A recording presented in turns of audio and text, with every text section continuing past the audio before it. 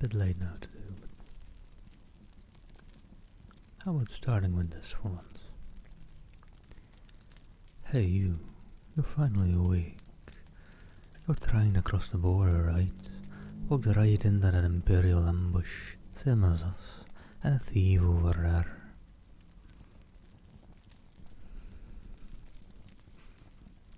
Could just do the whole script, to be honest. No intro script. Too many people. Huh. And it's probably in some way under copyright, I presume. Yeah, in some way. It's not. It won't be like normal copyright, right? But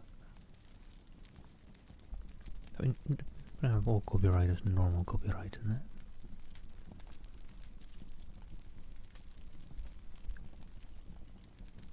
I guess. I don't know, will be under some form of copyright still. Also interesting.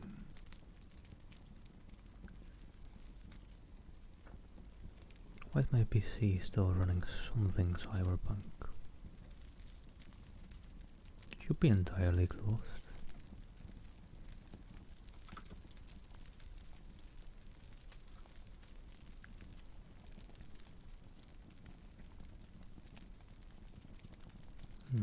Didn't shut down correctly.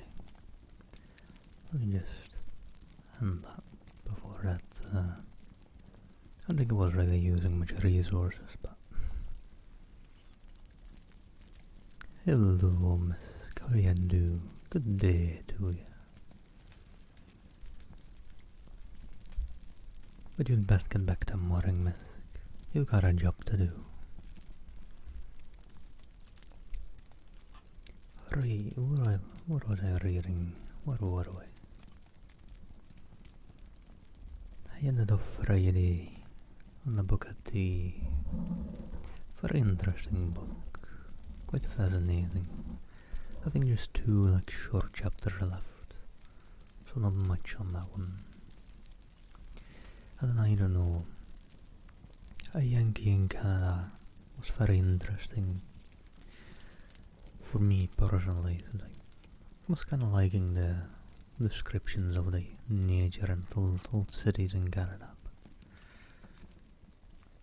I don't think that one was too good one for stream. I don't know, maybe it was alright. Yeah, the T one still 2 chapters I think. There's hello Moonadwaka, good morning to you. Yeah, just 2 chapters in the book of tea left that I didn't have time for. Chapter 6 Flowers and Chapter 7 Tea Masters. But that'll be interesting. Oh, nice, Miss. Yeah, I almost totally forgot. I need to. I'll watch that during work tomorrow. I'll have time. I might not be in some people's streams, but I've not been too active around streams lately anyways. I need to step that game up a little bit again. But I will.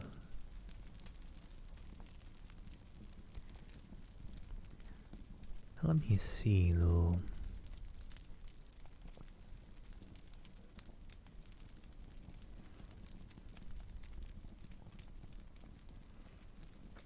Hello, Dil. How do you do? Hope you're doing well.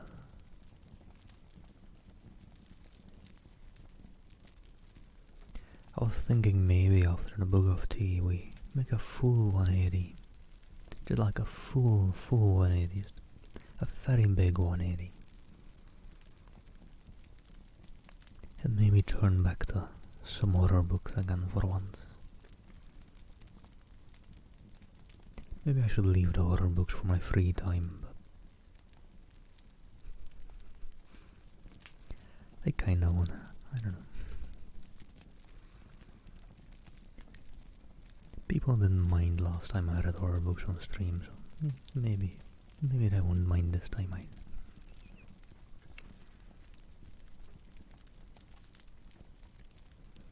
No beers for me today. And I could grab, probably not a good idea. Still got things this evening and then work tomorrow. Saturday is drinking day and Friday night.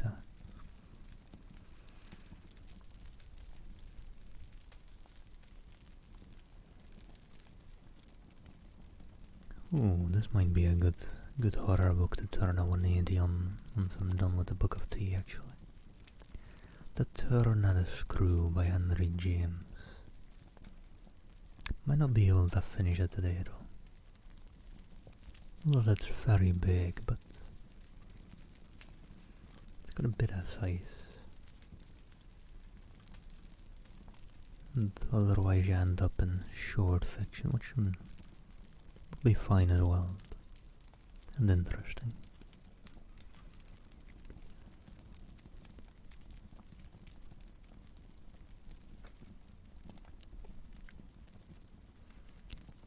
But anyhow,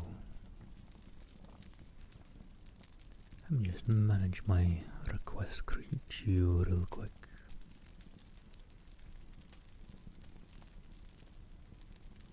Which I very often do. Okay, maybe I don't, but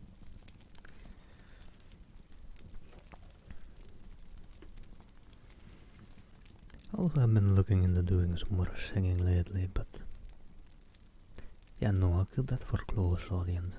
Yeah. Basically just me and my shower walls. That's probably the best.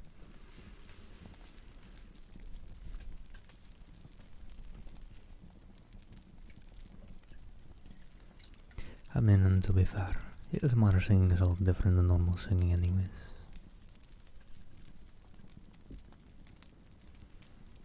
Well, I could give either a try sometime. I don't know.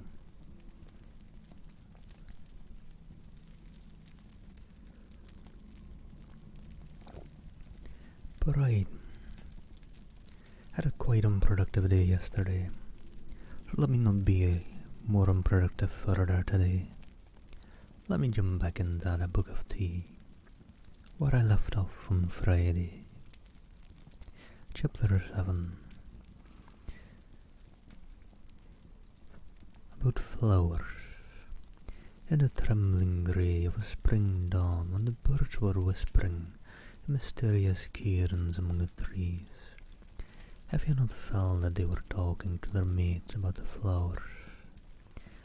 Surely with mankind the appreciation of flowers must have been co-equal with the poetry of love. Where better than in a flower, sweet in its unconsciousness, fragrant because of its silence, can we image the unfolding of a virgin soul, the primeval man in offering the first garland to his maiden, thereby transcended the brood. He became human and thus, rising above the crude necessities of nature. He entered the realm of art when he perceived the subtle use of the useless. And this author, as prevalent here, has been quite poetic. I think he kind of got more poetic over and over the longer this book went on. Or it's more of an essay. Book essay, close. Enjoy your sadness, flowers are our constant friends. We eat, drink, sing, dance, and flirt with them. We wet and crazen with flowers, we dare not die without them. We have worshipped with a lily, we have meditated with a lotus, we have charged and battled with a rose and a chrysanthemum. We have even attempted to speak in the language of flowers. How could we live without them? It frightens one to conceive of a world bereft of their presence.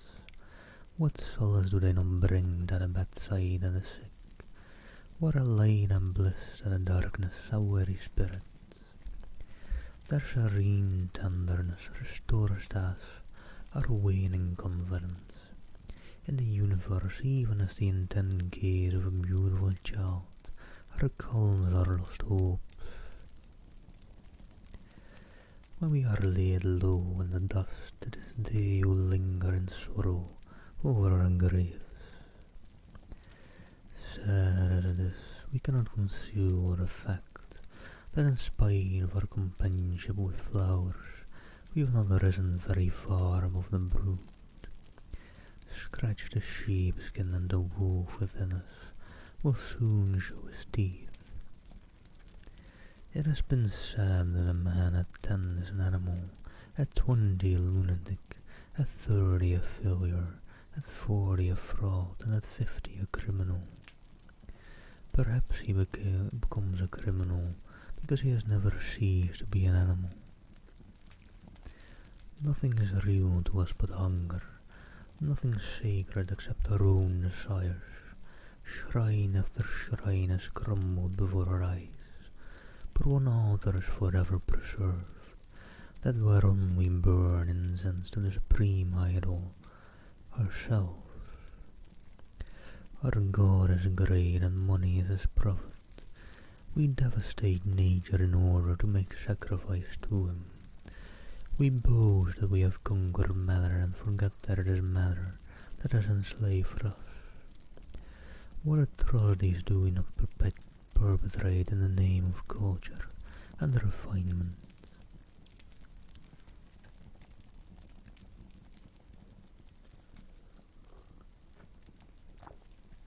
I shall stick with the statement that the author seems to be getting more and more poetic the further we get into this book.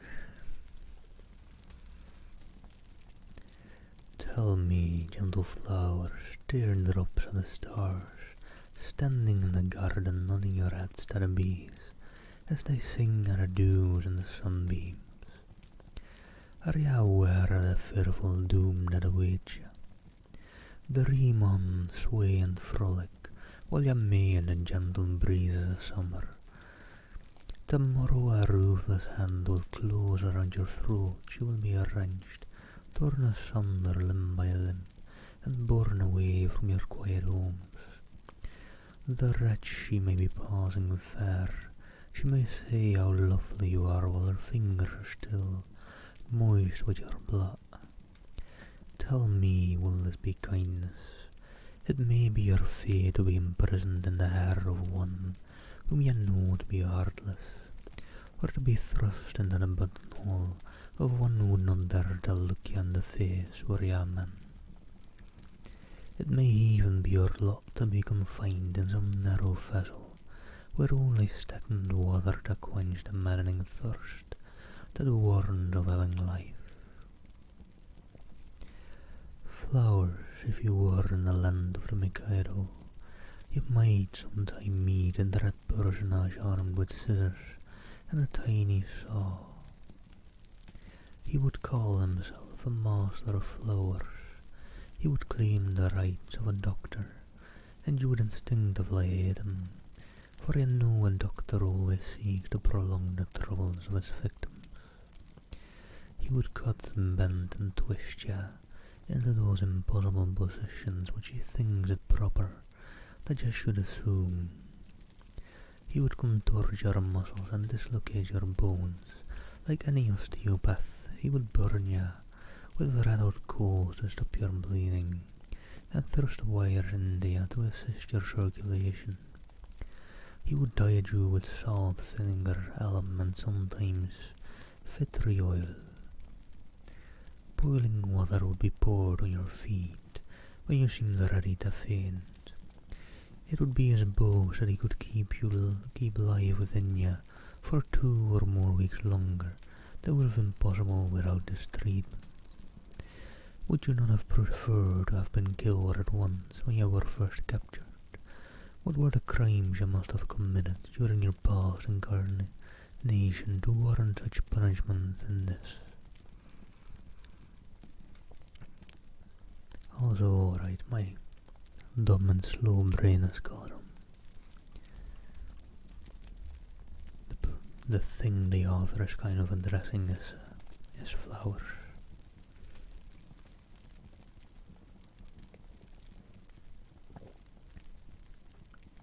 We're drawing a parallel between flowers and humans, kind of. The wanton waste of flowers among Western communities is even more appalling than the way they are treated by Eastern flower masters.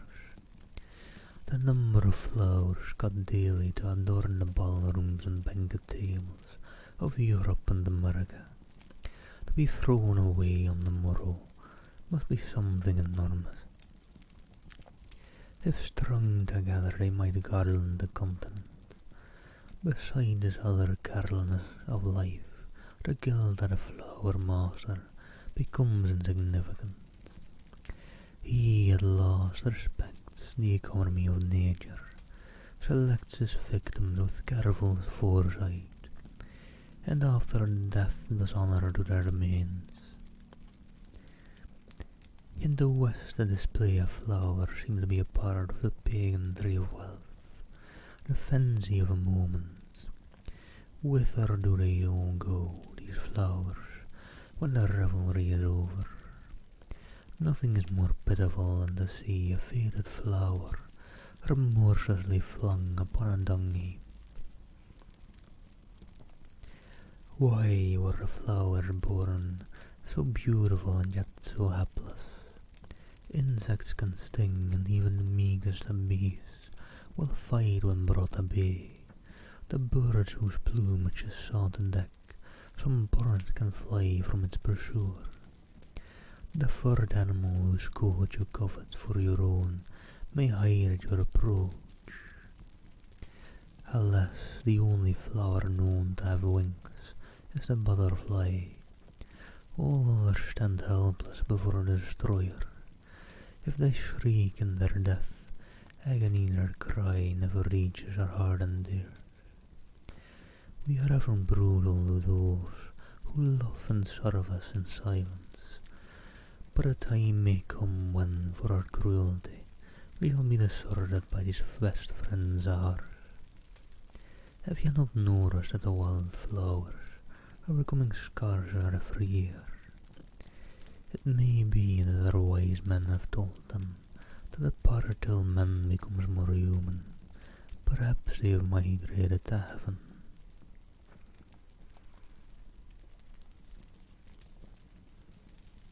Also very interesting and sweet how beloved of flowers this author is talking. I don't know, it's endearing to me.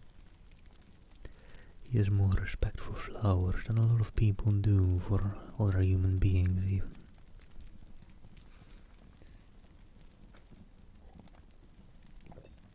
Quick Snyder mark. Much may be said in favour of him who cultivates plants. The man at the pot is far more humane than he of the scissors. We watch with delight his concern about water and sunshine, his feud with parasites, his horror of frost, his anxiety when the buds come slow, his rapture when the leaves attain their lustre. Indeed, the art of floriculture is a very ancient one, and the loves of a poet and his favourite plant have often been recorded in story and song. With the development of ceramics during the Tang and Song dynasties, we hear of wonderful receptacles made to hold plants not pots, but jeweled palaces. A special attendant was detailed to wear upon each flower, and to wash its leaves with soft brushes made of rabbit hair. It has been written that a peony should be bathed by a handsome maiden in full costume, that a winter plum should be watered by a pale, slender monk. In Japan, one of the most popular of the No dances, the Hachinoki composed during the Ashikaga period, is based upon the story of an impoverished knight who on a freezing night, in lack of fuel for fire, got his cherished plans in order to entertain a wandering friar. The friar is in reality no other than Oyo Tokiyori, the Harun al-Rashid of our tales, and the sacrifice is not without its reward. This opera never fails to draw tears from a Tokyo audience, even today. And well, the today is quite a years back by now, but honestly, it sounds like a good opera, so I feel even today, like actual today, not the author's today, holds up. Great precautions were taken for the preservation and delicate blossoms. Emperor Yunzeng of the Tang dynasty hung tiny golden bells on the branches. In his garden to keep out the birds, he it was who sent off in the springtime with his court musicians to gladden the flowers with soft music. A quaint tablet which tradition ascribes to Yoshitsune, the hero of Arthurian legends, is still extant in one of the Japanese monasteries. This door is put up for the protection of a certain wonderful plum tree, and appeals to us with the grim humour of a warlike age. After referring to the beauty of the blossoms, the inscription says, "Whoever cuts a single branch of this tree shall forfeit a finger therefore." Would that such a law could be enforced nowadays against those who wantonly destroy flowers and mutilate objects of art.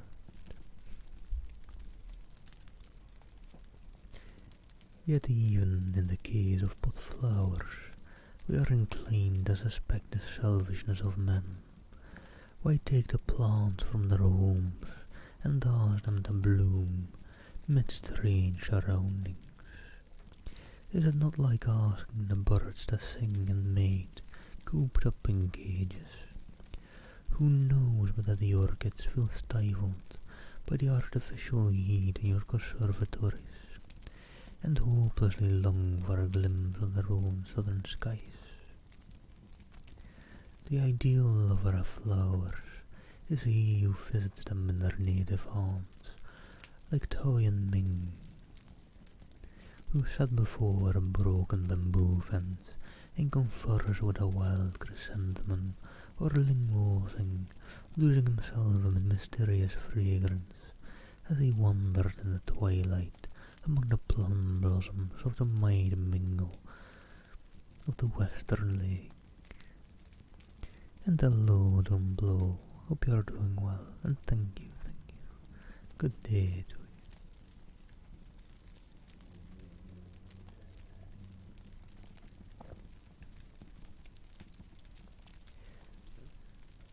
Also, an author to my heart, he actually uses this instead of this is, or it is. Tis said that the Chaumushi slept in a boat, so that his dreams might mingle with those of Dolores. It was the same spirit which moved the Empress Komio, one of her most renowned Nara sovereigns, as she sang, "If I pluck thee, my hand will devour thee, O flower, standing in the meadows as thou art. I offer thee to the Buddhas of the past, of the present, of the future." However, let us not be too sentimental. Let us be less luxurious but more magnificent. Said Laozi, "Heaven and earth are pitiless." Said Kobayashi, "Flow, flow, flow, flow. The current of life is ever onward. Die, die, die, die. Death comes to all.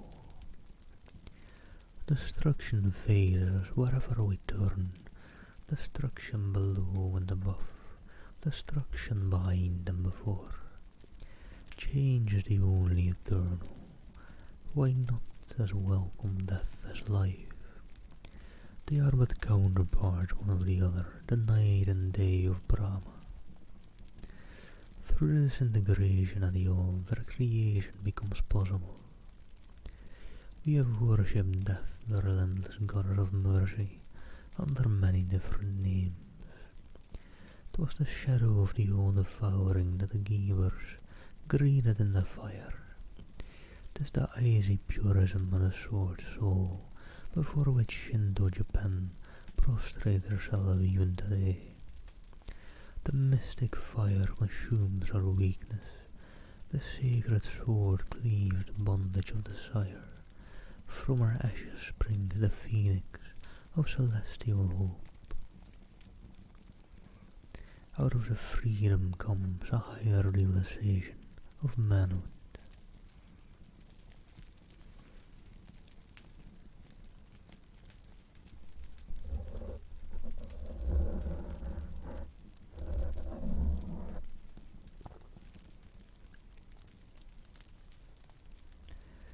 Why not destroy flowers if thereby we can evolve new forms ennobling the world idea? We only ask them to join in our sacrifice to the beautiful. We shall atone for the deed by consecrating ourselves to purity and simplicity. Thus reasoned the tea masters when they established the cult of flowers. Anyone acquainted with the ways of our tea and flower masters must have noticed the religious veneration with which they regard flowers. They do not cull at random, but carefully select each branch or spray with an eye to the artistic composition they have in mind. They would be ashamed should they chance to cut more than were absolutely necessary. It may be remarked in this connection that they always associate the leaves, if there be any, with a flower, for the object is to present the whole beauty of plant life. In this respect, as in many others, their method differs from that pursued in the western countries. Here we are apt to see only the flower stems, heads as it were without body, stuck promiscuously into a vase.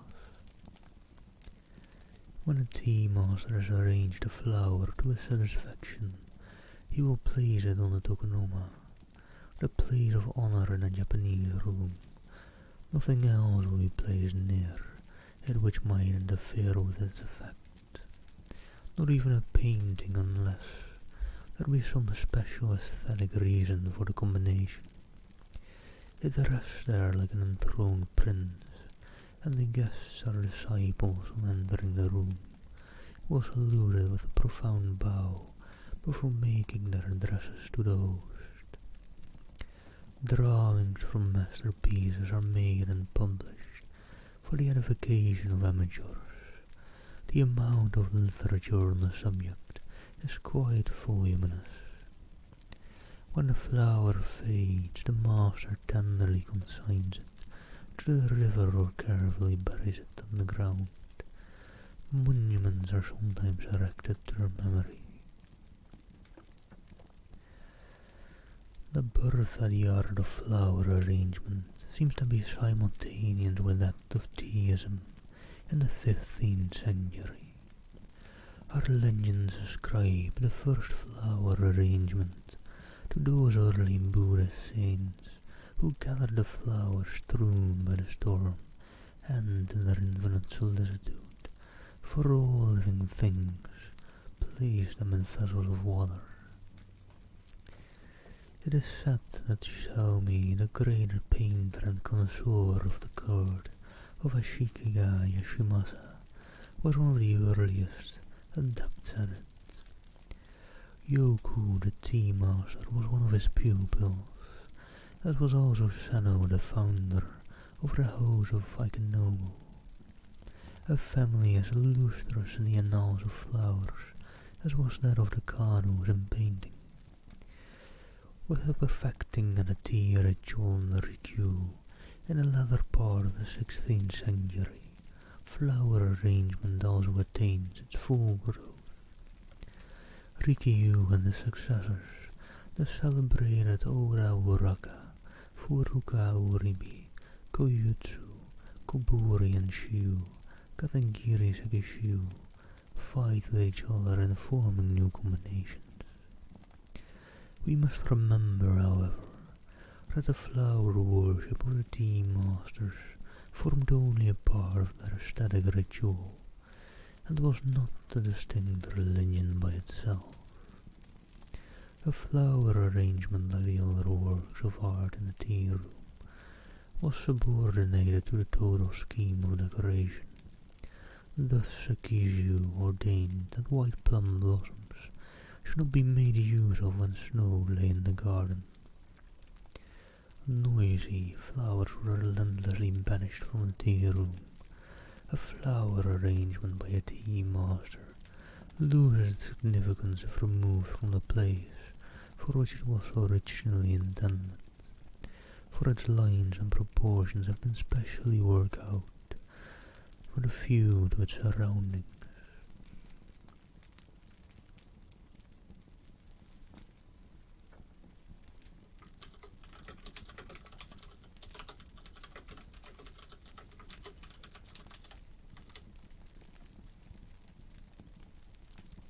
The adoration of the flower for its own sake begins with the rise of flower masters toward the middle of the 17th century. It now becomes independent of the tea room and knows no law save that the phase imposes on it. New conceptions and methods of execution now become possible, and many were the principles and schools resulting therefrom. A writer in the middle of the last century said he could count over 100 different schools of flower arrangement. Broadly speaking, these divide themselves into two main branches: the formalistic and the naturalistic. The formalistic schools, led by Ikonomos, aimed at a classic idealism, corresponding to that of the Kano academicians. We possess records of arrangements by the early masters of the school, which almost reproduce the flowers, paintings of Sansetsu and Tsunobu. The naturalist school, on the other hand, accepted nature as its model, only imposing such modifications of form as conduce to the expression of artistic unity.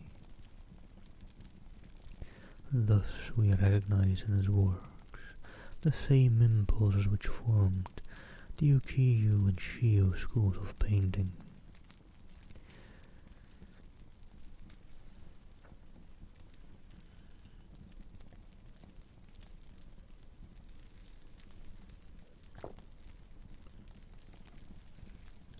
It would be interesting at we time to enter more fully than it is now possible into the laws of composition and detail formulated by the various flower masters of this period, showing as they would the fundamental theories which govern Tokugawa decoration. We find them referring to the leading principle heaven, the subordinate principle earth, the reconciling principle man, and any flower arrangement which did not embody these principles was considered barren and dead. They also dwelled much on the importance of treating a flower in its three different aspects: the formal, the semi-formal, and the informal. The first might be said to represent flowers in the stately costume of the ballroom, the second in the easy elegance of afternoon dress, the third in the charming dishabille of the boudoir. Our personal sympathies are with the flower arrangements of the tea master rather than with those of the flower master. The former is art in its proper setting, and appeals to us on account of its true intimacy with life. We should like to call this school the natural in contradistinction to the naturalesque and formalistic schools. The tea master deems his jury ended with a selection of the flowers, and leaves them to tell their own story. Entering a tea room in late winter, you may see a slender spray of wild cherries in combination with a budding camellia. 'Tis an echo of the parting winter, coupled with a prophecy of spring.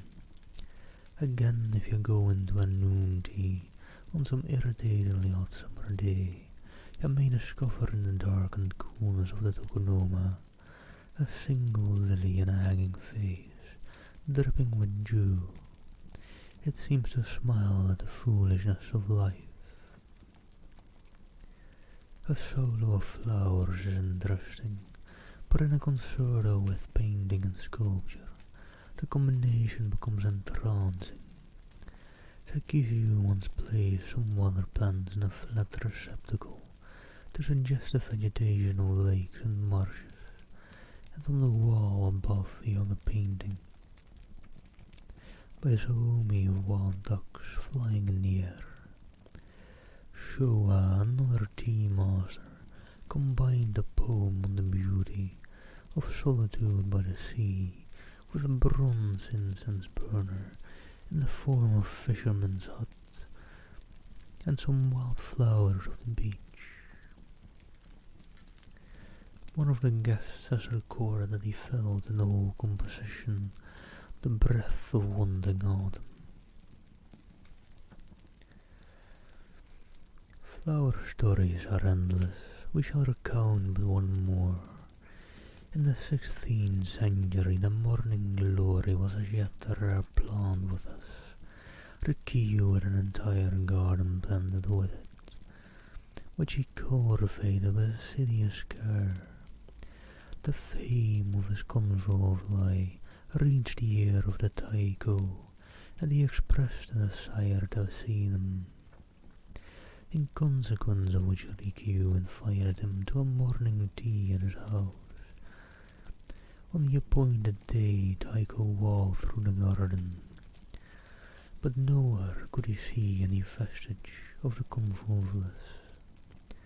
The ground had been levelled and strewn with fine pebbles and sand. With a sullen anger, the despot entered the tea room, but a sight waited him there, which completely restored his humour. On the tokonoma, in a rare bronze of sung workmanship, lay a single morning glory, the queen at all garden. In such instances we see the full significance of the flower sacrifice. Perhaps the flowers appreciate the full significance of it. They are not cowards like men. Some flowers glory in death. Certainly the Japanese cherry blossoms do, as they freely surrender themselves to the winds. Anyone who has stood before the fragrant avalanche at Yoshino or Arashiyama must have realized this. For a moment they hover like bejeweled clouds and dance above the crystal streams. Then, as they sail away on the laughing waters, they seem to say, "Farewell, O spring, we are on to eternity." And hello, my Mamluk, hope you are doing well. Happy Sunday to you all. Let me take a quick breather between chapters before I jump into the last chapter of the Book of Tea. Chapter 7. And just quickly, slowly and lazily cleaning my glasses on my shirt. Honestly, I probably need to get my prescription checked again sometime. It's been a while, and maybe get new glasses, but been a bit lazy on that, and I don't know if they're even open during lockdowns now. I think they are, but I don't know. For getting your prescription checked, you're quite close. It's almost a contact job. But even the barber is reopening actually, so suppose they are open as well. Probably.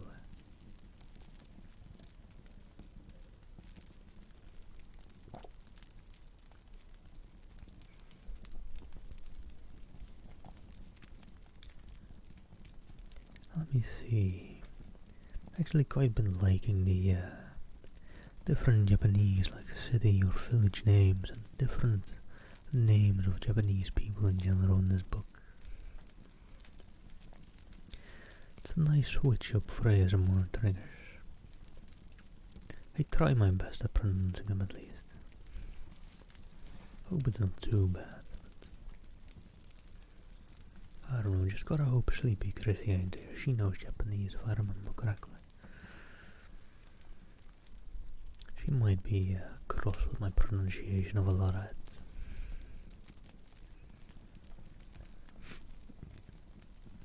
Although she might like this book. It's a very nice contrast about the tea culture of Japan and, well, just the eastern countries in general. But with that little interlude, let me jump on into Chapter 7 of the Book of Tea by Yokakura Kakuzu. And you can find it there. The chapter about tea masters. Probably to finish it up, the full core of the book, the tea masters themselves. In religion the future is behind us, in art the present is eternal. The masters held that the real appreciation of art is only possible to those who make of it a living influence. Thus they sought to regulate their daily life by the high standard of refinement which obtained in the tea room. In all circumstances, serenity of mind should be maintained, and conversation should be conducted as never to mar the harmony of the surroundings. The cut and colour of the dress, the poise of the body, and the manner of walking could all be made expressions of artistic personality. These were matters not to be lightly ignored, for until one has made himself beautiful, he has no right to approach beauty.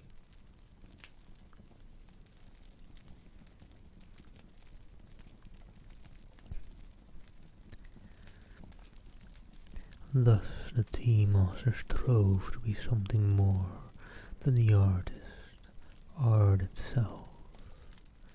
It was the sun of aestheticism. Perfection is everywhere if we only choose to recognize it. Ricky would love to quote an old poem which says, "Through those who long only for flowers, fain would I show the full-blown spring which abides in the toiling buds of snow-covered hills."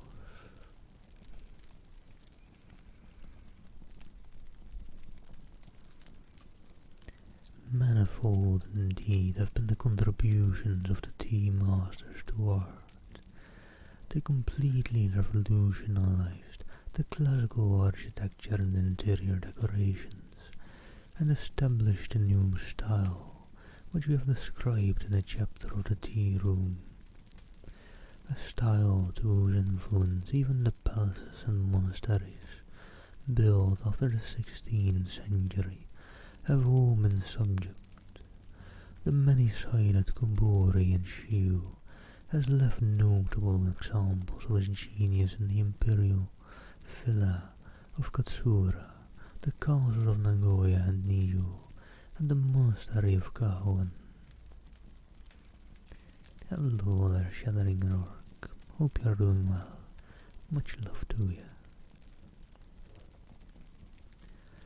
All the celebrated gardens of Japan were laid out by tea masters, Our pottery would probably never have attained its high quality of excellence if the tea masters had not lent it to their inspiration. The manufacture of the utensils used in the tea ceremony, calling forth the utmost expenditure of ingenuity on the part of our ceramists. The 7 kilns of Anshiu are well known to all students of Japanese pottery. Many of our textile fabrics bear the names of tea masters who conceived their colour or design. It is impossible indeed not to find any department of art in which the tea masters have not left marks of their genius.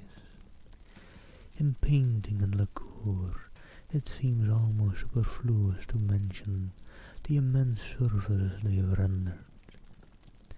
One of the greatest schools of painting owes its origin to the tea master Honami Kyuetsu, famed also as a lacquer artist and potter. Beside his works, the splendid creation of his grandson Ko and of his grandnephews Corin and Kenton almost fell into shade. The whole Corin school, as it is generally designated, is an expression of teaism. In the broad lines of the school, we seem to find the vitality of nature herself. And hello, Orca, hope you're doing well. Thank you for a sub. Much love to you. Hope you're having a nice and relaxing Sunday.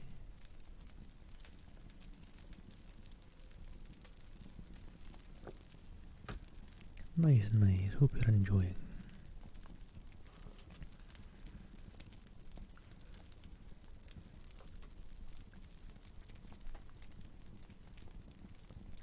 Well, most of the great stuff is to be attributed to the authors, to be fair. Some lovely great books in the public domain. I love how this author is getting slightly poetic every now and then. Or well, quite poetic. I wanted to get more into poetry as well, but that hasn't gotten so far yet. Getting more into reading first. But this is a good in between, I guess, this book.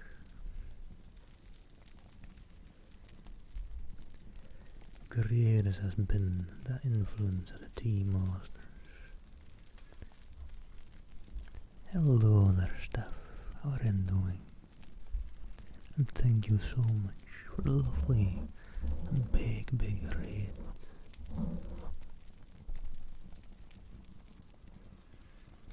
Wait, let me see.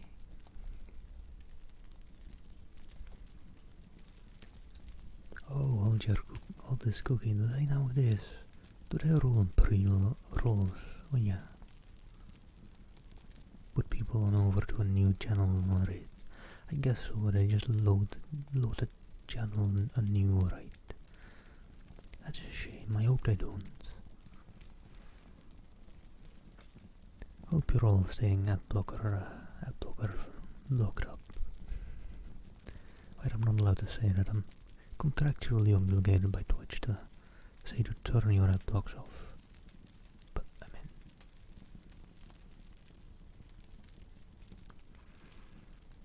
let me just say hi to everyone real quick. Hello, Steph. Hope your stream went well. How was it? It was nice catching a bit of it. And hello, this cookie and Jay. How do you do? And hello, CS. How are ya? And hello, Miss Annabelle and Murdapu. And hello, Kiki. How's you? Steph is the cutest, isn't she? Let me just do some quick shout outs. I mean, you're presumably all already following the lovely Magic Yang. Can give her a shout out anyways, and if you're not following already, go do it. I don't know how you aren't yet, but go do it. And a shout out for the lovely Kiki.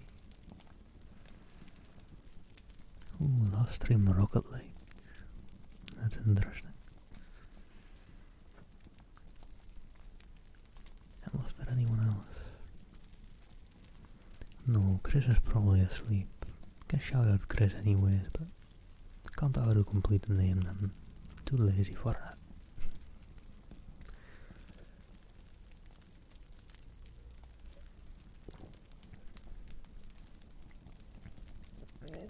And let me see. I'm doing well, this cookie and Shoryuku.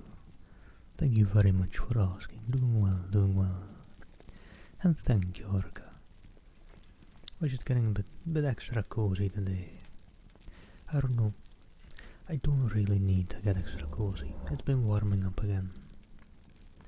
We're after a short winter of maybe about 2 to 3 weeks, maybe a bit more, but not much more than that. We had a very lousy winter. Had some nice snow for a week or two though. But yeah, now we're quickly barreling towards summer, quite quickly. Like a couple of days ago, I already noticed on my room it was getting way dark, especially with all the lights on. I have my main light on as well for this. That with my PC running quite a bit. Well, just with streaming this, my PC doesn't get that hot. My PC gets hotter when I'm running like Cyberpunk or the likes. But yeah, I'm gonna have to see if I can even stream here with, or at the very least stream ASMR during the summer here. We've been getting some heat waves the last couple of years, and I kinda need my AC.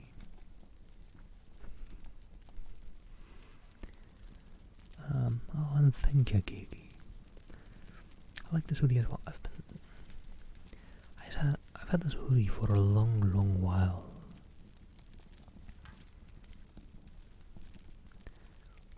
Actually, just thinking where I had this hoodie from, I think I got it when I was like really quite young, like maybe 14, 15 or something.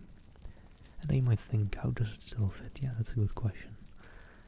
But I got it from a friend, and they were just, I think they had a whole pile of old clothing that they were like, were throwing this, or not throwing it away per se, they were all giving it away to, what do you call it, to like stuff where they give the clothing to people that need it. But they were like, hey, if you see anything that interests you, feel free to grab a thing or two as well. So yeah, I got this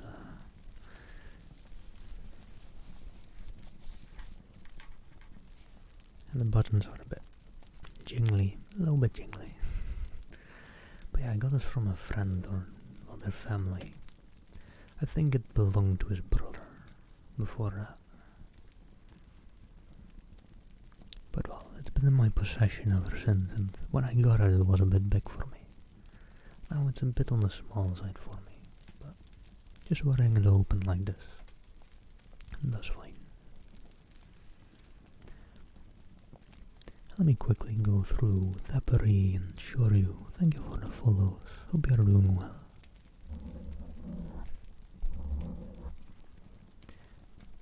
And I've been rambling too much. Let me quickly read the message by Steph. Ah, thank you, Steph. Thank you. Good luck with the dishes. Take care. Chore Sunday as always. I usually try to cram so many chores into the weekend. Need to spread it out a bit more over the week, but not much time during the week either.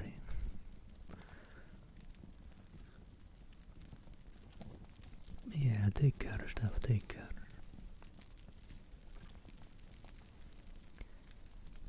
So welcome readers, and for all. I mainly do reading in ASMR. And the book I've been reading, or that I was reading last Friday, is the Book of Tea. We're nearing the end of it. It's just the last chapter, but you don't really need much like context-wise. It just talks about tea and the culture surrounding it in more eastern countries like Japan and China. And the chapter that I'm currently on is the chapter about the tea masters.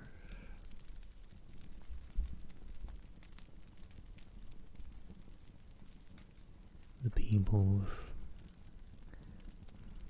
quite a lot of respect for the whole ceremony of tea, a tremendous amount even.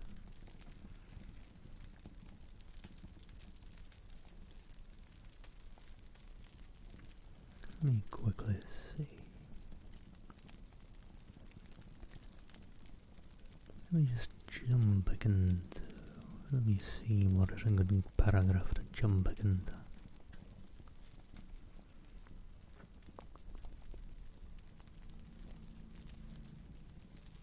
I can just jump into this paragraph, it'll be good.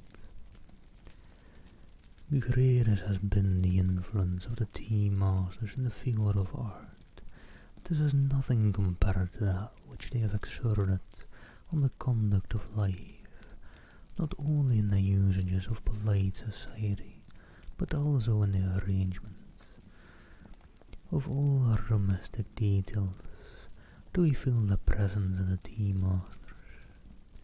Many of our delicate dishes, as well as our way of serving food, are their inventions. They have taught us to dress only in garments of sober colours.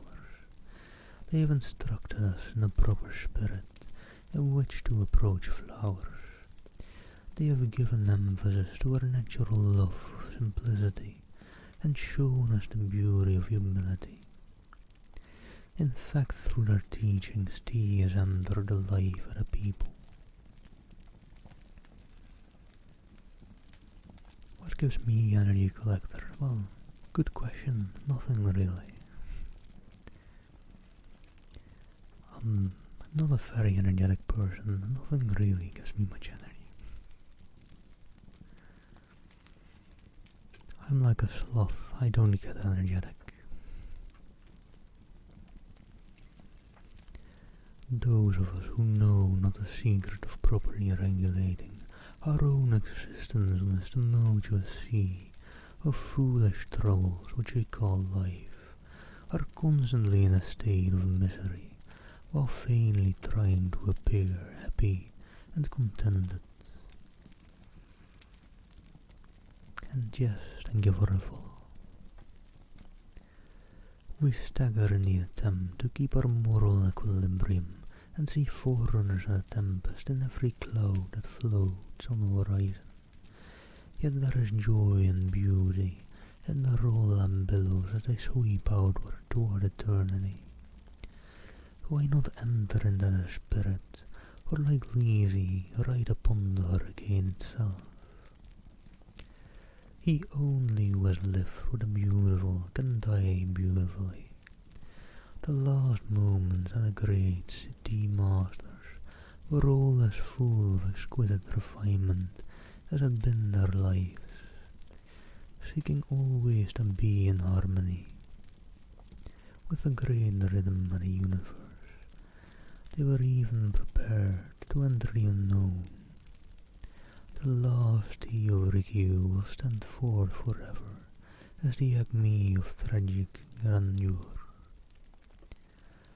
Long had been the friendship between Rikyu and the Taiko Hideyoshi, and high the estimation in which the great warrior held the tea master. But the friendship of a despot is ever in dangerous honour. 'Twas an age rife with treachery, and men trusted not even their nearest kin. Rikyu was no servile courtier, and had often dared to differ in argument with his fierce patron. Taking advantage of the coldness which had for some time existed between the Taiko and the Rikyu, the enemies of the latter accused him of being implicated in a conspiracy to poison the despot. 'Twas whispered to Hideyoshi that the fatal potion was to be administered to him with a cup of the green beverage prepared by the tea master. With Hideyoshi, suspicion was sufficient ground for instant execution, and there was no appeal from the will of the angry ruler. One privilege alone was granted to the condemned, the honor of dying by his own hand. Hello there, Dill. Well, just scroll up in the chat real quick, grab that raid message as well, and just put it in chat once or twice.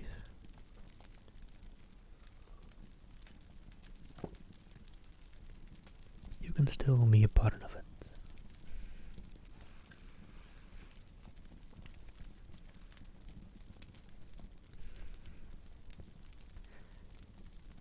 On the day destined for a self-immolation, Rikyu invited his chief disciples to a last tea ceremony. Mournfully at the appointed time, the guests met at the portico. As they looked into the garden path, the trees seemed to shudder, and in the rustling of their leaves I heard the whispers of homeless ghosts. Like solemn sentinels before the gates of Hades stand the grey stone lanterns. A wave of rare incense is wafted from the tea room. It is a summons which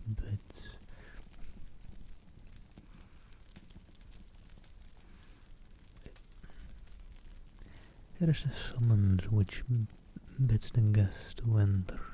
One by one they advance and take their places.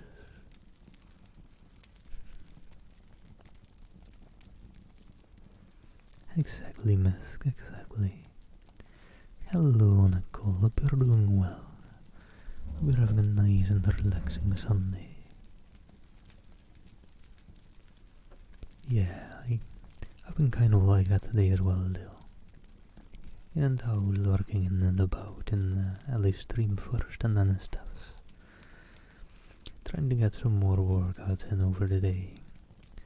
But I think I'm at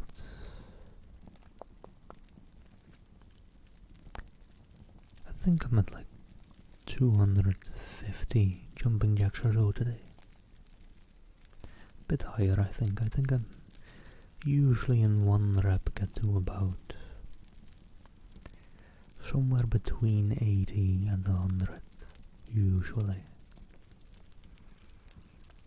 before I need a break. And I usually just do one rep and then go back to doing whatever I was doing.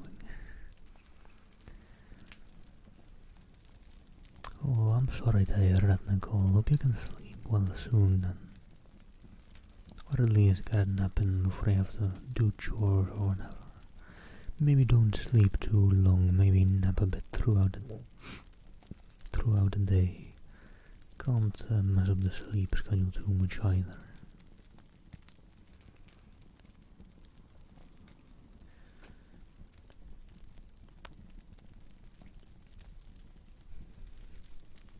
Well, the talkative ones, they are the talkative ones. There's probably plenty who don't talk, who are nice and fast asleep. I hope. And hello, Fox, how are you doing? Hope you're doing well. If you all don't know, a lovely Fox and the Raven makes some music, or makes ASMR as well, and music. I just read the exclamation mark music in his title.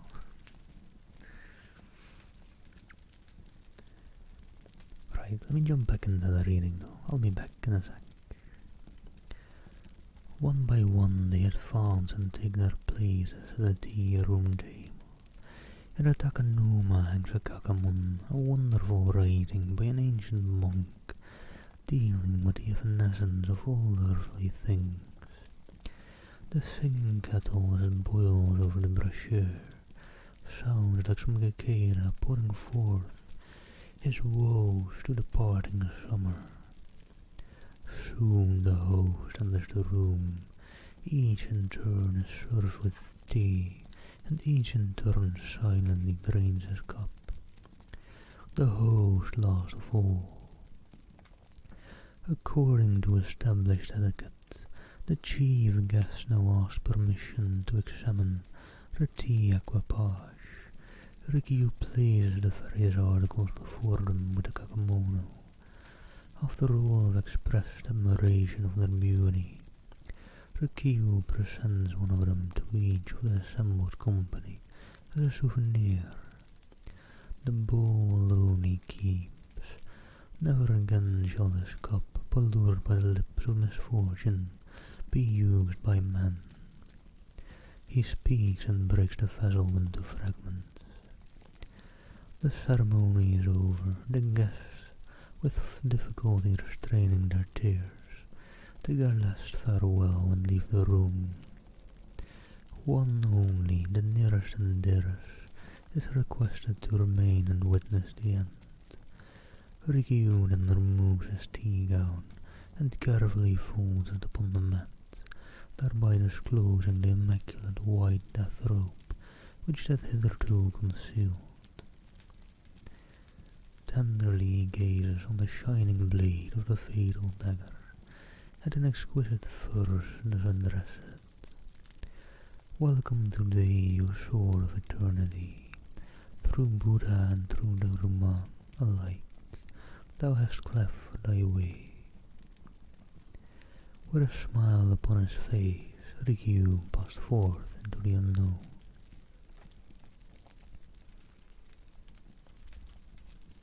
And that's actually the ending of the Book of Tea. A very interesting essay, basically, or book, on the artistic views on tea in the more eastern countries.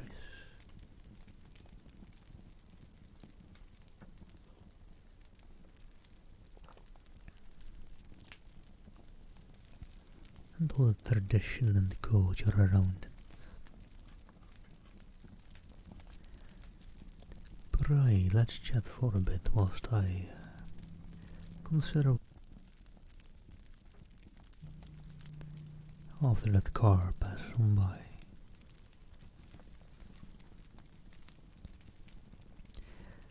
I have been thinking of reading some more horror sometime.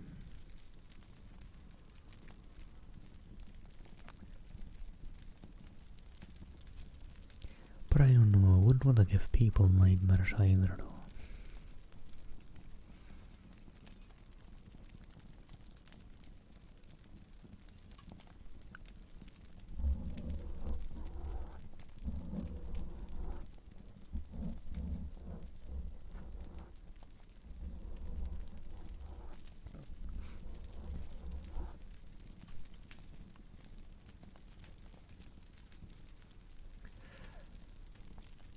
Okay, I'm just reading a description of a short story collection by a horror author.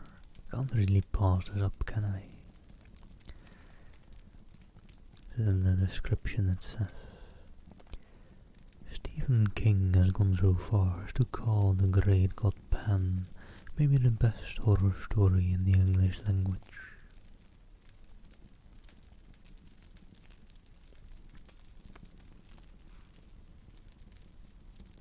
I have a real hard time passing that up.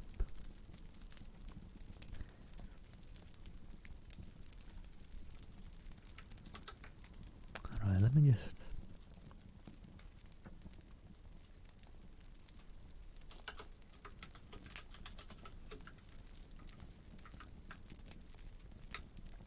adjust the title for it a little bit. Make it Spooky Sunday. Because we're going over the Spooky Sunday. Let me update my book comment real quick.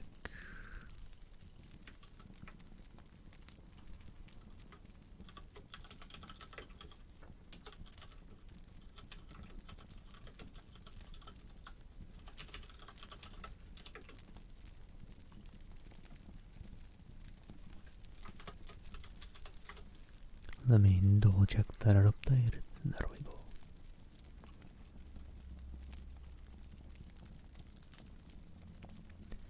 And well, no one has objected yet, so I'll just jump into some horror reading. Also, it is a collection of short stories, but this one, which was regarded as a real good story by Stephen King apparently, does look to me pretty long anyways. It's got 8 chapters to it, so I'll have to see if I can even finish it today. We'll see. Let me give it a quick look over. How long are the chapters?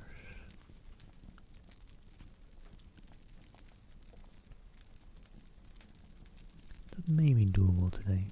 I've quite some time left. Although I gotta remember that I need to make dinner for myself as well, but those are details. And do I really need them? How necessary is food really in the long run? Not that necessary, right?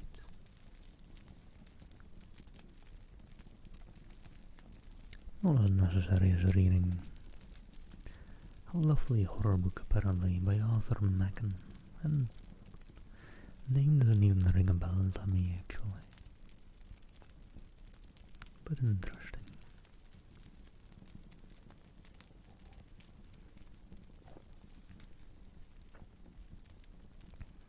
Alright, let me get my virtual mixer over here as well, since there will be talking in the book quite a bit, I see.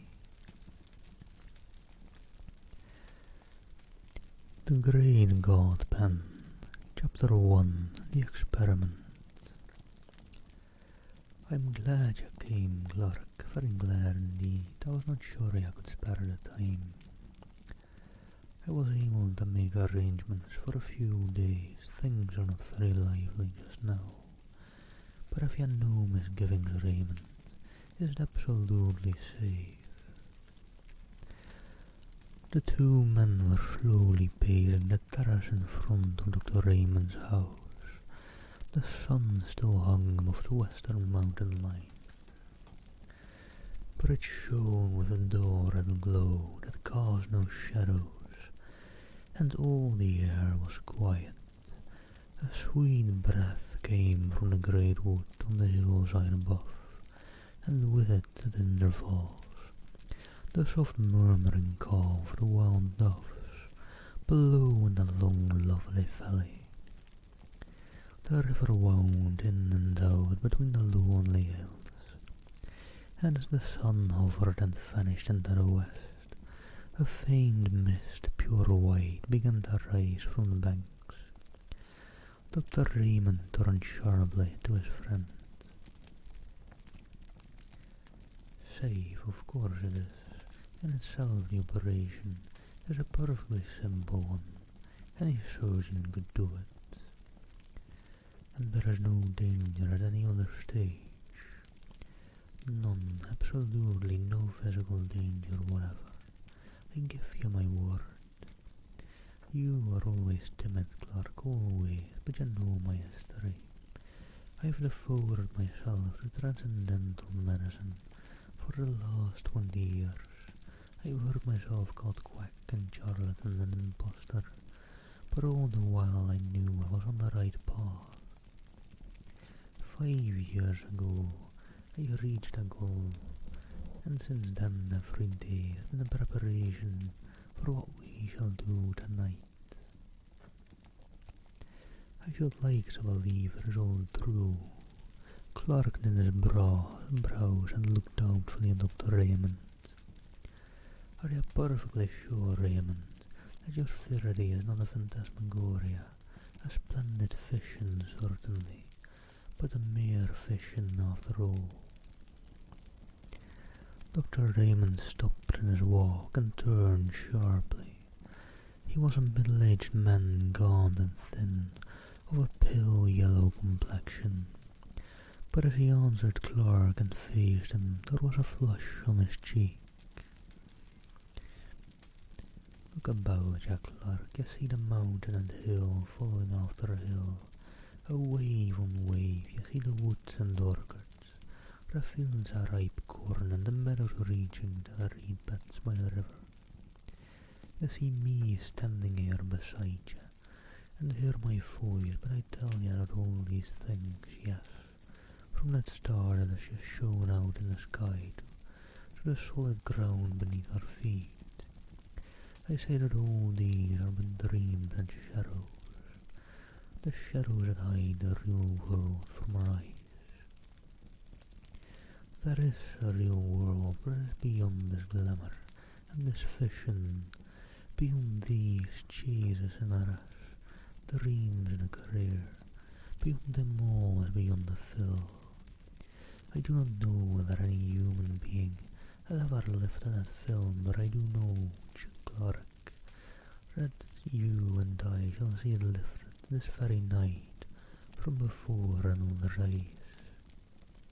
You may think all this strange nonsense, it may be strange, but 'tis true, and the ancients knew what lifting the film means. They called it seeing a god pan. Clark shivered. The white mist gathering over the river was chilly. "It is wonderful indeed," he said. "We are standing on the brink of a strange world, Raymond. If what you say is true, I suppose the knife is absolutely necessary." "Yes, a slight lesion in the grey matter, that is all. A trifling rearrangement of certain cells, a microscopical alteration that would escape the attention of 99 brain specialists out of 100. I don't want to bother you with shop, Clark. I might give you a mass of technical detail which would sound very imposing and would leave you as enlightened as you are now. But I suppose you have read casually in and out of the way corners of your paper that immense strides have been made recently in the physiology of the brain. I saw a paragraph the other day about Digby's theory and Brown famous discoveries. Theories and discoveries. Where they are standing now, I stood 15 years ago, and I need not tell you that I have not been standing still for the last 15 years. It will be enough if I say that 5 years ago I made the discovery to which I alluded when I said that then I reached the goal. After years of labour, after years of toiling and groping in the dark, after days and nights of disappointment and sometimes of despair in which I use now and then to tremble and grow cold at the thought that perhaps there were others seeking for what I sought. At last, after so long, a pang by sudden joy thrilled my soul, and I knew the long journey was at an end. And there he took a break from talking before he continued again. Okay, that's not in the book, I actually just needed a break. "Alright, miss, alright. It was nice seeing you. Hope you enjoy, Bridget. Have a nice lurk. Take care, take care."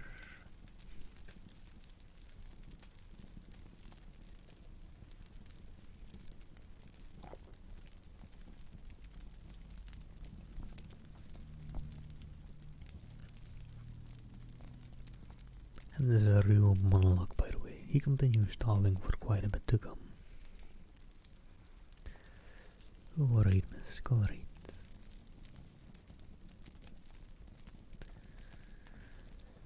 Let me just take a deep breath before I jump back into the monologue.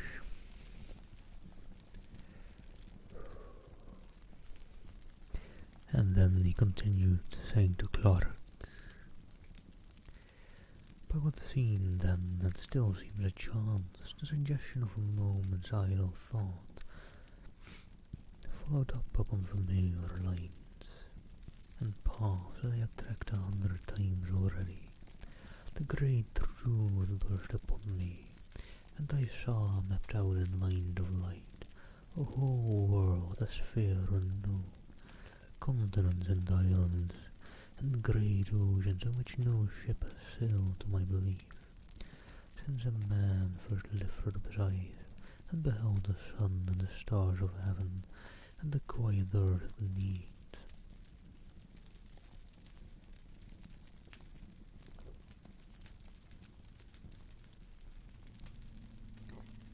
You'll think what is high-flown language, clerk, but it is hard to be literal, and yet I do not know whether what I am hinting at cannot be set forth in plain and homely terms. For instance, this world of ours is pretty well girded now with the telegraph wires and cables. Thought with something less than the speed of thought flashes from sunrise to sunset, from north to south, across the floods and the desert places. Suppose that an electrician of today were suddenly to perceive that he and his friends have merely been playing with pebbles and mistaking them for the foundations of the world. Suppose that such a man saw uttermost space lie open before the current, and words of men flash forth to the sun and beyond the sun into the systems. Beyond that the voices of articulate speaking men echo in the waste void that bounds our thought. As analogies go, that is a pretty good analogy of what I have done. You can understand now a little of what I felt as I stood here one evening. It was a summer evening, and the valley looked as much as it does now. I stood here and saw before me the unutterable, the unthinkable gulf that yawns profound between two worlds, the world of matter and the world of spirit. I saw the great empty deep stretched dim before me, and in that instant a britchal light leapt from the earth to the unknown shore, and the abyss was spent. You may look in Brown Farmer's book, if you like, and you will find that to the present day men of science are unable to account for the presence or to specify the functions of a certain group of nerve cells in the brain. That group is, as it were, lentillet, a mere waste place for fanciful theories. I am not in a position of Brown Farmer and the specialist. I am perfectly instructed as to the possible functions of those nerve centers in the scheme of things.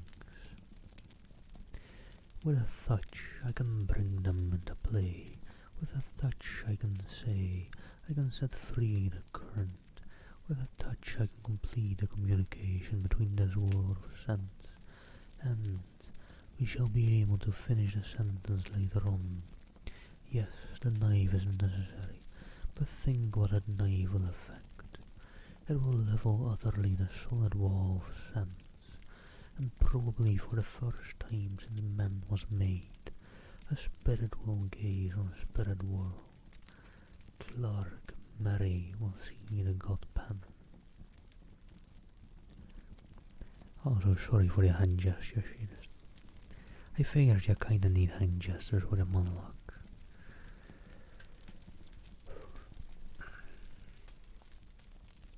But you remember what you wrote to me. I thought it would be a requisite that she... He whispered the rest into the doctor's ear, which is omitted to the reader, just making that clear. Not at all, not at all. That is nonsense, I assure you. Indeed, it is better as it is. I am quite certain of that. Consider the matter well, Raymond. It's a great responsibility. Something might go wrong. You'd be a miserable man for the rest of your days. No, I think not, even if the worst happened. As you know, I rescued Mary from the gutter, and from almost certain starvation when she was a child. I think her life is mine to use as I see fit. Come, it is getting late. We had better go in.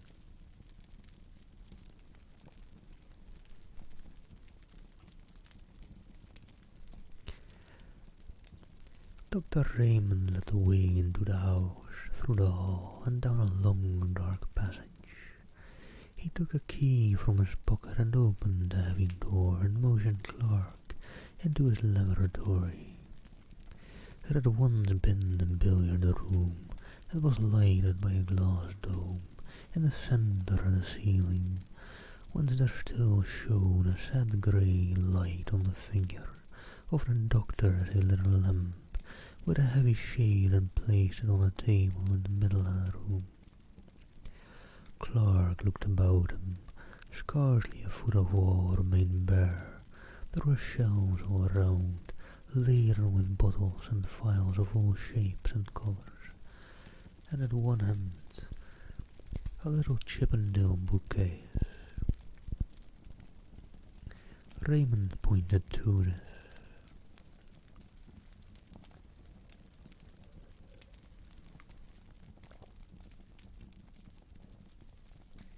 You see that parchment, Oswald Crolius?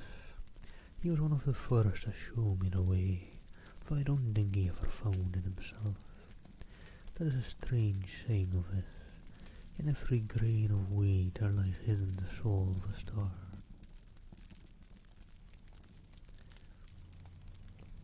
There was not much of furniture in the laboratory. The table in the centre,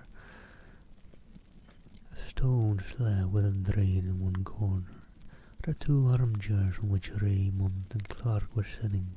That was all except an odd-looking chair at the furthest end of the room. Clark looked at it and raised his eyebrows.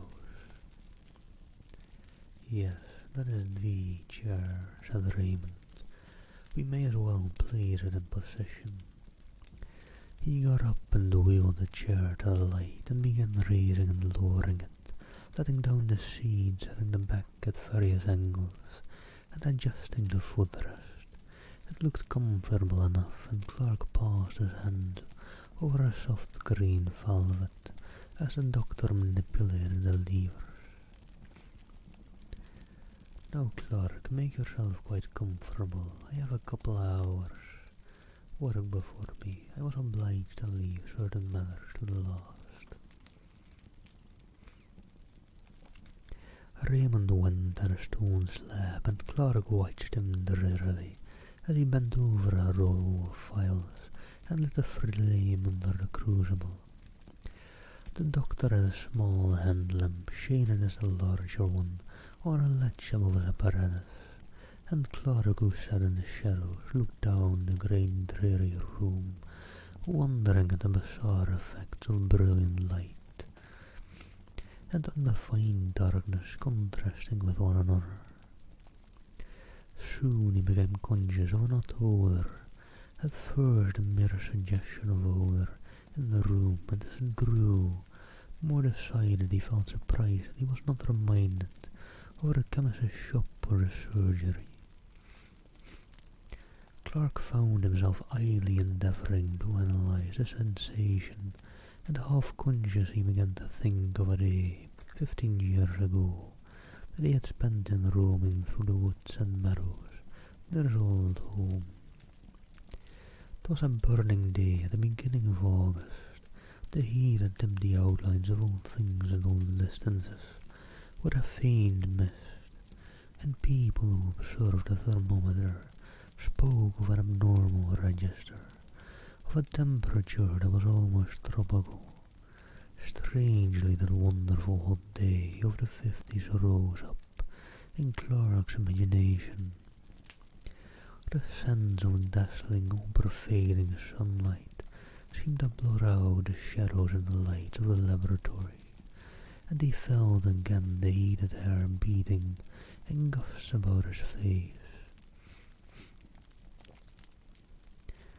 Saw the shimmer rising from the turf and heard the myriad murmur of the summer. "I hope the smell doesn't annoy you, Clark. There's nothing unwholesome about it. It may make you a bit sleepy, that's all." Clark heard the words quite distinctly, and knew that Raymond was speaking to him, but for the life of him he could not rouse himself from his lethargy. He You'd only think at a lonely walk he had taken 15 years ago.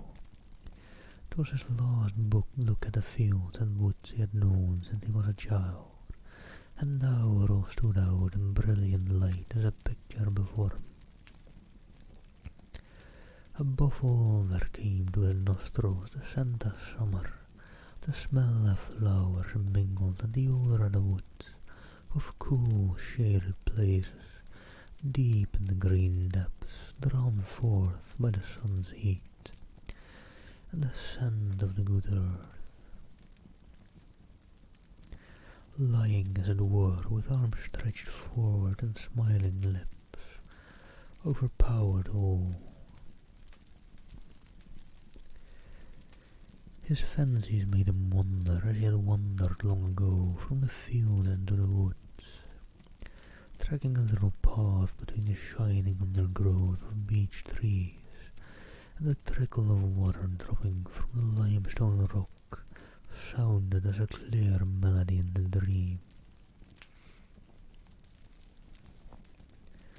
Thoughts began to go astray and to mingle with other recollections.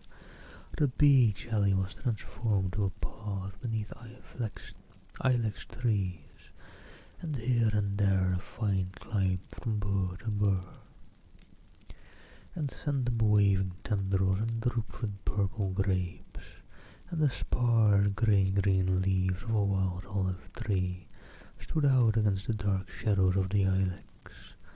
Clark, in the deep folds of dream, was conscious that the path from his father's house had led him into an undiscovered country, and he was wondering at the strangeness of it all, when suddenly, in place of the hum and murmur of the summer, an infinite silence seemed to fall on all things, and the wood was hushed, and for a moment at time he stood face to face there with a presence that was neither man nor beast, neither the living nor the dead, but all things mingled, the form of all things, but the void of all form. And in that moment the sacrament of body and soul was dissolved, and the voice seemed to cry, "Let us go hence," and then darkness of darkness beyond the stars, the darkness everlasting. When Clark woke up with a start, he saw Raymond pouring a few drops of some oily fluid into a green phial, which he stoppered tightly. And hello there, Pintaroo, thank you for the follow.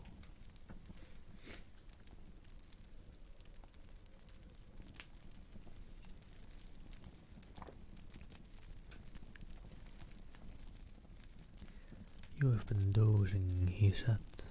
The journey must have tired you out. It is done now. I'm going to fetch Mary. I shall be back in 10 minutes. Clark lay back in his chair and wondered. It seemed as if he had but passed from one dream into another. He half expected to see the walls of the laboratory melt and disappear, and to awake in London, shuddering at his own sleeping fancies. But at last the door opened, and the doctor returned, and behind him came a girl of about 17, dressed all in white. She was so beautiful that Clark did not wonder at what the doctor had written to him. She was blushing now over face and neck and arms, but Raymond seemed unmoved. "Mary," he said, "the time has come. You are quite free. Are you willing to trust yourself to me entirely?" "Yes, dear." "You hear that, Clark? You are my witness. Here is the chair, Mary. It is quite easy. Just sit in it and lean back. Are you ready?" "Yes, dear, quite ready. Give me a kiss before you begin." The doctor stooped and kissed her mouth kindly enough. "Now shut your eyes," he said. The girl closed her eyelids as if she were tired and longed for sleep, and Raymond held the green phial to her nostrils. Her face grew wide, wider than her dress. She struggled faintly, and then, with a feeling of submission strong within her, crossed her arms upon her breast, as a little child about to say her prayers. The bright light of the lamp beat full upon her, and Clark watched changes fleeting over her face as the changes of the hills when a summer cloud flowed across the sun. And then she lay all white and still, and the doctor turned up one of her eyelids. She was quite unconscious. Raymond pressed hard on one of the levers, and the chair instantly sank back. Clark saw him cutting away a circle like a tonsure from her hair, and the lamp was moved nearer. Raymond took a small lettering instrument from a little case, and Clark turned away, shuddering. When he looked again, the doctor was binding up the wound he had made. She will awake in 5 minutes. Raymond was still perfectly cool. There is nothing more to be done. We can only wait. The minutes passed slowly. They could hear slow, heavy ticking. There was an old clock in the passage. Clark felt sick and faint. His knees shook beneath him. He could hardly stand. Suddenly, as they watched, they heard a long-drawn sigh, and suddenly the decolor that had vanished returned to the girl's cheeks, and suddenly her eyes opened. Clark quailed before them.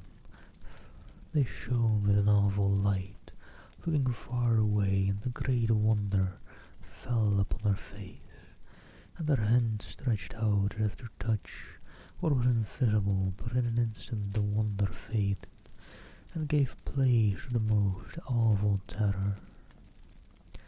The muscles of her face were faded, and gave place. The muscles of her face were hideously convulsed. She shook from head to foot. The soul seemed struggling and shuddering within the house of flesh.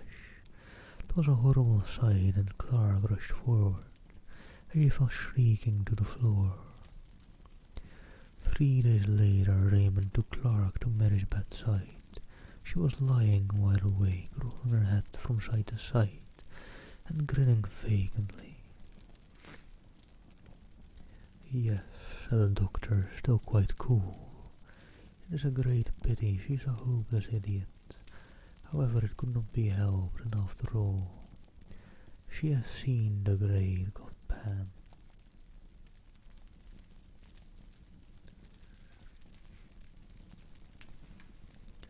And that's the end of chapter 1. Interesting start to the book.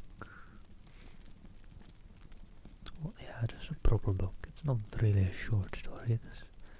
There is some length to it.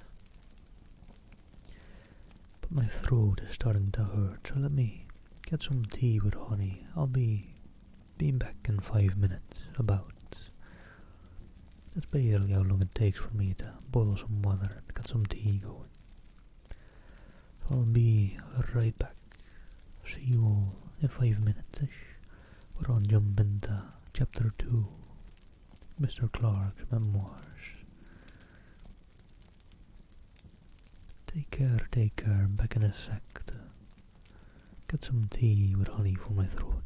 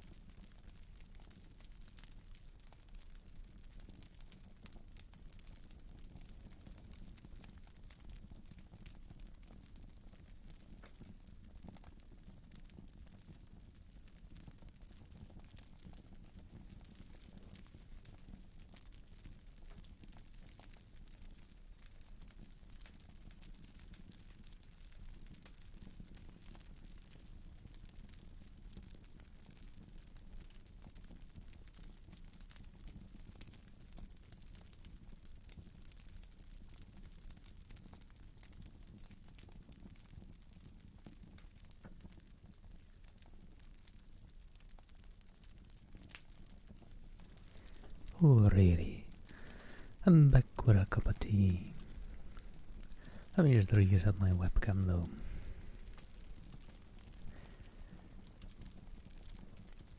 It's being a bit out of focus.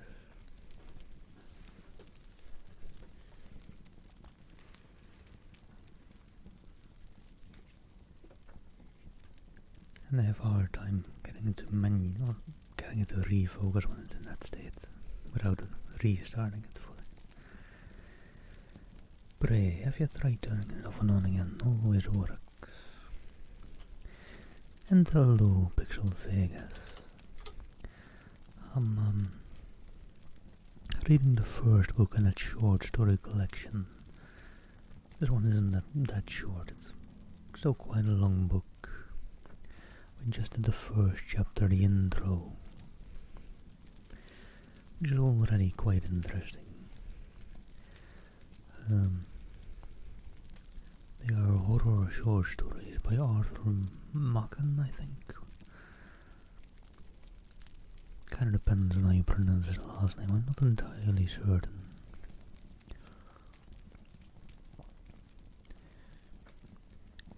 But yeah, they're just some short stories from him, and we're doing the... What was this one's name in particular? It's the first one in this collection. The Great God Pen.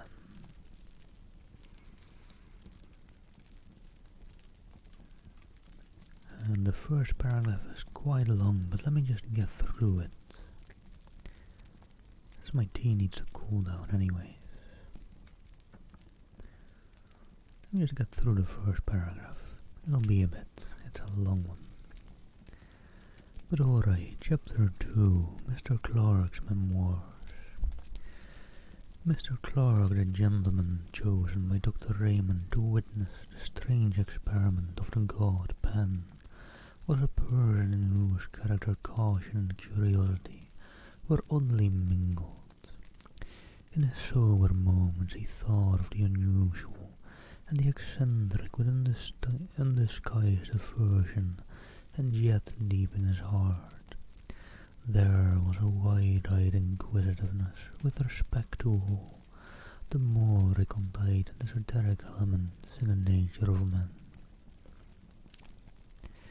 The latter tendency had prevailed when he accepted Raymond's invitation, for though his considered judgment had always repudiated the doctor's theories as the wildest nonsense, yet he secretly hugged a belief in fantasy, and would have rejoiced to see that belief confirmed.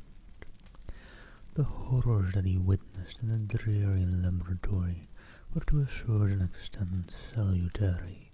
He was conscious of being involved in an affair not altogether reputable, and for many years afterwards he clung bravely to the commonplace, and rejected all occasions of occult investigation. Indeed, on some homeopathic principle, he for some time attended the seances of distinguished mediums, hoping that the clumsy tricks of these gentlemen would make him altogether disgusted with mysticism of every kind, but the remedy, though caustic, was not efficacious. Clark knew that he still pined for the unseen, and little by little the old passion began to reassert itself, as the face of Mary, shuddering and convulsed with an unknowable terror, faded slowly from his memory.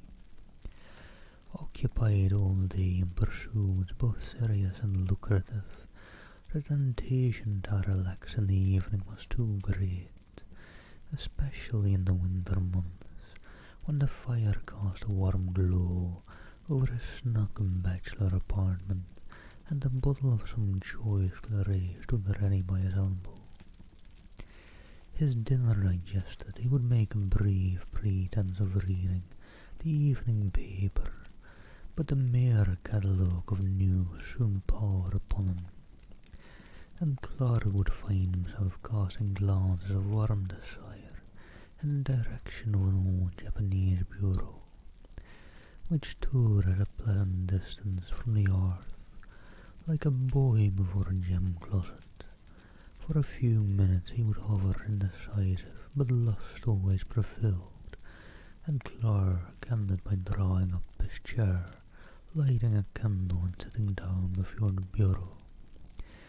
Its pigeonholes and drawers teemed with documents on the most morbid subjects, and in the well reposed a large manuscript volume, in which he had painfully entered the gems of his collection. Clark had a fine contempt for published literature. The most ghostly stories ceased to interest him if it happened to be printed. His sole pleasure was in the reading, compiling, and rearranging what he called his memoirs, to prove the existence of the devil. And engaged in this pursuit, the evening seemed to fly, and the night appeared too short. Alright, let me see the temperature of my tea. Lovely little cup, by the way. Don't know how notable it is.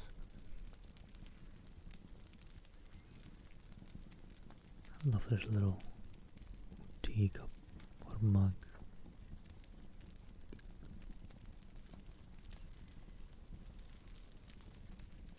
Just got some cats on it.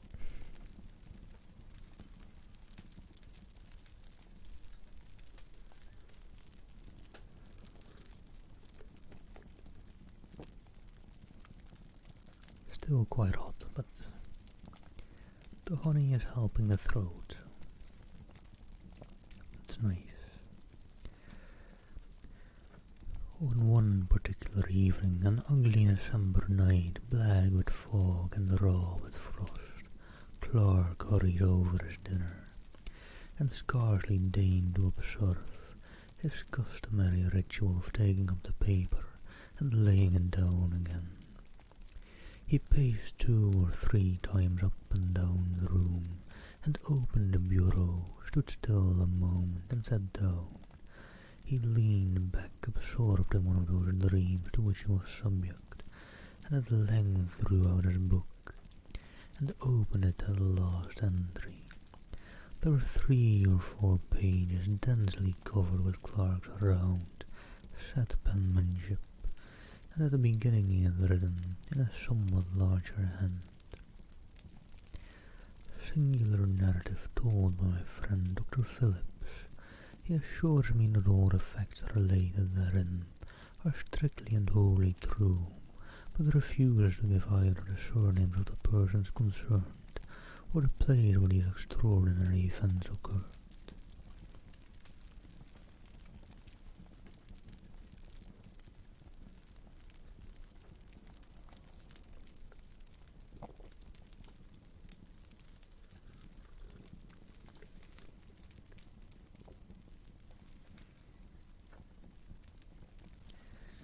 Mr. Clark began to read over the account for the 10th time, glancing now and then at the pencil notes he had made when it was told him by his friend. It was one of his humours to pride himself on a certain literacy ability. He thought well of his style, and took pains in arranging the circumstances in dramatic order. And hello there, Raphael. Thank you for the follow. Hope you're doing well. He read the following story. The persons concerned in the statement are Helen Fee, who, if she is still alive, must now be a woman of 23, Rachel W., since deceased, who was a year younger than the above, and Trevor M., an imbecile aged 18. These persons were, at the period of the story, inhabitants of a village on the borders of Wales, a place of some importance in the time of the Roman occupation, but now a scattered hamlet of not more than 500 souls. It is situated on rising ground, about 6 miles from the sea, and is sheltered by a large and picturesque forest.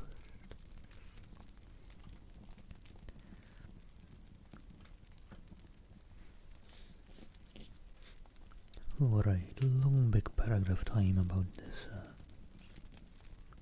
the memoirs that Mr. Clark is writing apparently.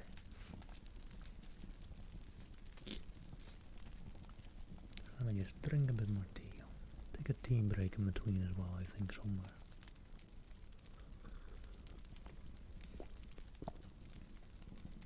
But let's jump in there. Some 11 years ago, Helen Fee came to the village under rather peculiar circumstances. It is understood that she, being an orphan, was adopted in her infancy by a distant relative who brought her up in his own house till she was 12 years old. Thinking, however, that it would be better for the child to have playmates of her own age, he advertised in several local papers for a good home, a comfortable farmhouse for a girl of 12. And this advertisement was answered by Mr. R., a well-to-do farmer in the above-mentioned village. His references proving satisfactory, the gentleman sent his adopted daughter to Mr. R. with a letter in which he stipulated that the girl should have a room to herself, and stated that her guardians need be at no trouble in the matter of education, as she was already sufficiently educated for the position in life which she would occupy. In fact, Mr. R. was given to understand that the girl was to be allowed to find her own occupations and to spend her time almost as she liked. Mr. R. duly met her at the nearest station, a town some 7 miles away from his house, and seems to have remarked nothing extraordinary about the child, except that she was reticent as to her former life and her adopted father. She was, however, of a very different type from the inhabitants of the village. Her skin was a pale, clear olive, and her features were strongly marked and of a somewhat foreign character. She appears to have settled down easily enough into farmhouse life, and became a favourite with the children, who sometimes went with her on her rambles in the forest, for this was her amusement. Mr. R. states that he has known her go out by himself directly after their early breakfast, and not return till after dusk, and that, feeling uneasy at a young girl being out alone for so many hours, he communicated with her adopted father, who replied in a brief note that Helen must do as she chose. In the winter, when the forest paths are impassable, she spent most of her time in her bedroom, while she slept alone, according to the instructions of her relative. It was on one of these expeditions to the forest that the first of the singular incidents with which this girl is connected occurred, the date being about a year after her arrival at the village. The preceding winter had been remarkably severe, the snow drifting to a great depth, and the frost continuing for an unexampled period, and the summer following was noteworthy for its extreme heat.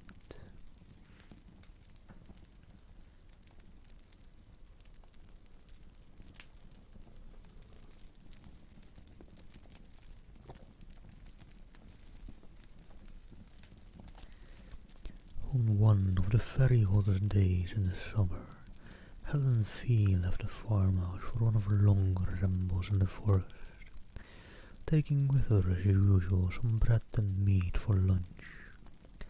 She was seen by some men in the fields, making for the old Roman road, a green causeway which traverses the highest part of the wood, and they were astonished to observe that the girl had taken off her hat, though the heat of the sun was already almost tropical.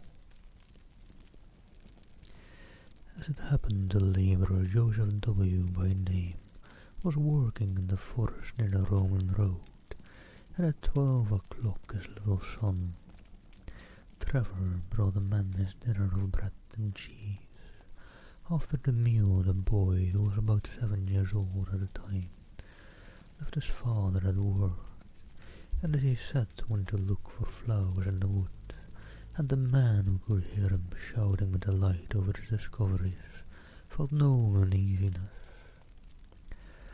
Suddenly, however, he was horrified at hearing the most dreadful screams, evidently the result of great terror, proceeding from the direction in which his son had gone, and he hastily threw down his tools and ran to see what had happened. Tracing his path by the sound, he met a little boy who was running headlong and was evidently terribly frightened, and on questioning him the man at last elicited that after picking a posy of flowers he felt tired and lay down on the grass and fell asleep. He was suddenly awakened, as he stated, by a peculiar noise, a sort of singing he called it, and on peeping through the branches he saw Helen Fee playing on the grass with a strange naked man whom he seemed unable to describe more fully. He said he felt dreadfully frightened and ran away crying for his father. Joseph W. proceeded in the direction indicated by his son, and found Helen Fee sitting on the grass in the middle of a glade or open space left by charcoal burners. He angrily charged her with frightening his little boy, but she entirely denied the accusation, and laughed at the child's story of a strange man, to which he himself did not attach much credence. Joseph W. came to the conclusion that the boy had woke up with a sudden fright as children sometimes do, but Trevor persisted in his story and continued in such evident distress that at last his father took him home, hoping that his mother would be able to soothe him. For many weeks, however, the boy gave his parents much anxiety. He became nervous and strange in his manner, refusing to leave the college by himself, and constantly alarming the household by waking in the night with cries of "The man in the wood, father, father."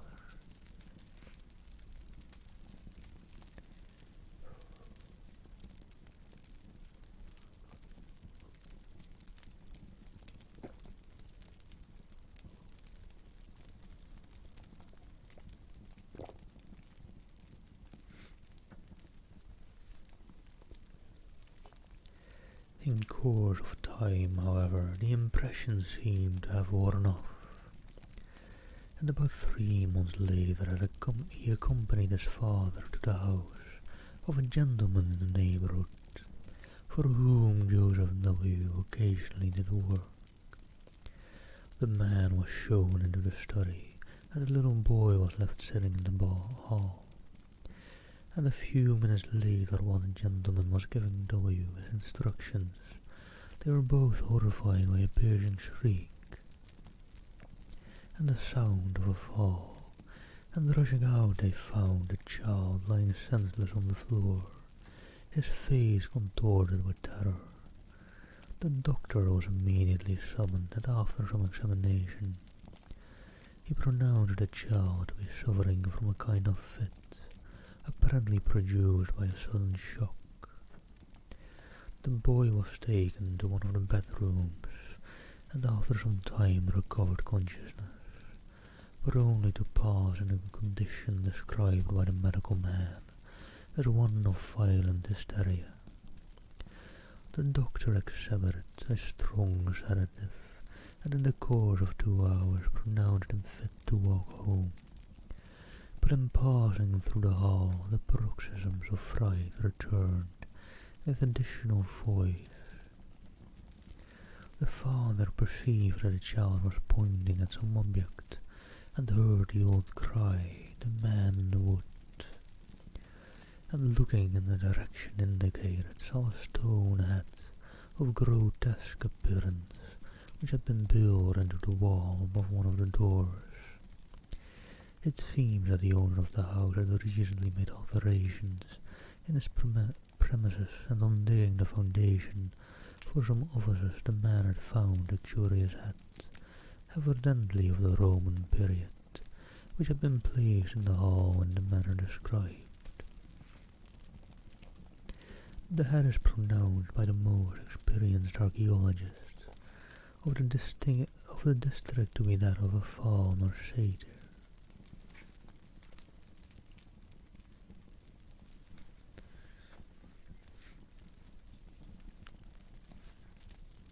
Sorry, just taking a quick breather whilst in this chapter.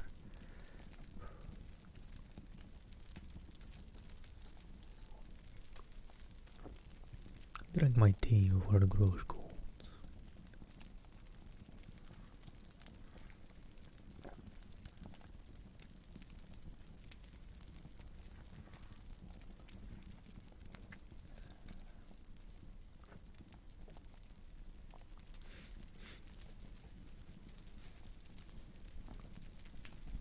And I must say, I am quite enjoying the writing in this.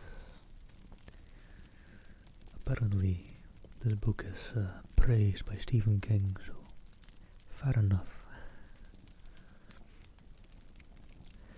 From whatever cause arising, the second shock seemed too severe for the boy Trevor, and at the present day he suffers from a weakness of intellect, which gives but little promise of amending. The matter caused a good deal of sensation at the time, and the girl Helen was closely questioned by Mr. R. But to no purpose. She steadfastly denying that she had frightened or in any way molested Trevor. The second event with which this girl's name is connected took place about 6 years ago, and is of a still more extraordinary character. At the beginning of the summer of 1882, Helen contracted a friendship of a peculiarly intimate character with Rachel M., the daughter of a prosperous farmer in the neighborhood. This girl was a year younger than Helen, was considered by most people to be the prettier of the two. Though Helen's features had to a great extent softened as she became older, the two girls who were together on every available opportunity presented a singular contrast. The one with her clear olive skin and almost Italian appearance, and the other of the proverbial red and white of our rural districts. It must be stated that the payments made to Mr. R for the maintenance of Helen were known in the village for her excessive liberality, and the impression was general that she would one day inherit a large sum of money from her relative. The parents of Rachel were therefore not averse from their daughter's friendship with the girl, and even encouraged the intimacy, though they now bitterly regret having doing so. Helen still retained her extraordinary fondness for the forest, and on several occasions Rachel accompanied her, the two friends setting out early in the morning and remaining in the wood till dusk. Once or twice after these excursions, Mrs. M. thought her daughter's manners rather peculiar. She seemed languid and dreamy, and, as it has been expressed, different from herself. But these peculiarities seem to have been thought too trifling for remark.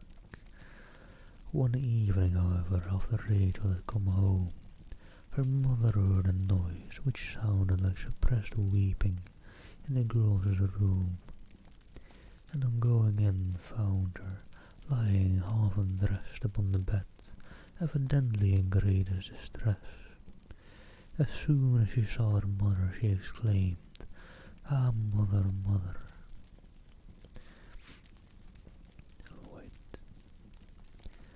"Ah, mother, mother, why did you let me go to the forest with Helen?" Mrs. M. was astonished at so strange a question, and proceeded to make inquiries. Rachel told her a wild story. And hello, Lundström, thank you for the follow. Hope you're doing well.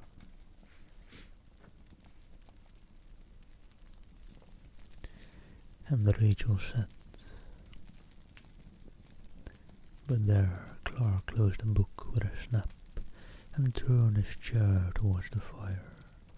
When his friends had one evening in that very chair and told a story, Clark had interrupted him at a point a little subsequent to this, had cut short his words in a paroxysm of horror. "My God," he exclaimed, think what you are saying. It is too incredible, too monstrous. Such things can never be in this quiet world, where men and women live and die and struggle and conquer, or maybe fail and fall down under sorrow and grief. And so are strange fortunes for many a year. But not this, Phillips, not such things as this. There must be some explanation, some way out of the terror why men, if such a case were possible, our earth would be a nightmare. And hello, Carlos. Thank you for the follow as well.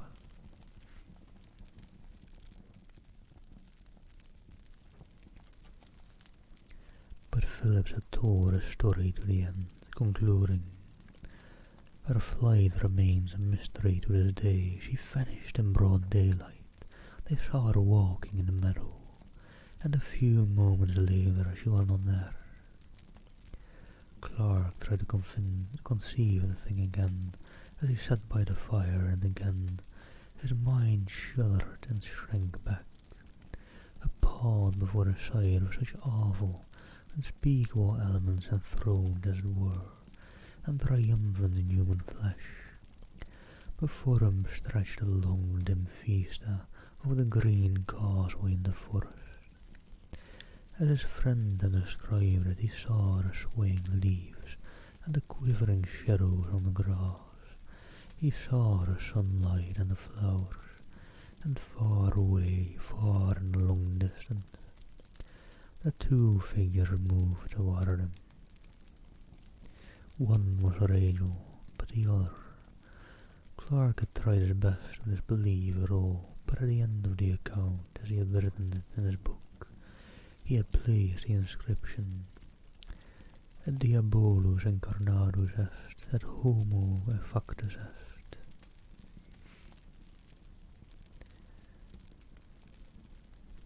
Which is most definitely Latin, but let me quickly translate that for those interested. So, "Et diabolus incarnis est, et homo factus est." According to Google Translate at least, so take it a bit loosely, but it'll mean, "And the devil incarnate, he made men."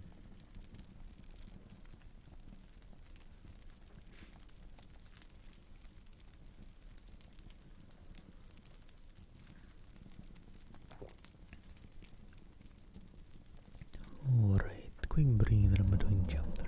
Hope you're all doing well.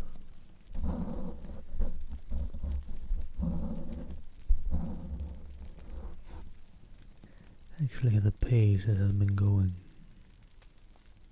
actually I might have a chance of just finishing this book today. Going at a good pace, I think, for now.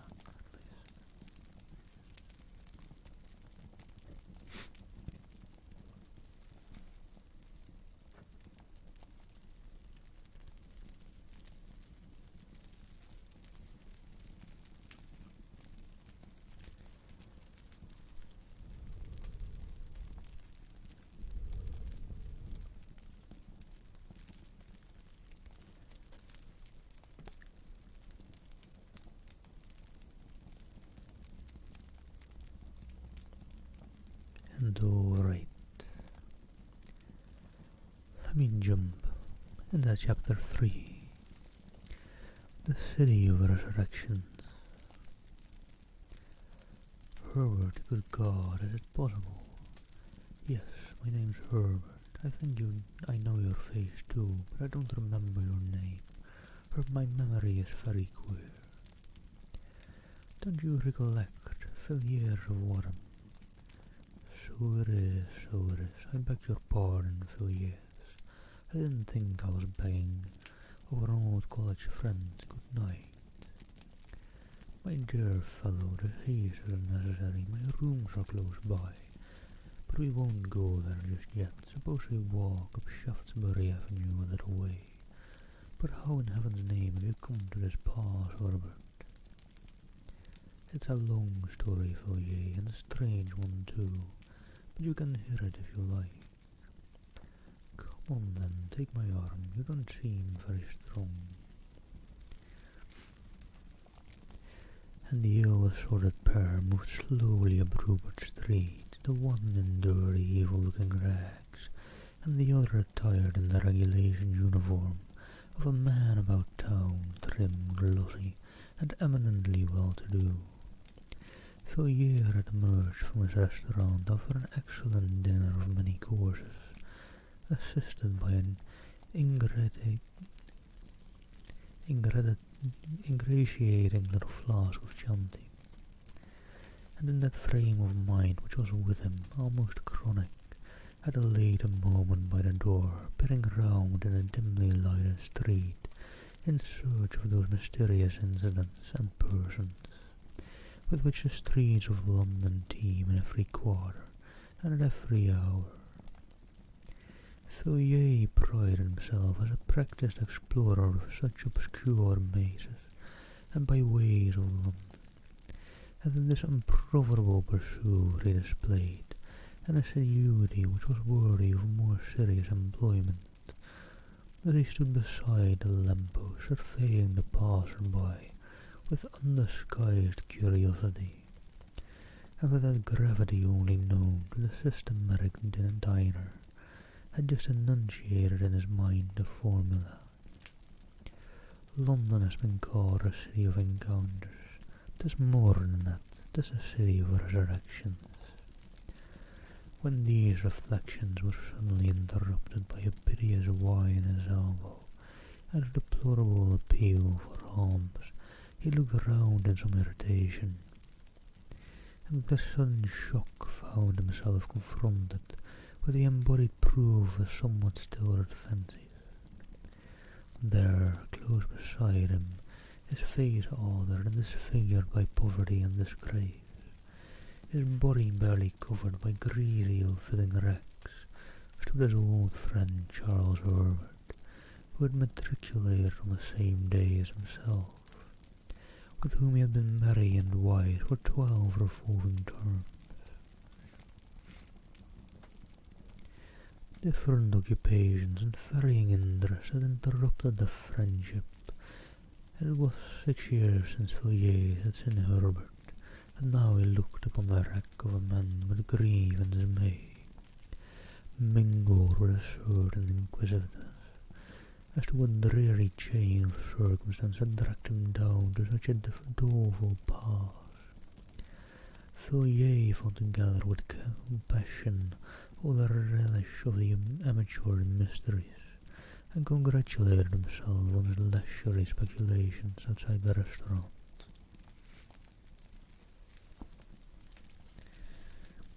They walked on in silence for some time, and more than one passer-by stared in astonishment at the unaccustomed spectacle of a well-reserved man with an unmistakable beggar hanging on to his arm.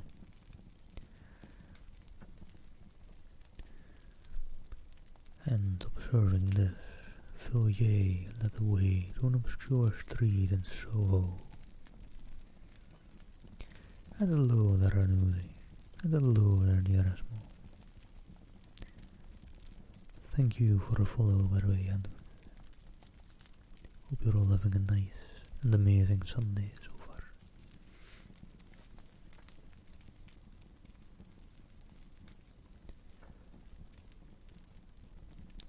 And there Fourier repeated his question.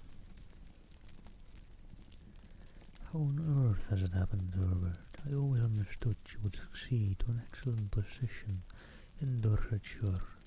Did your father disinherit you? Surely not. No, Fourier. I came into all the property of my poor father's death. He died a year after I left Oxford. He was a very good father to me, and I mourned his death sincerely enough. But you know what young men are. A few months later I came up to town and read a good deal into society. Of course I had excellent introductions, and I managed to enjoy myself very much in a harmless sort of way. I played a little, certainly, but never over heavy stakes, and the few bets I made on races brought me in money. Only a few pounds, you know, but enough to pay with cigars and such petty pleasures. It was in my second season that the tide turned. Of course you have heard of my marriage. No, I never heard anything about it.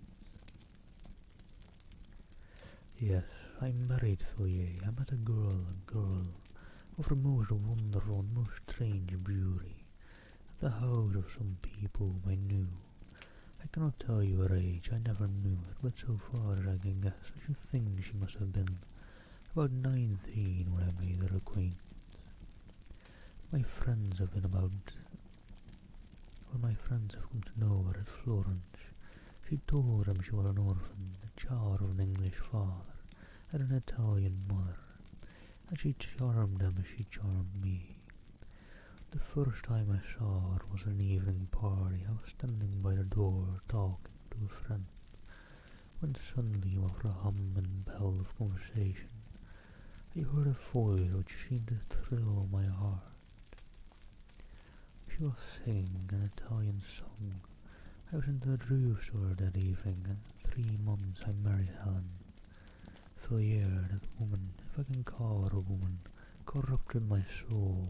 The night of the wedding, I found myself sitting in her bedroom in the hotel, listening to her talk. She was sitting up in bed, and I listened to her as she spoke in a beautiful voice, spoke of things which even now I would never whisper in the blackest night. Though I stood in the midst of a wilderness, you, Fourier, you may think you know life in London, and what goes on day and night in this dreadful city. For all I can say, I may have heard the talk of the violet, but I tell you can have no conception of what I know. Not in your most fantastic, hideous dreams can you have imagined forth the faintest shadow of what I have heard and seen. Yes, I have seen the incredible, such horrors that even I myself sometimes stop in the middle of the street and ask whether it is possible for a man to behold such things in life.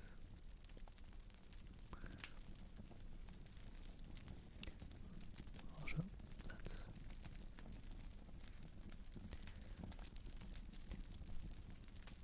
they made me ask whether it is possible for a man to behold such things and live. Probably a better pronunciation. In a year, Fourier, I was a ruined man in body and soul. In body and soul. But your property, Herbert, you had a land in Dorset. I saw it all, the fields and woods, this dear old house, everything. And the money.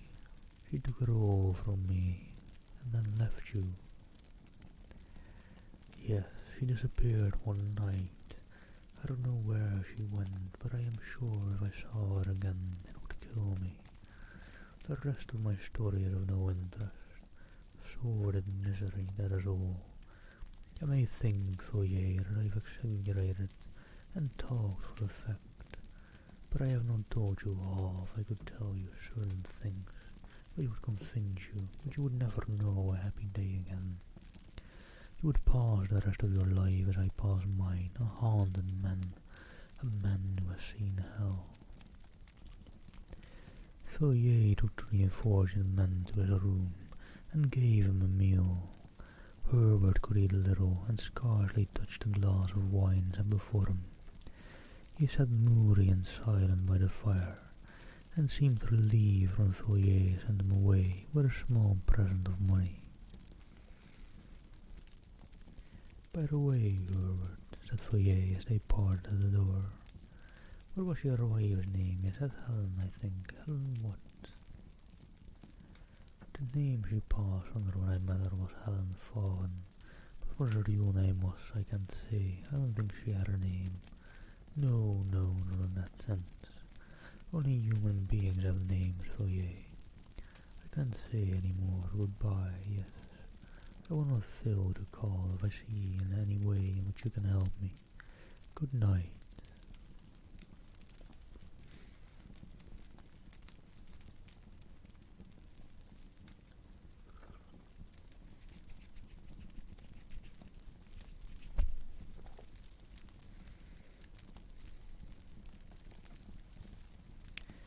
The man went out into the bitter night, and Fourier returned to his fireside. There was something about Herbert which shocked him.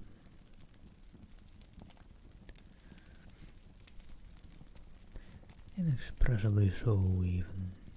Not his poor wrecks nor the marks which poverty had set upon his face, but rather an indefinite terror which hung about him, like a mist. He had acknowledged that he himself was not the fire of blame. The woman he had vowed had corrupted him body and soul, and Fourier felt that his man, once his friend, had been enacted in scenes even beyond the power of words. His story needed no confirmation. He himself was the embodied proof of it. Fourier mused curiously both the first and the last of it. The story that he had heard. No, he thought, certainly not the last, probably only in the beginning. A case like this is like a nest of Chinese boxes. You open one after another and find a quaint workmanship in every box. Most likely poor Herbert is merely one of the outside boxes. There are stranger ones to follow.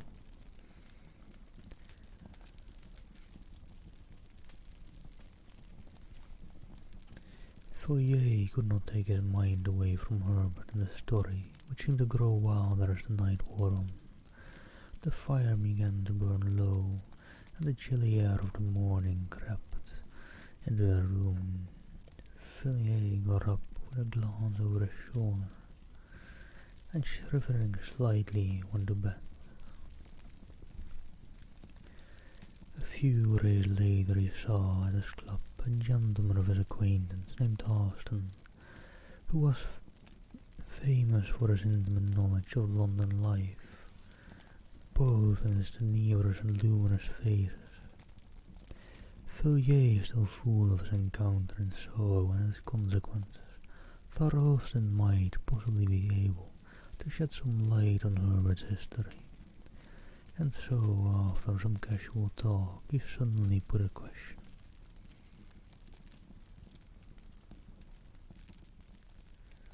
Do you happen to know anything of a man named Herbert, Charles Herbert? Austin turned around sharply and stared at Fourier with some astonishment. Charles Herbert, weren't you in town 3 years ago? No, then you've not heard of the Paul Street case. It caused a good deal of sensation at the time. Well, what was the case? Well, a gentleman of very good position was found dead, stark dead, in the area of a certain house in Paul Street of Tottenham Court Road. Of course the police don't make the discovery if you happen to be sitting up all night and have a light in your window. The constable will ring the bell, but if you happen to be lying dead in some area, you will be left alone. In this instance, as in many others, the alarm was raised by some kind of vagabond. I don't mean a common tramp or a public house loafer, but a gentleman, whose business or pleasure or both made him a spectator of the London streets at 5 o'clock in the morning. This individual was, as he said, going home. He did not appear whence or whither, and the location to pass through Paul Street between 4 and 5 a.m. Something or other caught his eye at number 20, he said, absurdly enough, that the house had the most unpleasant figure.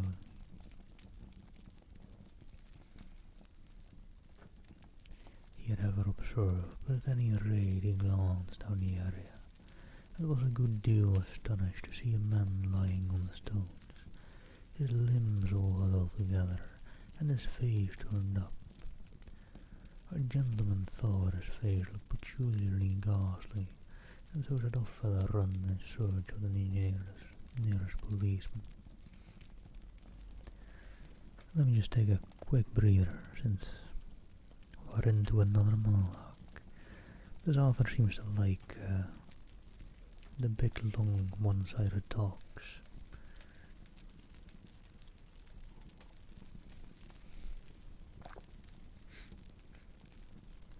One person just asks, "Hey, how is this thing going?" "Oh, pretty good. So, some more details," and then the author lays down a full big paragraph. Alright.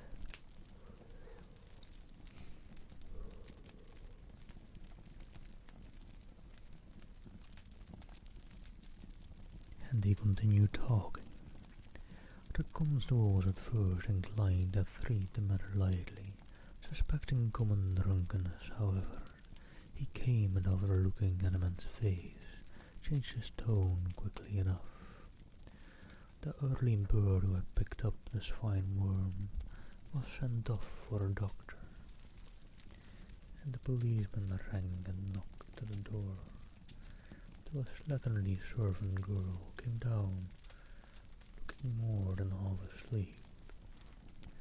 The constable pointed out the contents of the area to the maid, who screamed loudly enough to wake up the street, but she knew nothing of the man, had never seen him at the house, and so forth. Meanwhile, the original discoverer had come back with a medical man, and the next thing was to get into the area. The gate was open, so the whole quartet stumped down the steps. The doctor hardly needed a moment's examination. He said the poor fellow had been dead for several hours, and was when the case began to get interesting. The dead man had not been robbed, and in one of his pockets were papers identifying him as, well, as a man of good family and means, a favourite in society, and nobody's enemy so far as could be known. I don't give his name, VoD, because it has nothing to do with the story, because it's no good raking up these affairs about the dead, where there are no relations living. And there he paused again. VoD looked at him, inquiring about many pauses, but apparently he needed them.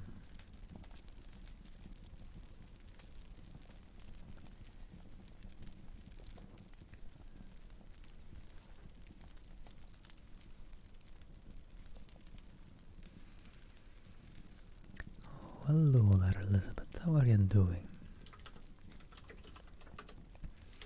And thank you.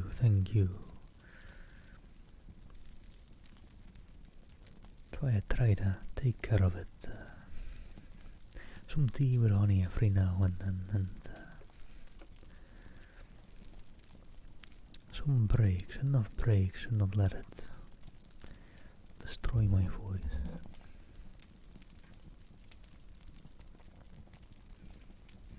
How was your stream, Elizabeth? I hope it was well.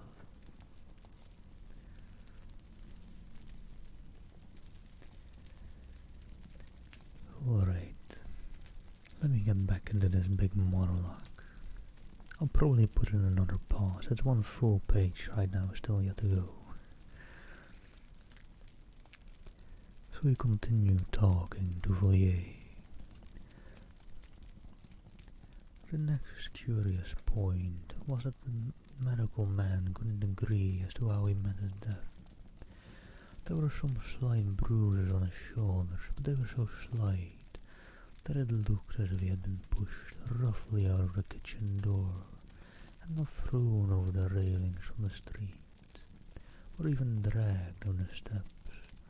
But there were positively no other marks of violence about him, certainly none that would account for his death. And when they came to the autopsy, There wasn't a trace of poison of any kind. Of course the police wanted to know all about the people at number 20, and here again, so I have heard from private sources, one or two other very curious points came out. It appeared that the occupants of the house were Mr. and Mrs. Charles Herbert.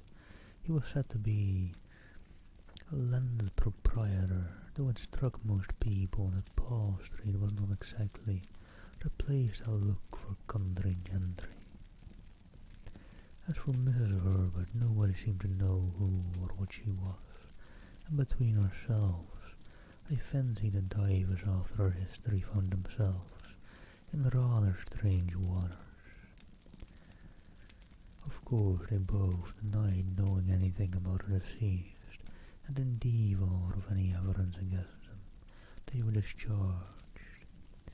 But some very odd things came out about them, and he stared off for a couple of seconds, so I had a break to catch up with chat, and just a break in general from the monologue. Nice, Elizabeth. Hope you enjoy. I couldn't pass up reading this shortish story. It's a decent book. But I came across it and it said that it was highly appraised as possibly even the best horror story made by Stephen, and it got that appraisal from Stephen King, so I couldn't resist reading it. And hello, Saint. Good morning, good morning. Hope you slept well.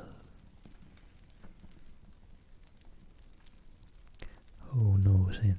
I hope your phone's alright.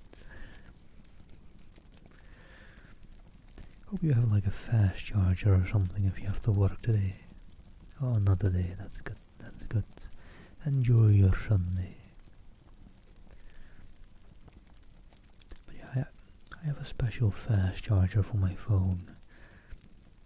If I use that, it's usually charged up like nearly to 100% in about, I think an hour it should be done with 100%, but might even reach like 60% in 50 minutes. Not 50, 30. Been reading too much, I can no longer say what my mind comes up with.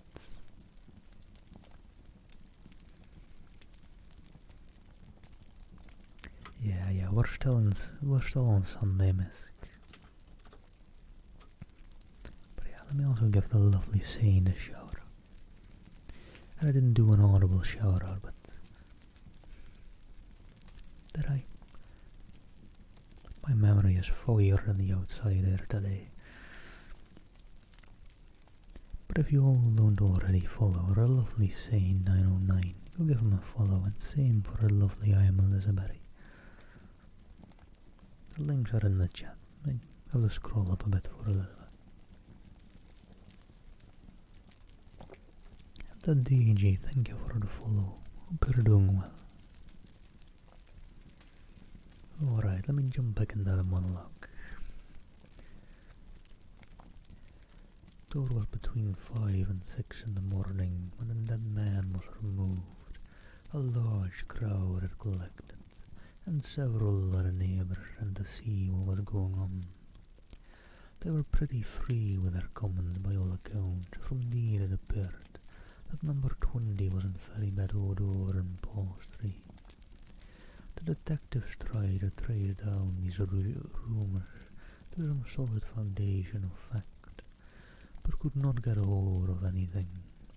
People shook their heads and raised their eyebrows and thought the Herbert rather queer, would rather not been seen going into their house, and so on, but there was nothing tangible.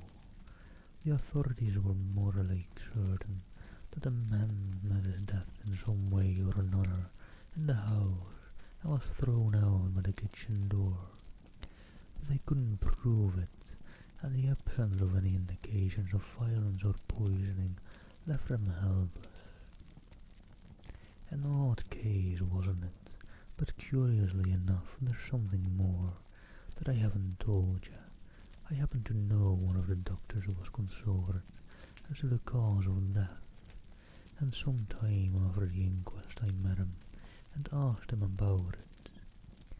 "Do you really mean to tell me," I said, "that you were baffled by the case, that you actually don't know what a man died of?"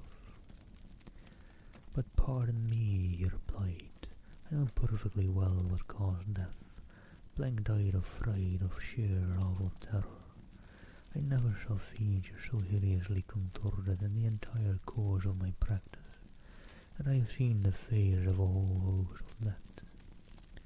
The doctor was usually a cool customer enough, and a certain vehemence in his manner struck me, but I couldn't get anything more out of him. I suppose the Treasury didn't see their way to prosecuting the Herberts for frightening a man to death. At any rate, nothing was done, and the case dropped out of men's minds. Do you happen to know anything of Herbert?" "Well," replied Fillier,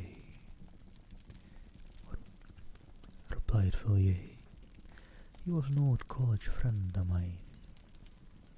Let me just quickly catch up with Jeff, by the way.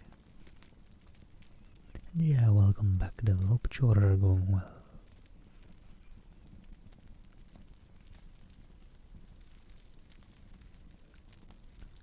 Dill is joining Everywhere Squad. Well, he can fill my shoes in Everywhere Squad for a bit. I've been chilling a bit on the Everywhere Squad.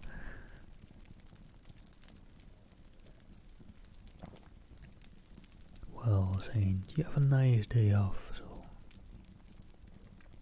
nothing wrong with dozing off again.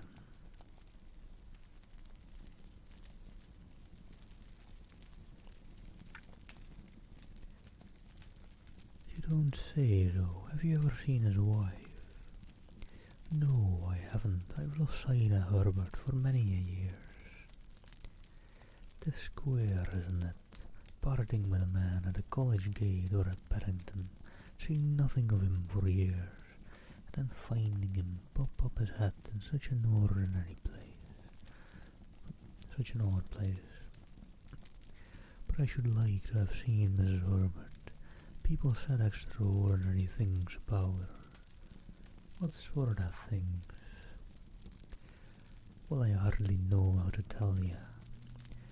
Everyone who saw her at a police court said she was at once the most beautiful woman and the most repulsive they had ever set eyes on.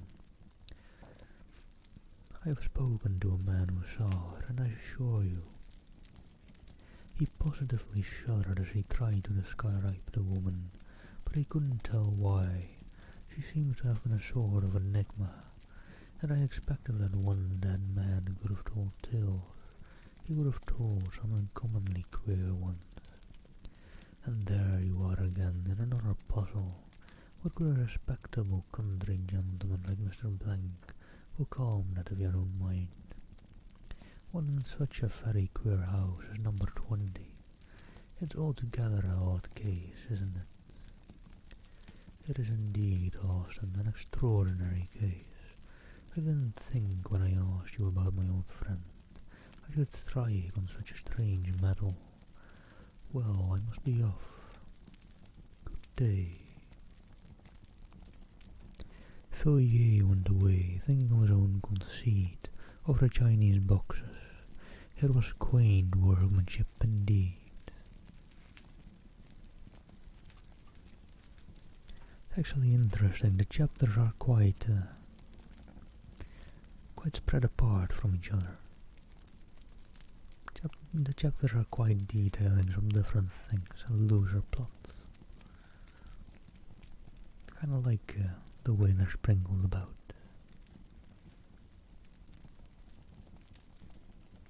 Give in to the darkly lit side indeed.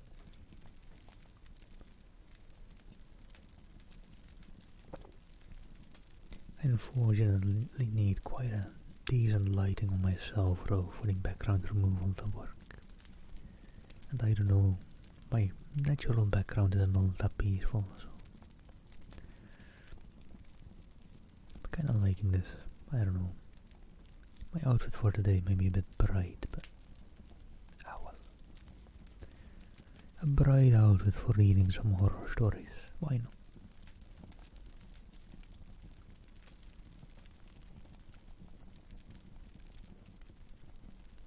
Oh yeah, very true, saying sometimes it likes to not take people along on trains. At the very least on mobile, right?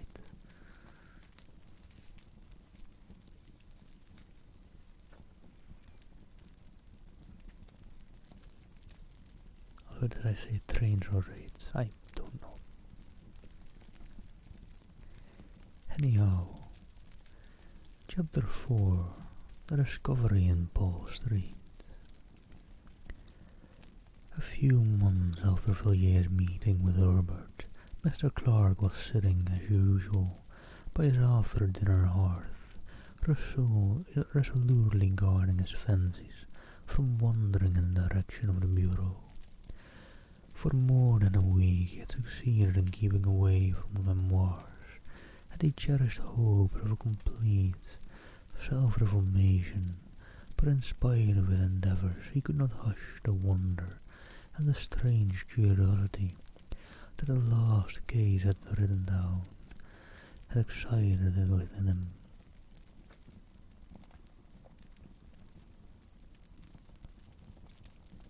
He had put the case, or rather the outline of it, conjecturally to a scientific friend who shook his head and thought Clark, getting queer, and on this particular evening Clark was making an effort to rationalize the story, when a sudden knock at his door roused him from his meditations. Oh no, miss, I missed those as well, I'm pretty sure. I caught a decent bit of the stream, but I'm pretty sure I missed those as well. I hope that wasn't too loud.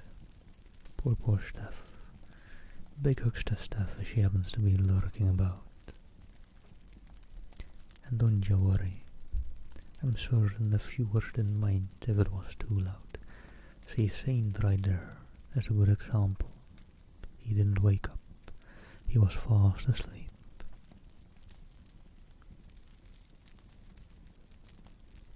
Ooh, that's a good one, Saint. Hopefully Bella will be alive by the time I end to read her. Might be a fun. Anyhow.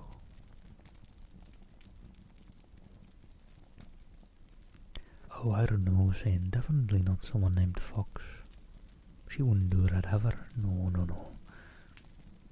Although I'm guessing you're talking about yourself, though, but Fox has done it as well, don't you worry.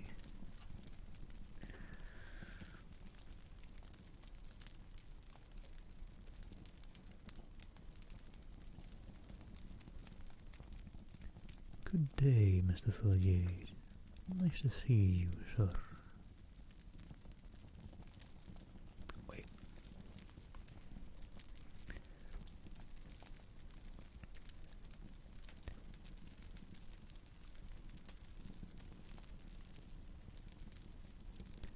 Kind of read that wrong. I sometimes like to add a little bit of flair when jumping back into it, or likes, to try and add a bit more information, but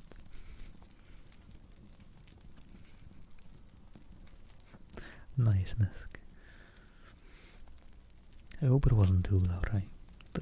I'm too lazy to put my headset on to check, but big hugs to Steph.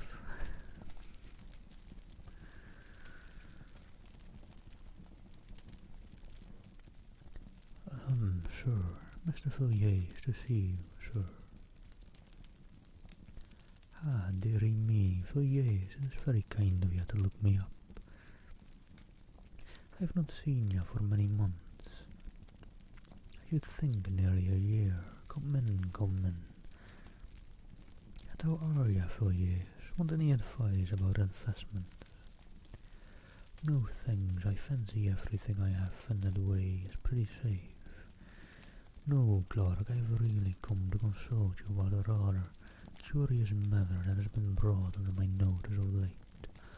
I'm afraid you'll think it all rather absurd when I tell my tale. I sometimes think so myself, and that's just why I made up my mind to come to you, as I know you're a practical man. Mr. Fourier was ignorant of the memoirs to prove the existence of the devil, the book that Clark was working on, or well, memoirs.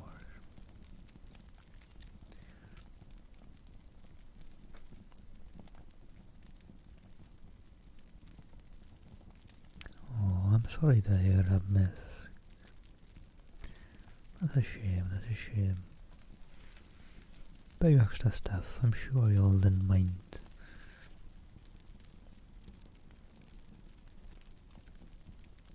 I don't think she's still here, but if she's still here, much love to you, Steph. Don't you worry about it.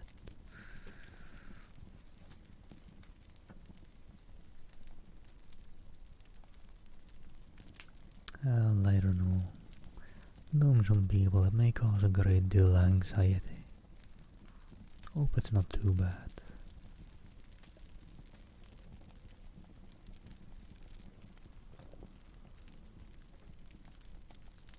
I did it before I deemed it JD, but oh.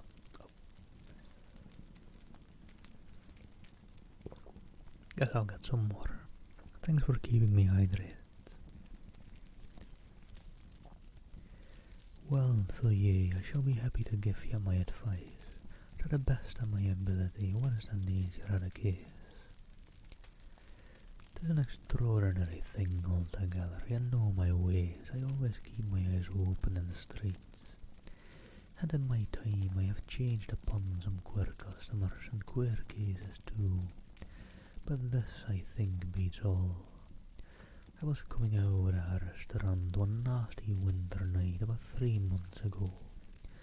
I had had a capital dinner and a good bowl of Chianti, and I stood for a moment on the pavement, thinking what a mystery there is about London streets and the companies that pass along them. A bottle of red wine encourages these fancies.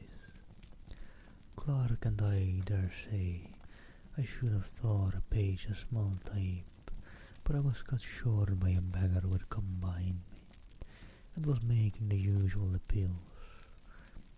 Of course I looked round, and this beggar turned out to be what was left of an old friend of mine, a man named Herbert. I asked him how he had come to such a wretched pass, and he told me. We walked up and down one of those long dark Soho streets, and there I listened to his story. He said he had married a beautiful girl some years younger than himself, and as he put it, she had corrupted him body and soul. He wouldn't go into details, he said or not, but what he had seen and heard haunted him by night and day. And when I looked in his face, I knew he was speaking the truth. There was something about a man that made me shiver. I don't know why, but it was there. I gave him a little money and sent him away, and I assure you that when he was gone, I gasped for breath. His presence seemed to chill one's blood. And hey, there I go. I too bugger up sometimes, hitting the mic stand there. Hope that wasn't too loud. Praying for my shock mount to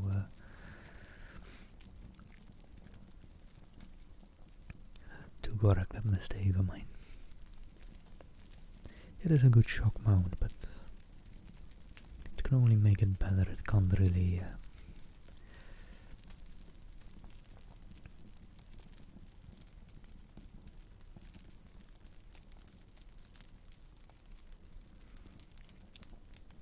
Oh yeah, I feel oftentimes most are also slight perfectionists.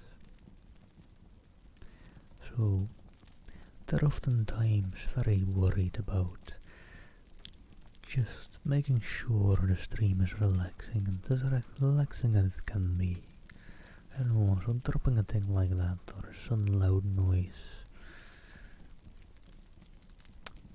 it can be quite disconcerting to some.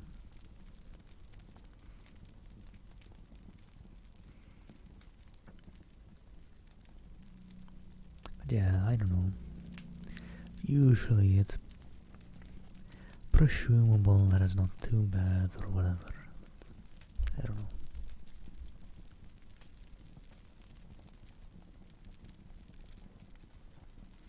Oh yeah, definitely saying definitely.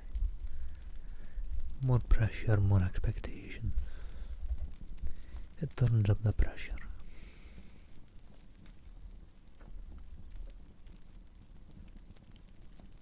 Oh yeah.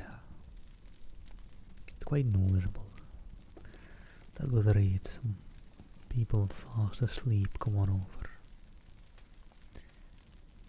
I don't know, the view count from Steph Raid kinda went down quickly, so maybe she woke them all up and none of them liked me. Now I'm being thick as well. Let's not. Alright, where was I? Isn't this all just a little fanciful for years? I suppose the fellow had made an imprudent marriage, and in plain English, gone to be the bad. Well, isn't that as for years told Clark the story he had heard from Austin? You see, he concluded, there can be but little doubt that Mr. Blank, whoever he was, died of sheer terror. He saw something so awful, so terrible, that it cut short his life. And he paused for a second, deliberating his words.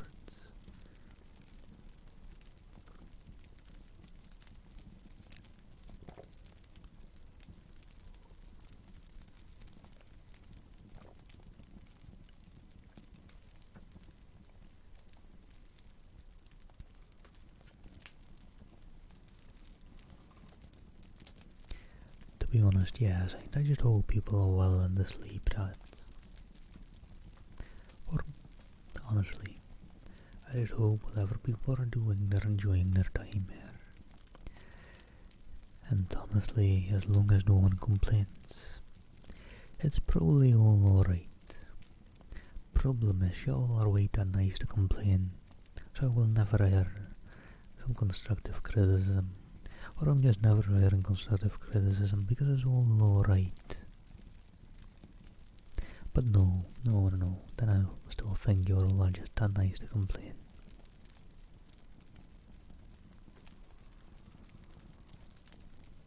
Yeah, very fair, miss. If people sleep, they sleep.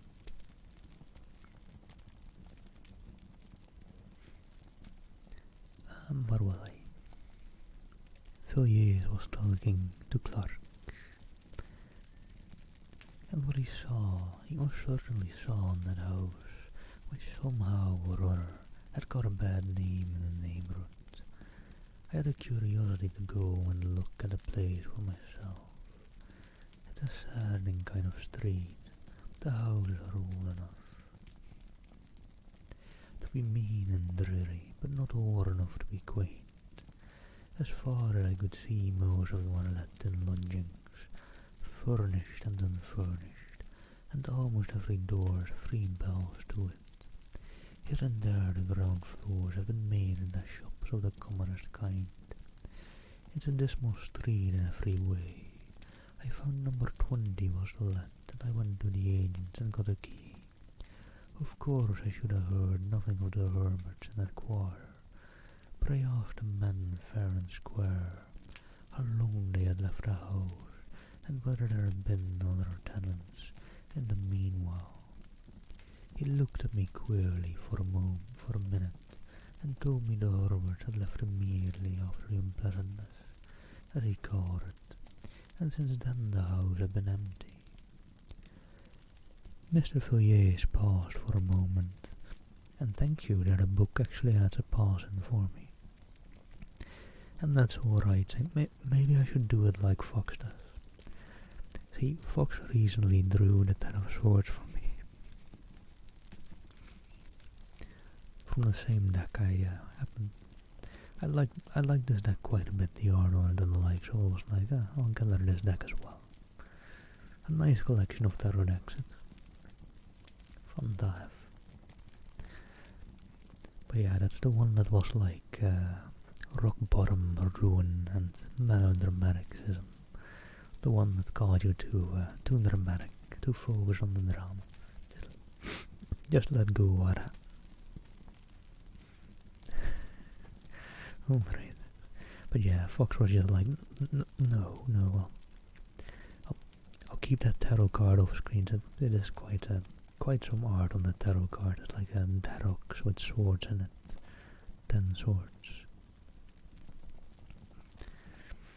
And she just took the card out of the deck, I'm pretty sure. It is a bit much for ASMR though, to be fair. I'm just not in the habit of taking cards out of the deck here. You get what you get.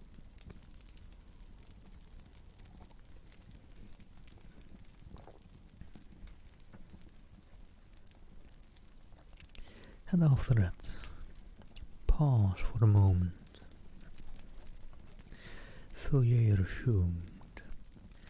I've always been rather fond of going over empty houses. There's a sort of fascination about the desolate empty rooms.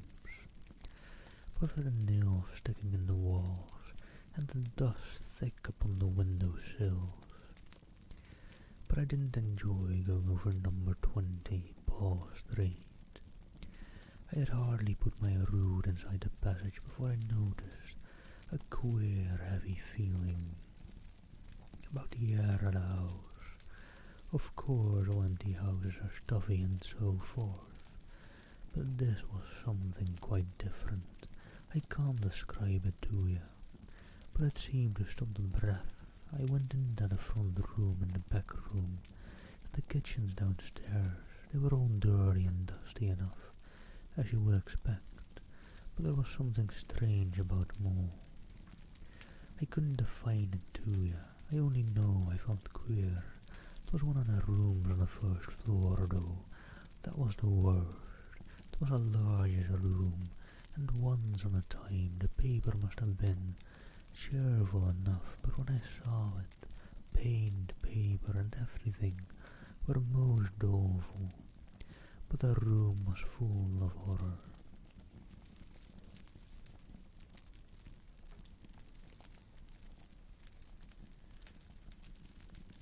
I felt my teeth grinding as I put my head on the door, and when I went in, I thought I should have fallen fainting to the floor.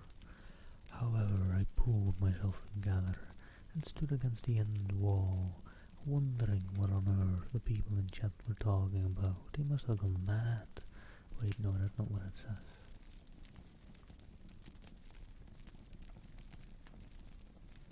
There we go, though. They outed themselves. Thank you. Makes it easier for me. Wondering what on earth there could be about a room to make my limbs tremble and my heart beat as if I were at the hour of death. In one corner there was a pile of newspapers littered about on the floor, and I began looking at them. They were papers of 3 or 4 years ago, some of them half torn and some crumpled, as if they had been used for packing. I turned the whole pile over, and amongst them I found a curious drawing. I will show it to you presently, but I couldn't stay in the room. I felt it was overpowering me. I was thankful to come out safe and sound into the open air. People stared at me as I walked along the street, and one man said I was drunk. I was staggering about from one side of the pavement to the other, and it was as much as I could do to take the key back to the agent and get home. I was in bed for a week, suffering from what my doctor called nervous shock and exhaustion.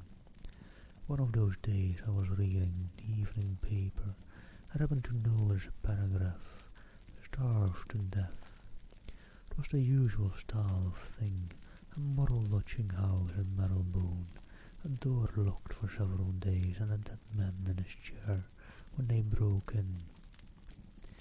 The deceased, said the paragraph, was known as Charles Herbert, and is believed to have been once a prosperous country gentleman. His name was familiar to the public 3 years ago in connection with the mysterious death in Paul Street, Tottenham Court Road, the deceased being the tenant of the house number 20, in the area of which a gentleman of good position was found dead, under circumstances not devoid of suspicion. A tragic ending, wasn't it? But after all, if what he told me were true, which I am sure it was, the man's life was all a tragedy, and the tragedy of a stranger sort than they put on the board. And that is the story, said Clark musingly. Yes, that is the story.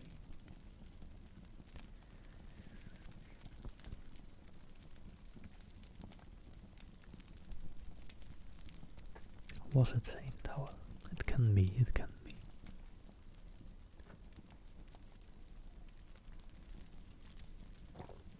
Also wait, let me see if I can comprehend that first message there. What's...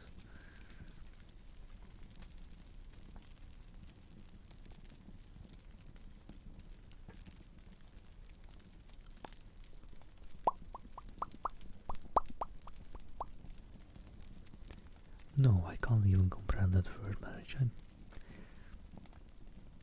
That one was probably using a translator or so, or just very bad at English.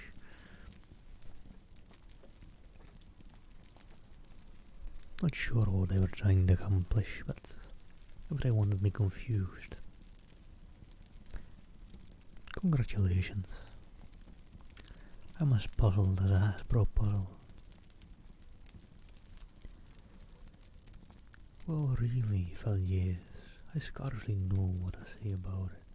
There are no doubt circumstances in the case which seem peculiar. The finding of that man in the area of Herbert's house, for instance, and the extraordinary opinion of the physician as to the cause of death. But after all, it is conceivable that effects may be explained in a straightforward manner. As to your own sensations when you went to see the house, I would suggest that they were due to a vivid imagination. You must have been brooding in a semi-conscious way over what you had heard. I don't exactly see what more can be said or done in the matter.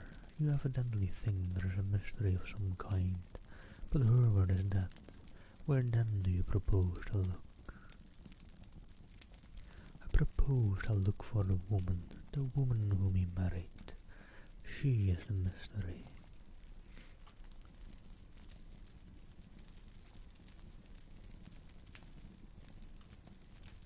Oh yeah, but I keep an eye on it.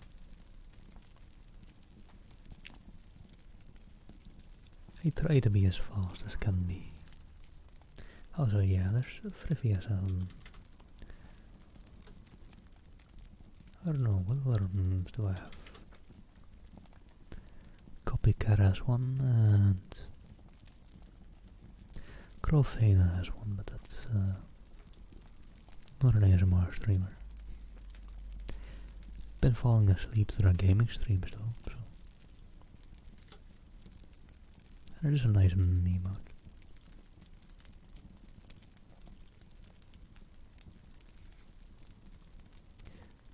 Yeah, weirdly enough, I think I too, for as gifted subs that I have, like 2 expired yesterday or so. Guess it's just that time.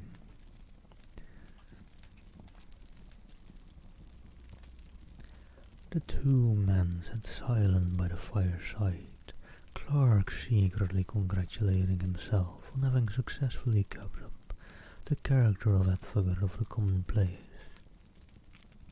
and Fouillet wrapped up in his gloomy fancies. I think I will have a cigarette, he said at last, and put his hand in his pocket to feel for the cigarette case. Ah, he said, starting slightly. Oh no, that is still the same person, whoever he is. I forgot I had something to show you. You remember my saying that I had found a rather curious sketch amongst a pile of old newspapers at a house in Paul Street. Here it is. VoD drew out a small, thin parcel from his pocket. It was covered with brown paper and secured with string, and the knots were troublesome in spite of himself. Clark felt inquisitive. He bent forward on his chair as VoD painfully undid the string and unfolded the outer covering. Inside was a second wrapping of tissue, and VoD took it off and handed the small piece of paper to Clark without a word.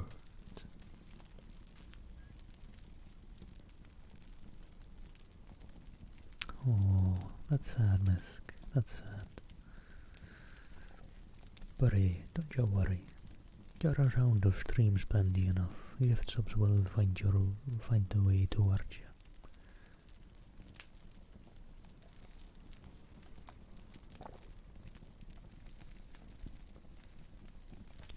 There was that silence in the room for 5 minutes or more. The two men sat still where they could hear the ticking of the tall old-fashioned clock that stood outside in the hall. And in the mind of one of them the slow monotony of sound woke up a far, far memory. He was looking intently at a small pen and ink sketch of the woman's hat. It had evidently been drawn with great care and by a true artist, for the woman's soul looked out of the eyes, and the lips were parted with a strange smile. Clark gazed still at the face. It brought to his memory one summer evening long ago.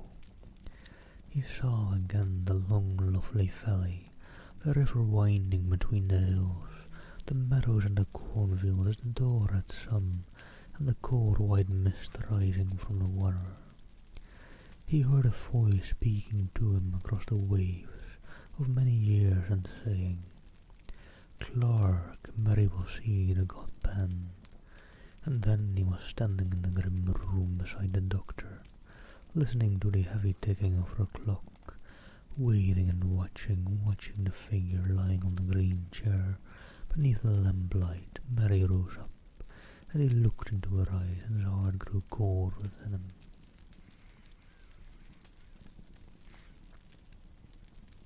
Yeah, saying it really is. I mean, I've cancelled a couple of subs as well recently.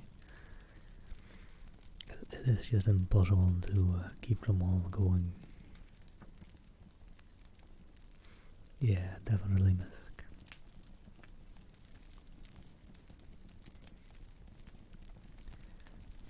And yeah, I don't know why.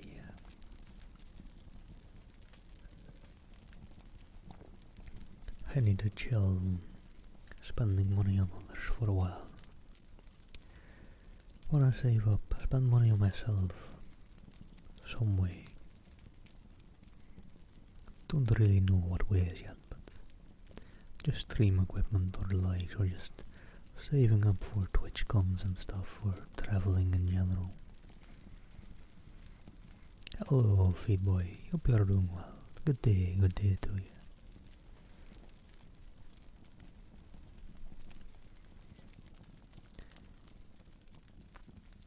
Who is this woman? VoD said at last.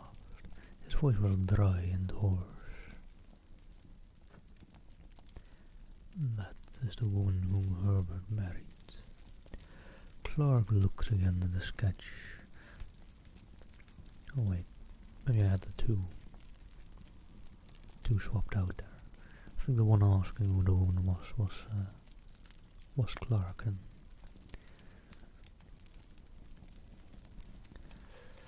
yeah, my budget monthly on Twitch is pretty high, but I need to budget it as well, definitely. At the very least for the recurring subs.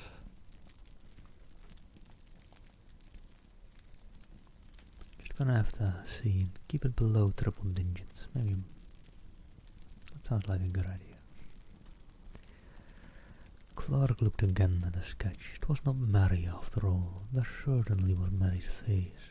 But there was something else, something he had not seen on Mary's features.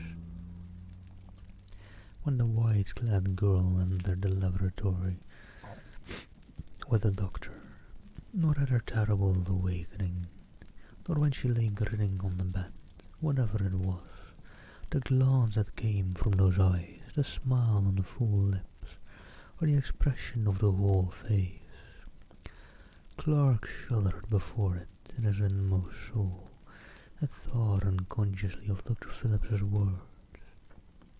The most vivid presentment of evil I have ever seen.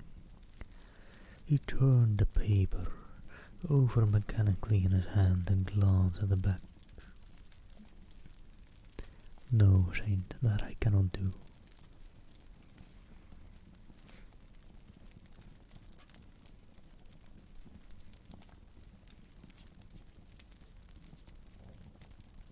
Nice, still nice.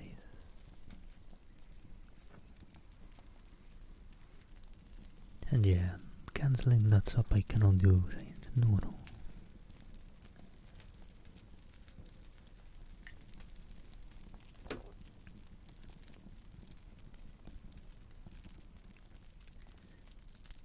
Dear Lord, Clark, what is the matter? You are as white as death. Fouillet had started wildly from his chair as Clark fell back with a groan and let a paper drop from his hand. I don't feel very well, Fouillet. I'm subject to these attacks. Pour me out a little wine. Things that will do. I shall feel better in a few minutes. Fouillet picked up the fallen sketch and turned it over as Clark had done. You saw that, he said.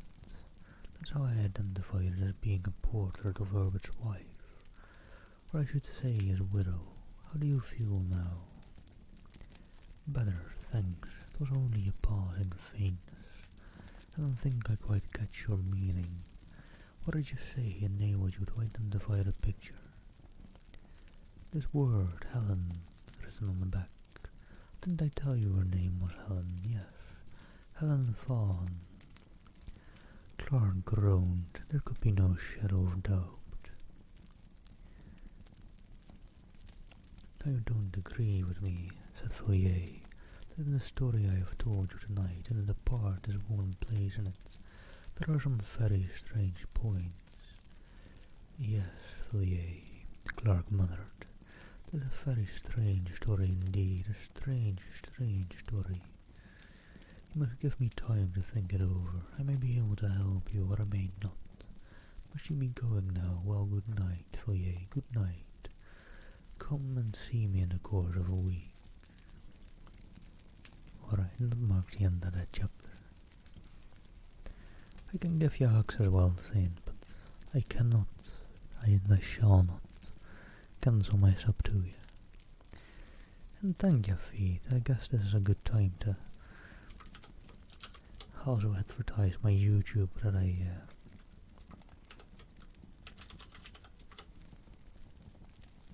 totally know my own commands for. But yeah, I that's my YouTube channel where I upload my stream VoDs too, if you want. And thank you for the follow, by the way. And hello, Ender Nile. How are you doing? Hope you're doing well.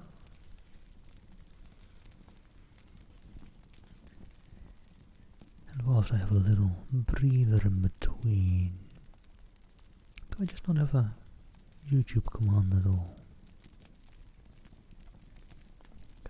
Guess not. Really?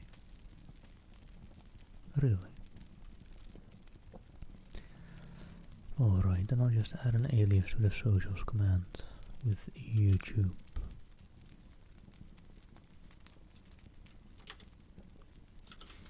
Maybe written out as well. And since I'm not splitting up commands, I'll add Twitter as alias. There you go. Just working on it a little bit. In between chapters.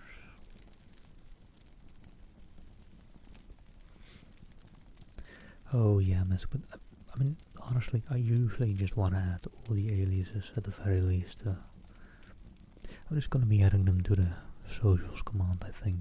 Just whenever someone types exclamation mark YT or YouTube, it just pops up to all the socials. I don't have many socials and don't have proper spacing for in chat, but whatever. I can't be bothered too much. And nice still. Let me quickly see. Oh yeah, I don't know, Saint. I'm like very stoic and like not quite in touch with my emotions, so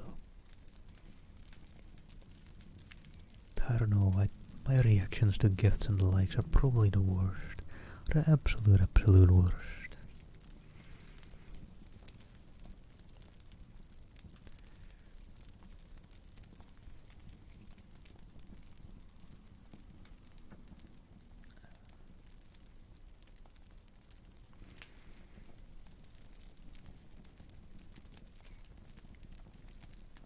He's saying at least you were there wondering in amazement. I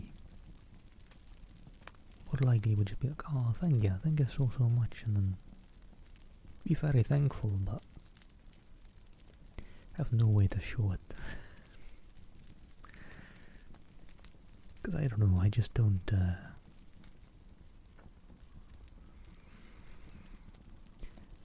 I don't know, I just don't feel that strongly, emotion-wise.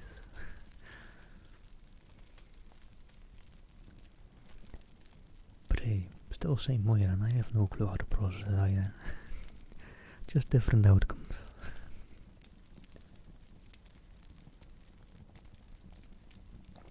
And I don't know, people just randomly get VIP. It just happens. It just happens, basically. And Feedboy, oh no, I'm not Ravi Tavi on YouTube, that's someone else, but go give him a sub as well if you don't have it already. He's a great ASMR artist. Nice though. Well, just keep the wallet in the pocket for a while.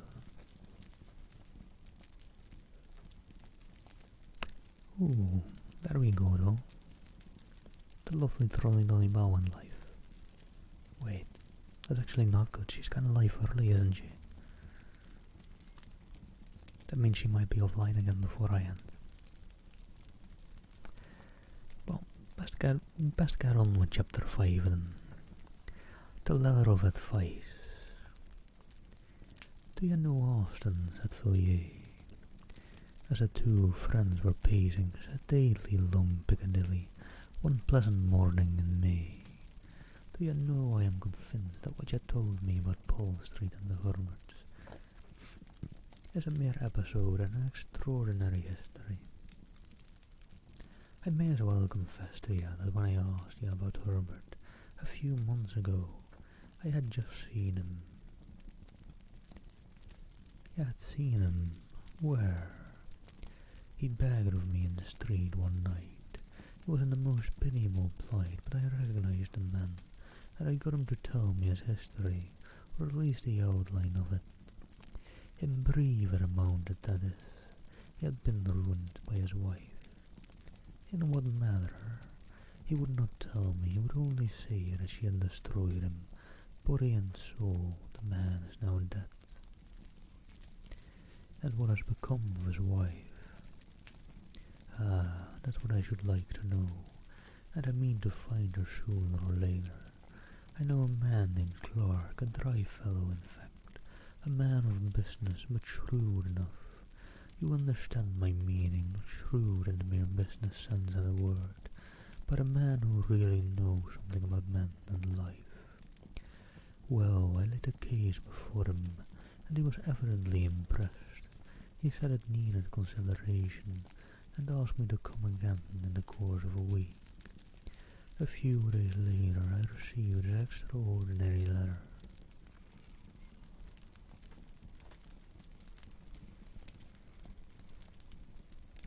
it's nice. I mean, honestly, there's a perfectly fine reaction. I feel it's at the very least way better than me. I'm just like, oh, thanks. I'll continue reading. I don't know. I don't know what to do right now. I'll continue reading. Bye. And hello, JD. How are you doing? How do you do?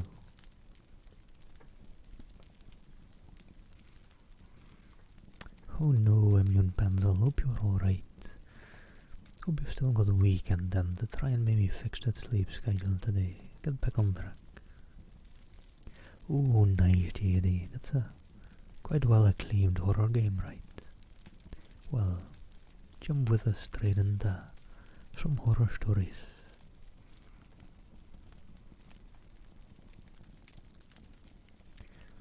Also, JD, they're the first one showing off the lovely 3 months up badge. I mean,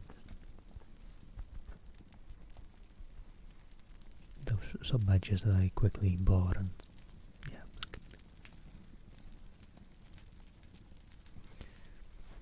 it's nothing to boast about, I suppose.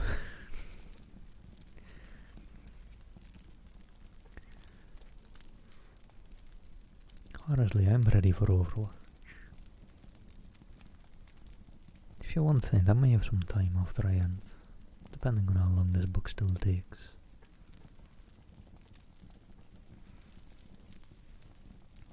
Anyways, Austin took the envelope, drew out the letter and read it curiously.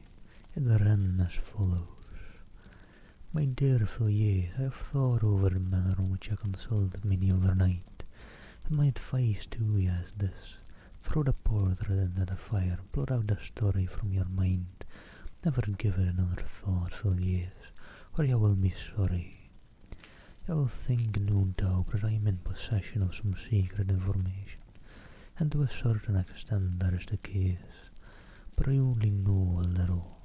I am like a traveller who is peered over an abyss and is drawn back in terror. What I know is strange enough and horrible enough, but beyond my knowledge. There are depths and horrors more frightful still, more incredible than any tale told of winter nights about the fire. I have resolved that nothing shall shake that resolve to explore no it farther, and if you value your happiness, you will make the same determination. Come and see me by all means, but we will talk no more on more cheerful topics than this.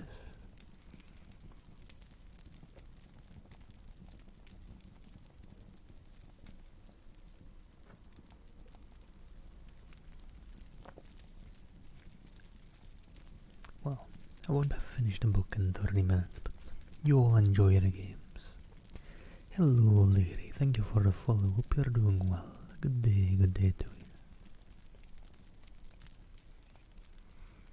you. Ooh, nice, JD, nice. Sounds interesting. And so Austin folded the letter methodically and returned it to Feuillet. It is certainly an extraordinary letter, he said. What does he mean by the portrait? Ah, I forgot to tell you, I've been to St. Paul Street and have made a discovery. Feuillet told a story as he had told it to Clark, and Austin listened in silence. He seemed puzzled.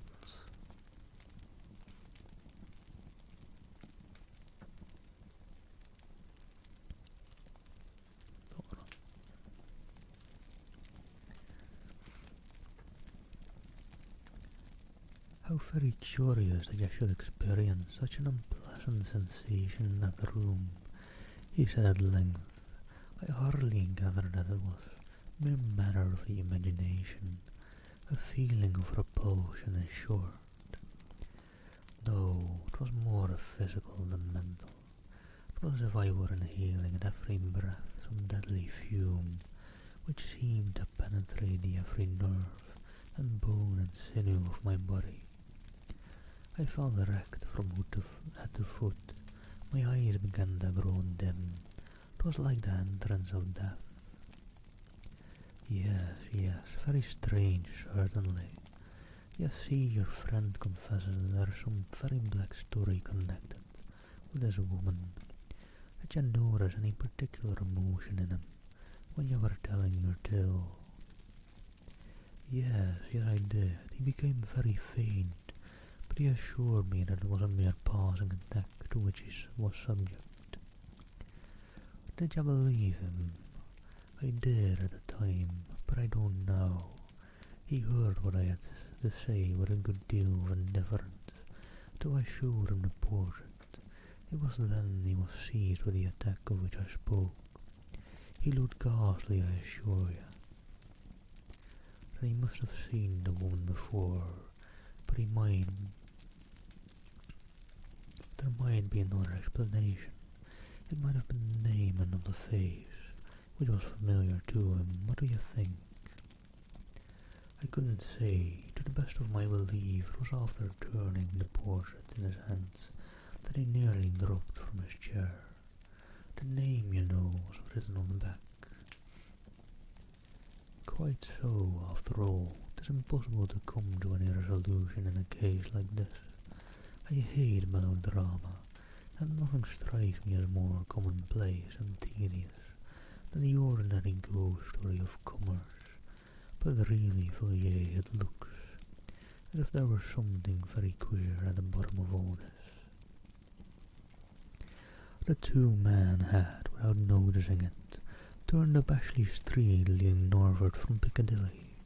It was a long street and a rather gloomy one, but here and there a brighter taste had illuminated the dark houses with flowers and gay curtains and a cheerful paint on the doors. VoD glanced up as Austin stopped speaking and looked at one of the houses. Geraniums, red and white, drooped from every sill, and daffodil-coloured curtains were draped back from each window. "Looks cheerful, doesn't it?" he said. "Yes, and the inside is still more cheery. One of the pleasantest houses of the season, so I've heard. I haven't been there myself, but I met several men who have, and they tell me it's uncommonly jovial." "And whose house may it be?" "A Mrs. Beaumont."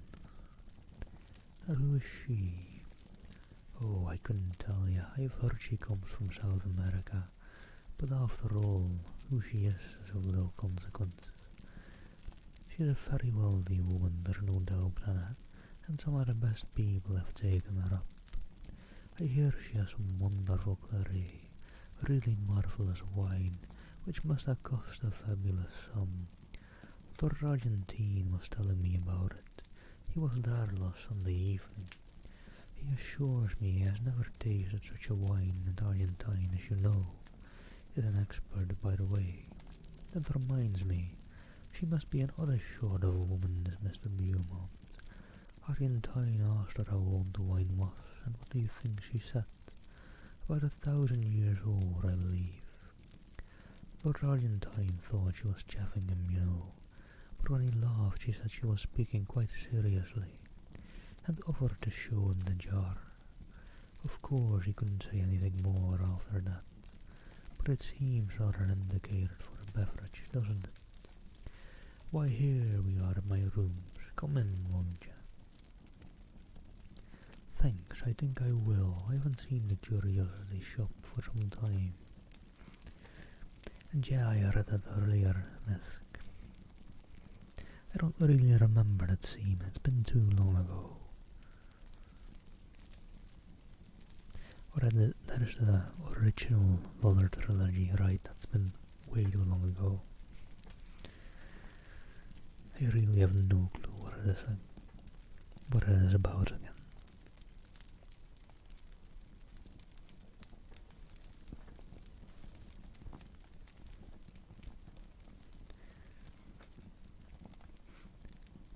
And as they went into the room, it was furnished richly yet oddly, where every chair and bookcase and table, and every rug and jar and ornament seemed to be a thing apart, preserving each its own individuality. "Anything fresh lately?" said VoD after a while. No, I think not.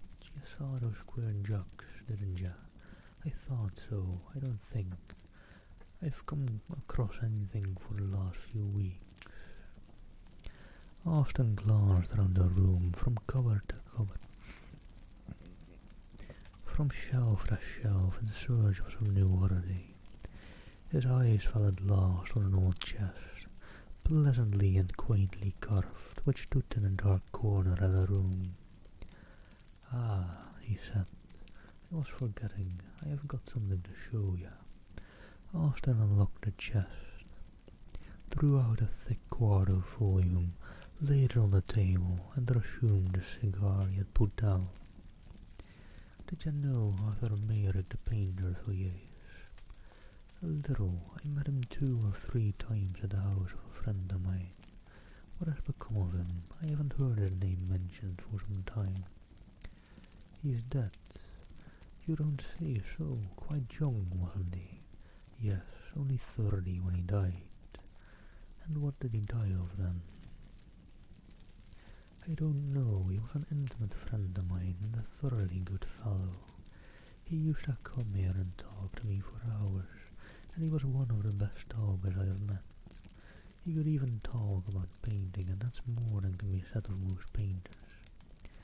About 18 months ago he was feeling rather overworked, and partly at my suggestion he went off on a sort of roving expedition with no very definite end or aim about it.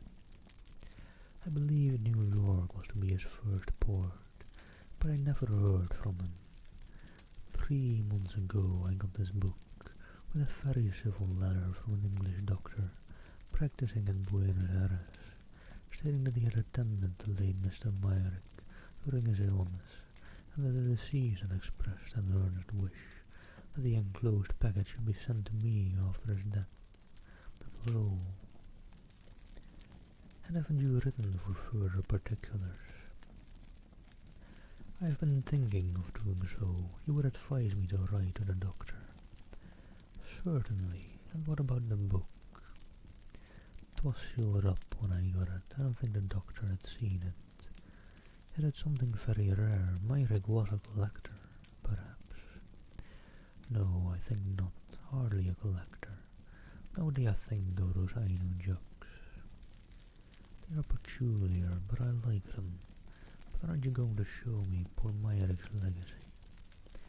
Yes, to be sure. The fact is, it's rather a peculiar sort of thing, and I haven't shown it to anyone. I wouldn't say anything about it if I were you. There it is." Villiers took the book and opened it at haphazard. "It isn't the printed volume then," he said. "No, it is a collection of drawings in black and white by my poor friend Myrick." Villiers turned to the first page. It was blank. The second bore a brief inscription which he read: "Salei per diem universus nexin horror secretus est. Lucet nocturnes ignibus, chores e penum, vendicae personalor, adiuntur et cantus tibiarum, et tinnitus symbolorum, per oram meritarimum." Should I translate that Latin real quick? Sure, let's do that. "He is silent by day o'er men, and not without horror is secret. It shines at night on every side. God pants and dance. They are heard in songs of the pipes, and are echoed of the sea coast by the jingles of the cymbal." And I don't think Google Translate did a good job on that on that translation. But some interesting Latin there. I don't know if the main character even, or if the other characters in this book even know Latin. So. Oh well, no foul in not knowing what it says. On the third page was a design which made Villiers start and look up at Austin. He was gazing abstractedly out of the window. Villiers turned page after page, absorbed in spite of himself, in the frightful Walpurgis night of evil.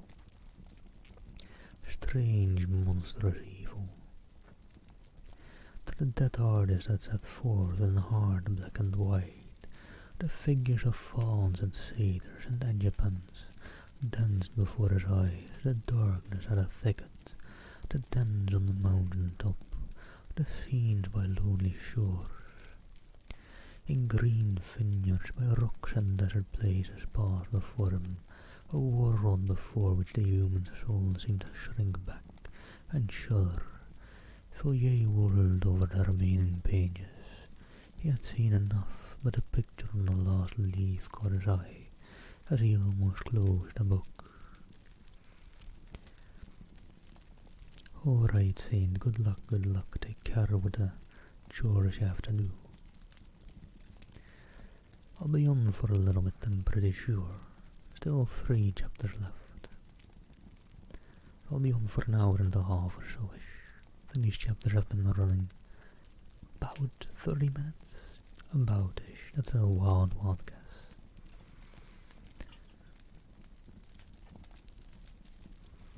Oh, thank you very much, Izzy. Hope you enjoyed. Glad you enjoyed. And well, being a bit more daring today, reading horror books. I was very in the mood for reading a horror book again. Which maybe I should do on my own time, but then I can't. I prefer combining it with streaming, so. Just hope no one gets nightmares. Fingers crossed. Yeah. Fingers crossed. I'll just.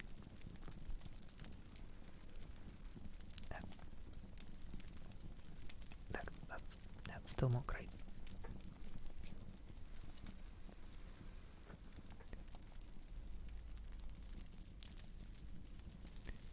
And as he closed his book, Villiers said, Austin, well, what is it?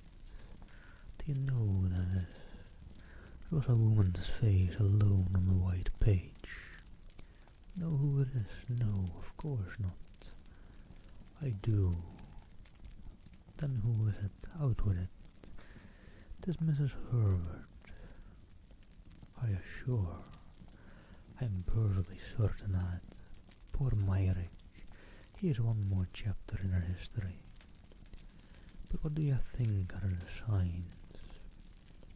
They are frightful. Lock the book up again, Austin. If I were you, I would burn it. It must be a terrible companion, even though it be in a chest. Yes, they are singular drawings, but I wonder what connection there could be between Myrick and Mrs. Herbert, or what link between her and these designs. Ah, who can say? It is possible that the matter may end there, and we shall never know, but in my own opinion, this Helen Fawn on Mrs. Herbert is only the beginning. She will come back to London, Austin. Depend upon it, she will come back. And we shall hear more about her then. I don't think it will be very pleasant news.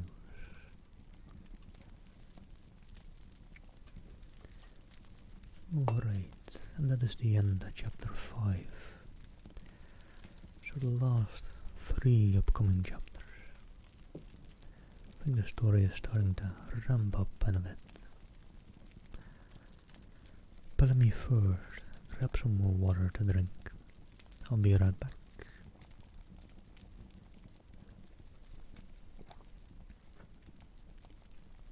I'll just leave you all real quick.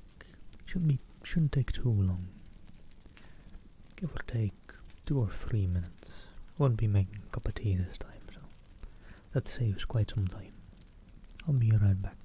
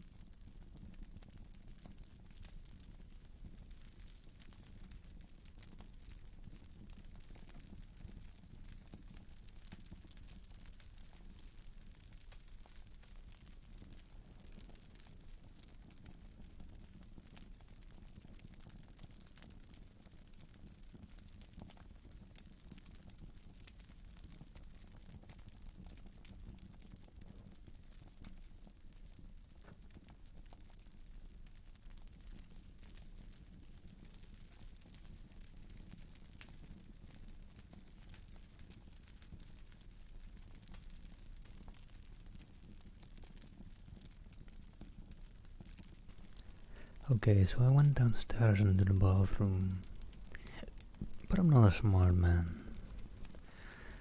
I forgot the main reason I was going, to grab some water. So, yeah, quick back up and down the stairs again. Be right back. Round 2.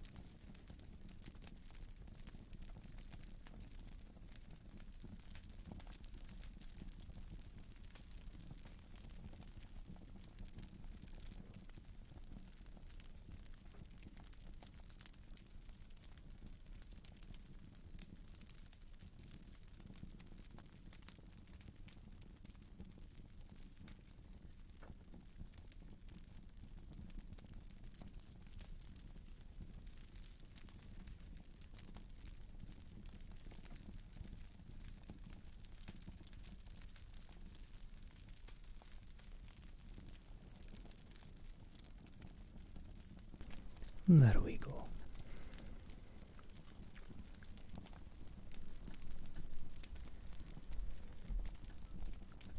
Oh, I see. Thank you so much for the berries.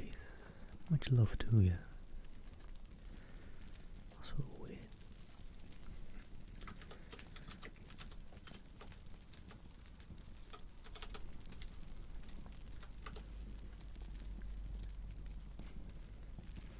Nice, nice. Thank you. Enjoy, enjoy.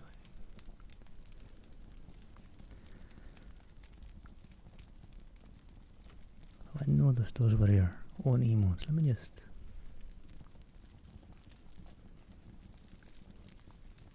Yes, that is the easiest way for me to check out your channel. Let me just drop you a follow.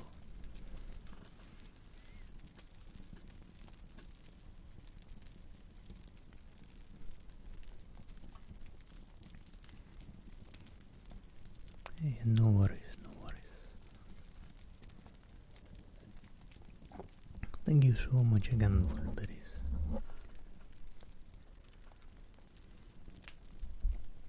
And now this is why I've been working out lately. I'm out of breath, disaster, just after running up and down the stairs 2 times. Yeah. Need some more work on my condition. Quite a bit more, but yeah, we'll get there, we'll get there. All in due time. But for now, we just read. Maybe someday I'll... I mean, it costs a lot if you want to do IRL traveling streams. If you want like proper upload from your phone and all the battery banks for it. But maybe sometimes some traveling streams. I don't know. Would be fun. I want to travel quite a bit once stuff is possible again. But anyhow, let me jump into chapter 6. The suicides.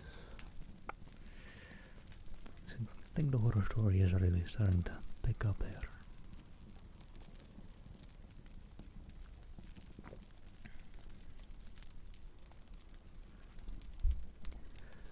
Lord Argentine was a great favourite in London society. At 20 he had been a poor man, decked with a surname of an illustrious family, but forced to earn a livelihood as best he could. And the most speculative of moneylenders would not have entrusted him with £50 on the chance of his ever changing his name for a title, and his poverty for a great fortune. His father had been near enough to the fountain of good things to secure one of the family livings, but a son, even if he had taken orders, would scarcely have obtained so much as this, and moreover felt no vocation for the ecclesiastical estate.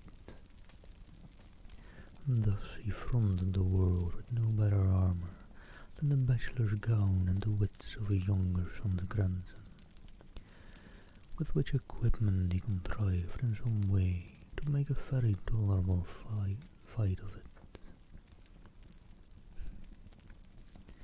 At 25, Mr. Charles Algernon saw himself still a man of struggles and of warfare with the world, but out of the 7 who stood between him and the high places of his family, 3 only remained. And thank you for keeping me hydrated, Jerry. And hey, no shouting.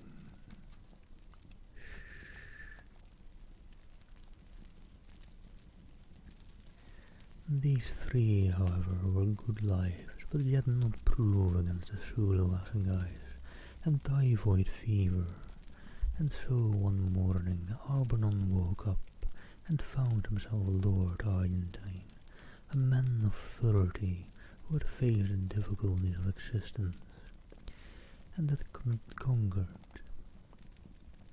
The situation amused him immensely, and he resolved that the riches should be as pleasant to him as poverty had always been. Argentine, after some little consideration, came to the conclusion that dining, regarded as fine art, was perhaps the most amusing pursuit open to fallen humanity, and thus his dinners became famous in London as an invitation to a stable, a thing officially desired. After 10 years at lordship and dinners, Argentine still declined to be jaded, still persisted in enjoying life, and by a kind of infection had become recognized as the cause of joy in others, ensured as the best of company. His sudden and tragical death, therefore, caused a wide and deep sensation. People could scarce believe it, even though the newspaper was before their eyes, and the cry of mysterious death of a nobleman came ringing up from the street. But there's the brief paragraph. Lord Argentine was found dead this morning by his valet, under distressing circumstances. 'Tis stated there can be no doubt that his lordship committed suicide, though no motive can be assigned for the act. The deceased nobleman was widely known in society, and much liked for his genial manner and sumptuous hospitality. He is succeeded by, etc., etc. Right, another paragraph. Let me just see what's making my background remover glitch out there. I think it's mainly the light messing things up.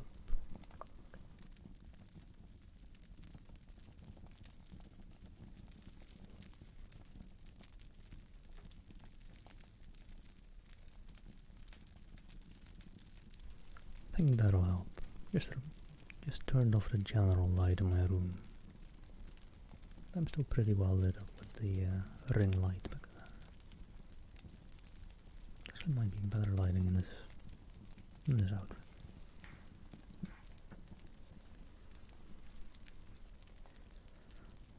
By slow degrees the details came to light, but the case still remained a mystery. The chief witness at the inquest was the dead nobleman's valet, who said that the night before his death Lord Argentine had dined with a lady of good position, whose name was suppressed in the newspaper reports. At about 11 o'clock Lord Argentine had returned, had informed his men that he should not require his services till the next morning. A little later the valet had occasion to cross the hall, and was somewhat astonished to see his master quietly letting himself out at the front door. He had taken off his evening clothes and was dressed in a Norfolk coat and knickerbockers, and wore a low brown hat. The valet had no reason to suppose that Lord Argentine had seen him, and though his master rarely kept late hours, thought little of the occurrence till the next morning, where he knocked at the bedroom door at 8:45 as usual. He received no answer, and after knocking 2 or 3 times entered the room, and saw Lord Argentine's body leaning forward at an angle from the bottom of the bed.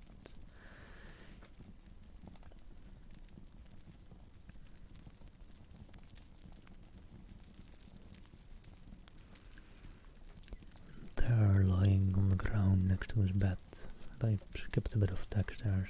I don't know. I'll skip those details for the ASMR. There, lying at the bottom of his bed, he was dressed in the light suit in which the valet had seen him go out, and the doctor was summoned pronounced that life had been extinct for more than 4 hours. All papers, letters, and so forth seemed in perfect order, and nothing was discovered which pointed in the most remote way to any scandal either great or small. Here the evidence ended. Nothing more could be discovered. Several persons had been present at a dinner party at which Lord Argentine had insisted, and to all these he seemed in his usual genial spirit. The valet indeed said he thought his master appeared a little excited when he came home, but he confessed that the alteration in his manner was very slight, hardly noticeable indeed. It seemed hopeless to seek for any clue, and the suggestion that Lord Argentine had been suddenly attacked by acute suicidal mania was generally accepted. And hello there, Double Straw. Thank you for the follow. Hope you're doing well. We're getting kinda into the thick of a horror book here, so.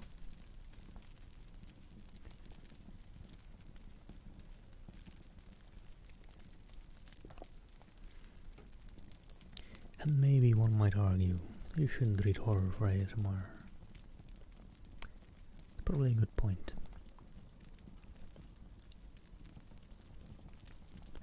Yeah, no, I don't really have a retort to that, to be honest. It was otherwise, however, when within 3 weeks 3 more gentlemen, one of them a nobleman, and the 2 others men of good position and ample means, perished miserably in almost precisely the same manner. Lord Swanley was found one morning in his dressing room, and Mr. Collier's steward and Mr. Harris had chosen to die as Lord Argentine the same ways. There was no explanation in either case, a few bald facts, a living man in the evening and a dead body with a black swollen face in the morning. The police had been forced to confess themselves powerless to arrest or to explain the sordid murders of Whitechapel. But before these horrible occasions of Piccadilly and Mayfair, they were dumbfounded, for not even the mere ferocity which the jury, as an explanation of the crimes at the East End, could be of service in the West. Each of these men with resolve to die a tortured, shameful death was rich, prosperous, and to all appearances in love with the world, and not the acutest research could ferret out any shadow of a lurking motive in either case. There was a horror in the air, and men looked at one another's faces when they met, each wondering whether the other was to be the victim of the 5th nameless tragedy. Journalists sought in vain in their scrapbooks for materials whereof to conquer the reminiscent articles, and the morning paper was unfolded in many a house with a feeling of awe. No man knew when or where the blow would next light.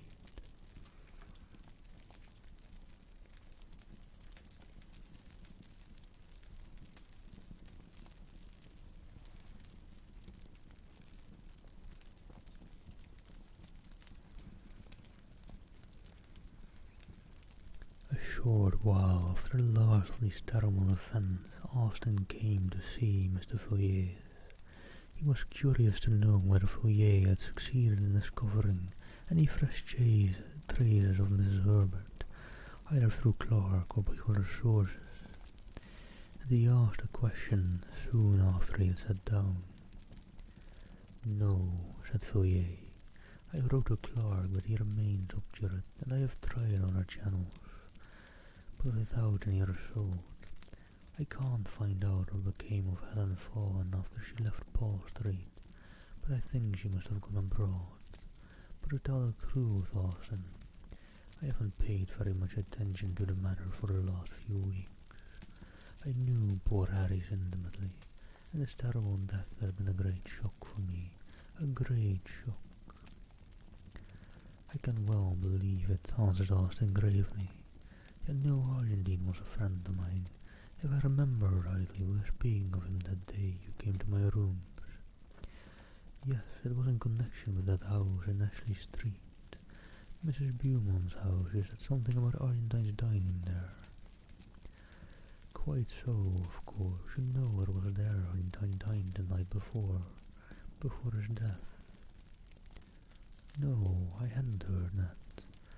Oh yes, the name was kept out of the papers to spare Mrs. Beaumont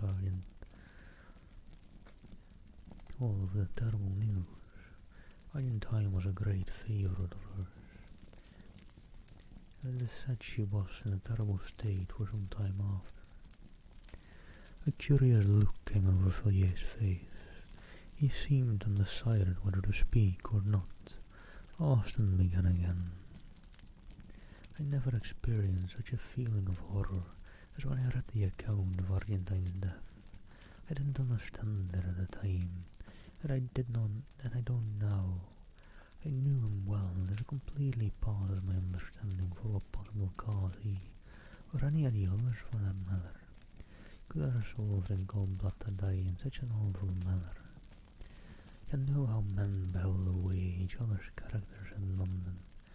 You may be sure any buried scandal or hidden skeleton would have been brought to light in such a case as this. But nothing of the sort has taken place. As for the theory of mania, that is very well, of course, for the coroner's jury, but everybody knows that it's all nonsense. Suicidal mania is not smallpox. Austin relapsed into gloomy silence. Fourier sat silent also, watching his friend. The expression of indecision still fleeted across his face. He seemed as if weighing his thoughts in the balance, and the considerations he was revolving left him still silent. Austin tried to shake off the remembrance of tragedies as hopeless and perplexed as the labyrinth of Daedalus, and began to talk in an indifferent voice of the more pleasant incidents and adventures of the season.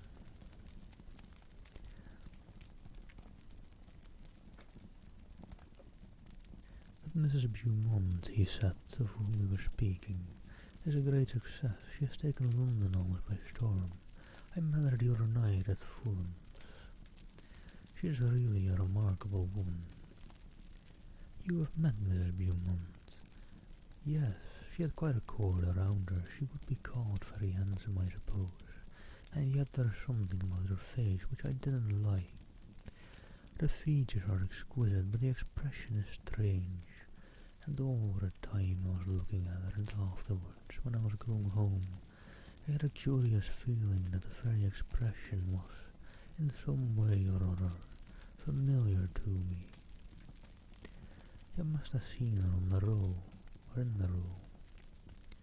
No, I'm sure I never set eyes on the woman before. It is that which makes it puzzling, and to the best of my belief, I have never seen anybody like her. What I felt was a kind of dim, far-off memory, vague but persistent.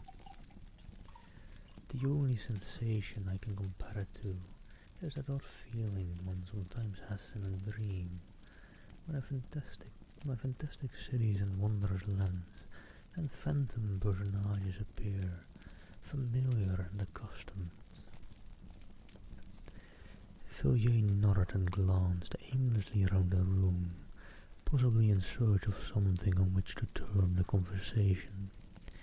His eyes fell on an old chest, somewhat like that in which the artist's strange legacy lay hid beneath a gullet scratching.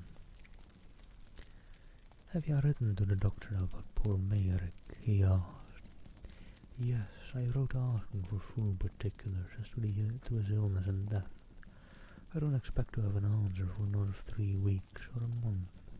I thought I might as well inquire whether Mayrick knew an English woman named Herbert, and if so, whether the doctor could give me any information about her.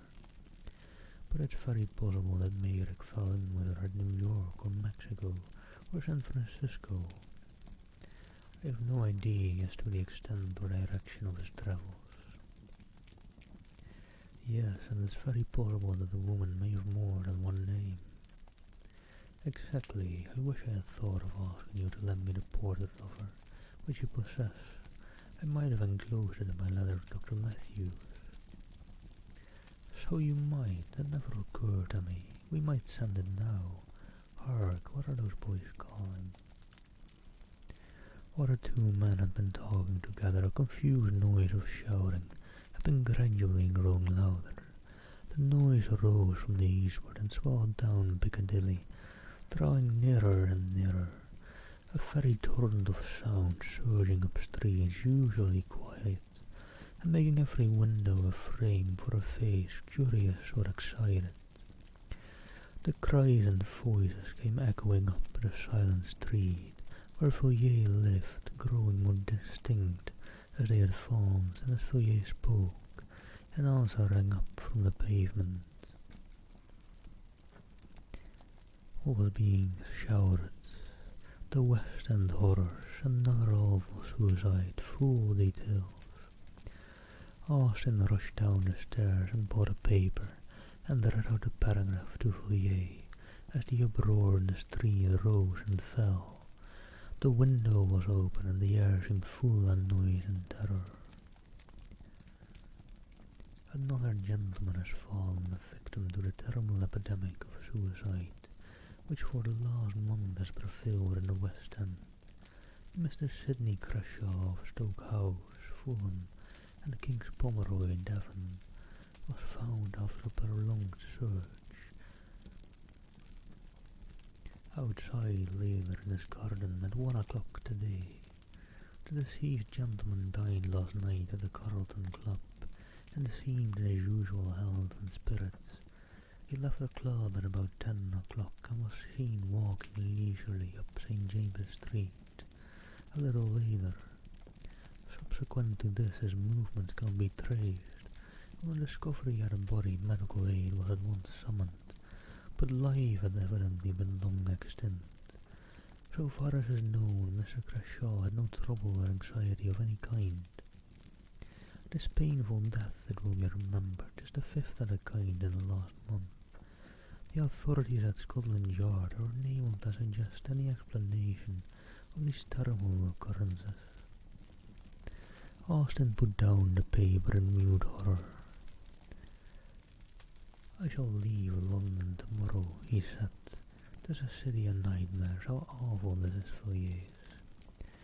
Mr. Villiers was sitting by the window, quietly looking out into the street.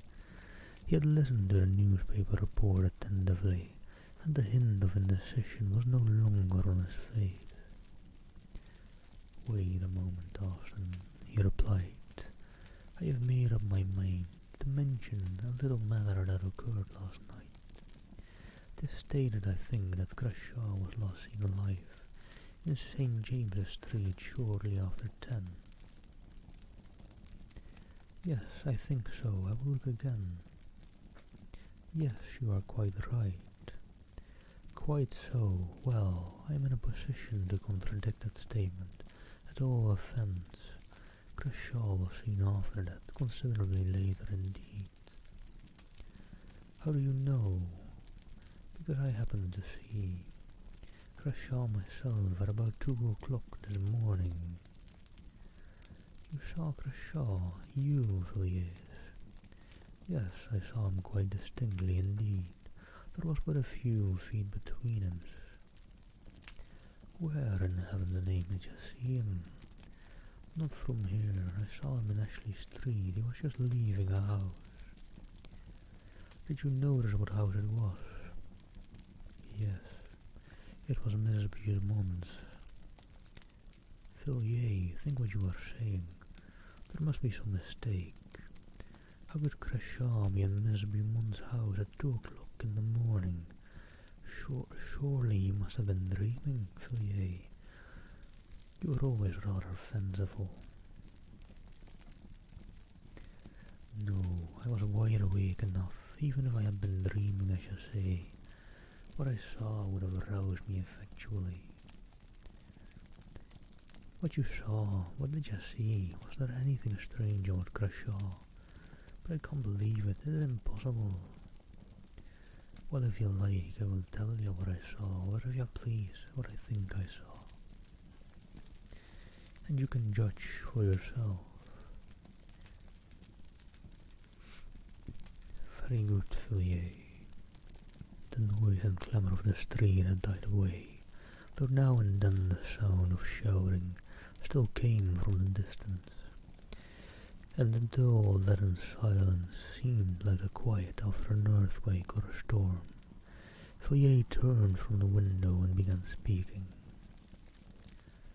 I was at a house in the Regent's Park last night, and when I came away the fancy took me to walk home instead of taking a hansom.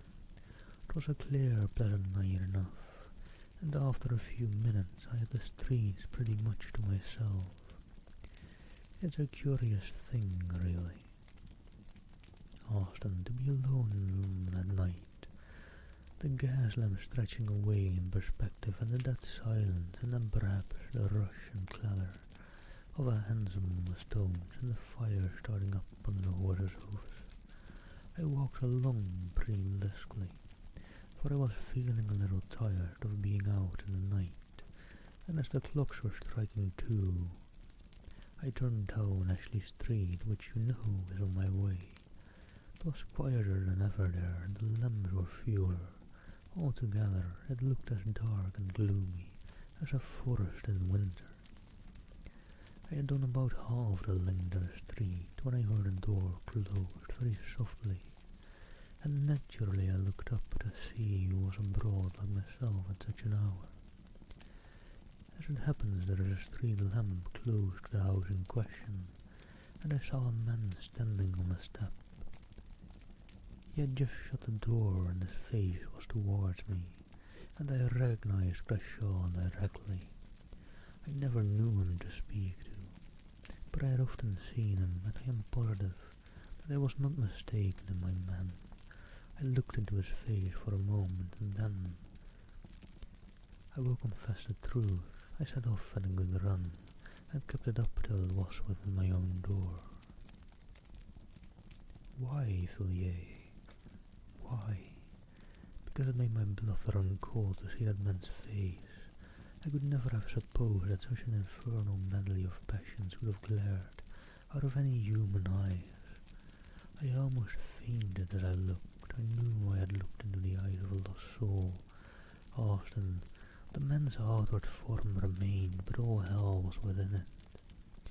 Furious lust and hate that was like fire, and the loss of all hope and horror that seemed to shriek aloud to the night, though his teeth were shut in the utter blackness of despair.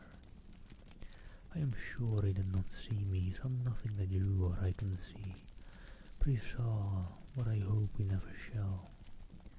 I do not know when he died, I suppose in an hour or perhaps 2, but when I passed down Ashley Street and heard the closing door, that man no longer belonged to this world. It was a devil's face I looked upon. There was an interval of silence in the room, and Fourier ceased speaking. The light was failing, and what you more of an hour ago was quite hushed.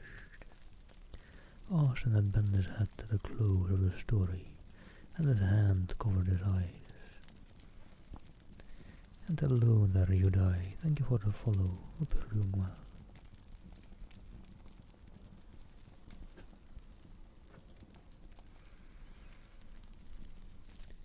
What can it mean? He said at length. Who knows, Austin, who knows?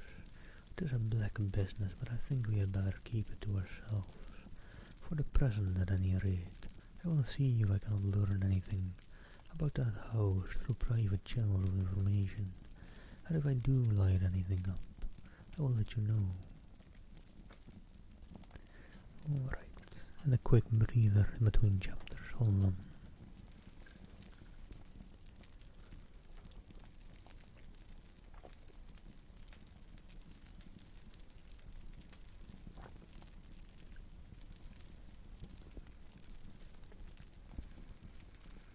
Let me in the breather actually, just stretch my back real quick. I'll just be off cam, just stretching out of my seat, but I'll be right back.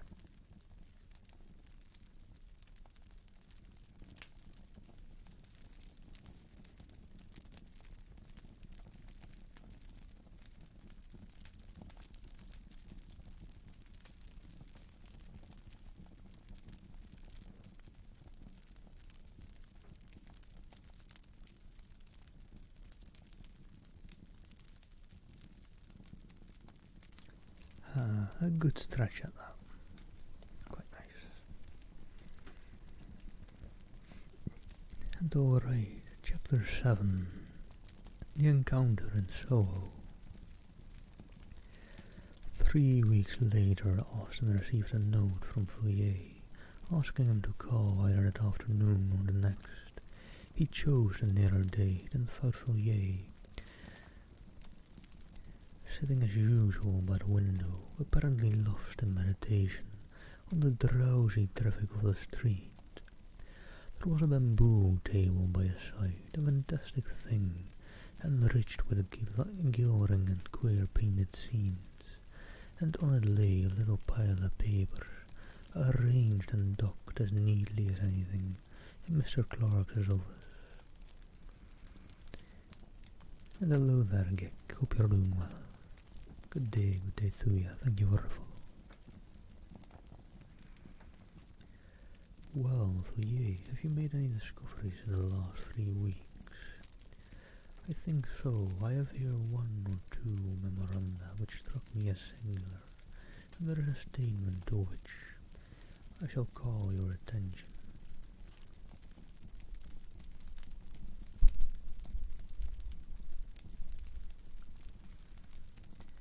And these documents relate to Mrs. Beaumont. It was really Crashaw whom we saw that night standing on the doorstep of the house in Ashley Street. As to that matter, my belief remains unchanged, but neither my inquiries nor their results have any special relation to Crashaw, but my investigations have had a strange shot. I have found out who Mrs. Beaumont is. Who she is? In what way do you mean? I mean that you and I know her better under another name. What name is that? Herbert. Herbert, Austin repeated the word, dazed with astonishment. Yes, Mrs. Herbert of Paul Street, Helen Fawn of earlier advantage, unknown to me. You had reason to recognize the expression of her face. When you go home, look at the face in Myra's Book of Horrors, and you will know the sources of your recollection. And you have proof of this? Yes, the best of proof. I have seen Mrs. Beaumont, or shall we say Mrs. Herbert. Where did you see her? Hardly in a place where you would expect to see a lady who lives in Ashley Street, Piccadilly. I saw her entering a house in one of the meanest and most disreputable streets in Soho.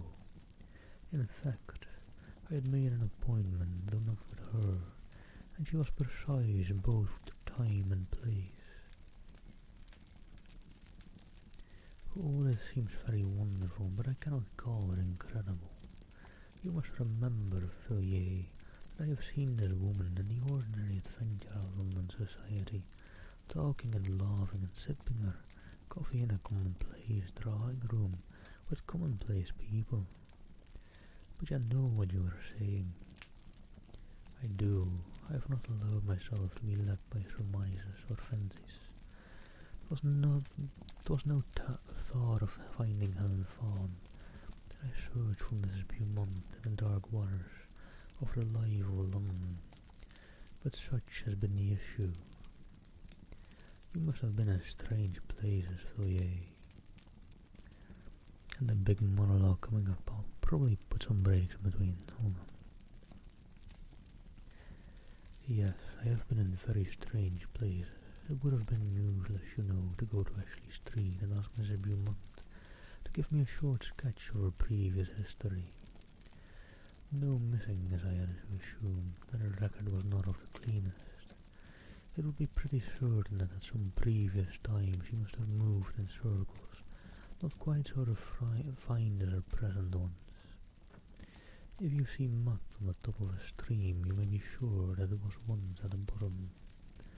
I went to the bottom. I have always been fond of driving into queer streets for my amusement, and I found my knowledge of that locality and its inhabitants very useful. It is perhaps needless to say that my friends had never heard the name of Beaumont, and as I had never seen the lady, I was quite unable to describe her. I had to set to work in an indirect way. The people that know me, I've been able to do some of them a service now and again, so they made no difficulty about giving their information. They were aware I had no communication, direct or indirect, with Scotland Yard. I had to cast out a good many lines though before I got what I wanted, and when I landed the fish, I did not for a moment suppose it was my fish. But I listened to what I was told out of a constitutional liking for useless information, and I found myself in possession of a very curious story, though, as I imagined, not a story I was looking for. It was to this effect: some 5 or 6 years ago, a woman named Raymond suddenly made her appearance in the neighbourhood to which I am referring. She was described to me as being quite young, probably not more than 17 or 18, very handsome and looking, as if she came from the country. I should be wrong in saying that she found her level in going to this particular quarter, or associating with these people. For from what I was told, I should think the world then in London far too good for her. The person from whom I got my information, as you may suppose, no great Puritan, shuddered and grew sick in telling me of the nameless infamies which were laid to her charge. After living there for a year, or perhaps a little more, she disappeared as suddenly as she came, and I saw nothing of her till about the time of the Paul Street case. Alright, quick break in the monologue.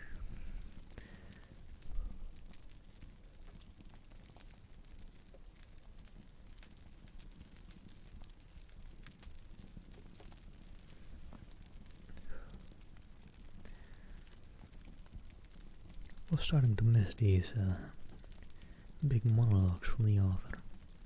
He hadn't put one in a bit.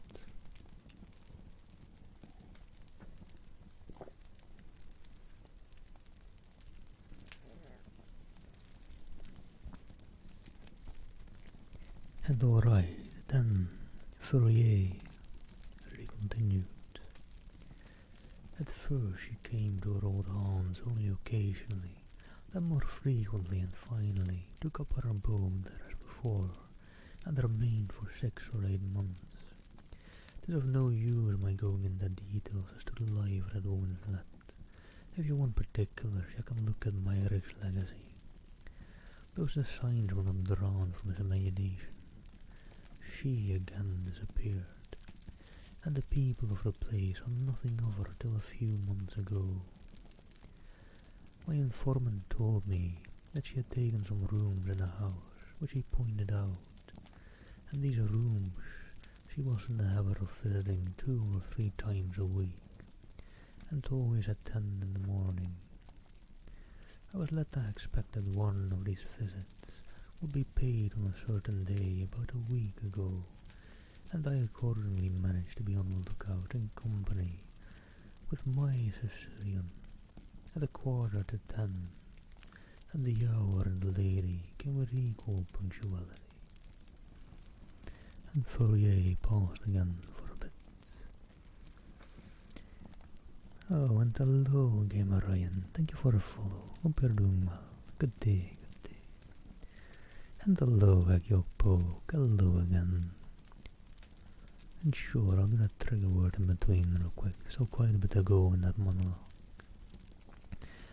Constantinople, Constantinople, Constantinople, Constantinople. But did you know Istanbul was once Constantinople? But that's kind of nobody's business with the Turks, really. But yeah, it was once Constantinople. Alright, I don't really know yet how often I should do those, but there you go. Also, you guys see a fly buzzing about. I think I do, but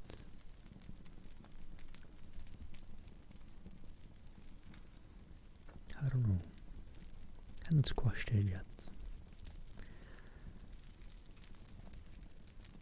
Hello, doggo. Thank you for the follow. Let me jump back into what Mr. Fourier was saying to Austin. And Mr. Fourier continued. My friend and I were standing under an archway a little back from the street.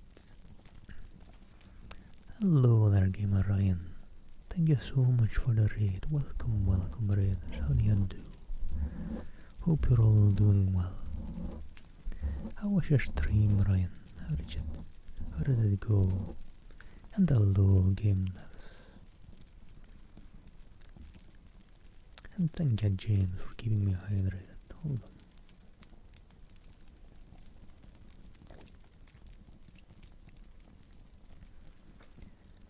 And Kid Sweatshirt Gaming, and Justin P. ASMR, and Jackie. Thank you for the follows. Thank you very much.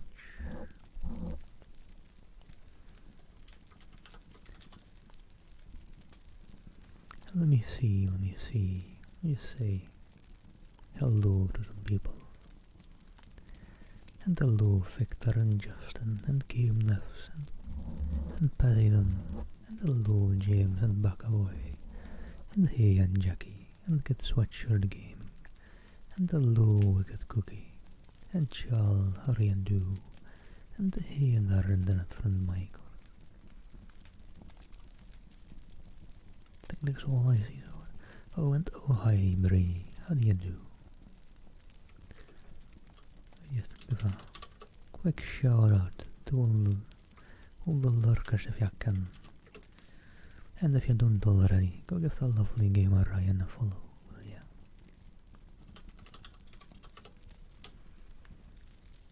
And then there's also the lovely Game Devs ASMR. Go give them a follow as well. I just finished that 24-hour stream. Probably get a sleep soon then, yeah. So if you are, sleep well, Ryan. Hope that stream went well. Hope you had fun, hope you enjoyed. And hello, Sky's Way, thank you for the follow. And welcome raiders. For anyone wondering, I mainly read books, and I am nearing the end of one. Nearing the end of, what was it called again? It is a short fiction book by Arthur Machen. The Great God Pen is what it's called. Hey, no problem, Game Devs, no problem. You're quite welcome. Yeah, sleep well, Ryan, sleep well. Take care, take care.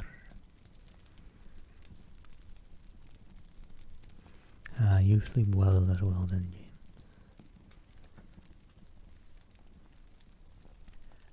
But yeah, we're doing a Spooky Sunday today. So it is a horror book.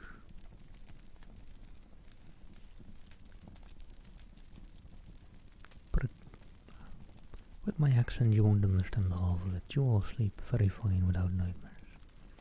I was very in the mood for reading a horror book again, so apologies in advance if anyone does get any nightmares of it.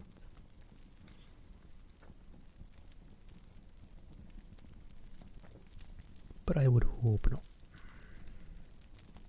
Hello, Royston. The book is in English.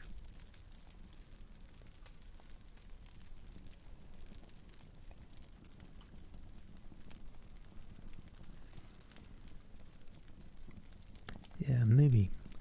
I've thought about it. Like I would be perfectly fine doing some voiceovers, but maybe I should put like a business email in my Twitch description somewhere. If people do wanna reach out for inquiries.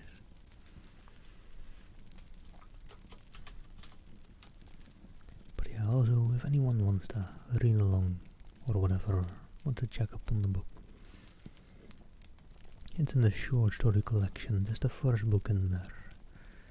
I'm currently about halfway in chapter 6. I had to think about that for a second. We're currently uncovering the mysteries that have been happening around there. A lot of people had been visiting a house and then dying short thereafter, after having visited that one house. And the man just talking, which has been representing on the left side, Mr. Villiers, just reporting on over to Mr. Austin, which I don't think has another last name or likes. Let me jump back into what Mr. Villiers was saying to Austin. And thank you again, before I do, for the lovely and big grades. Ryan, sleep well, have the greatest of sleeps. You deserve it after a stream like that.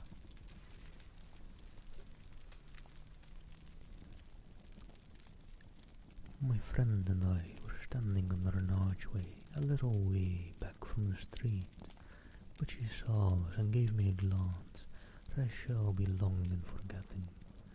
That look was quite enough for me. I knew Miss Raymond to be Mrs. Herbert. As for Mrs. Beaumont, she had quite gone out of my head.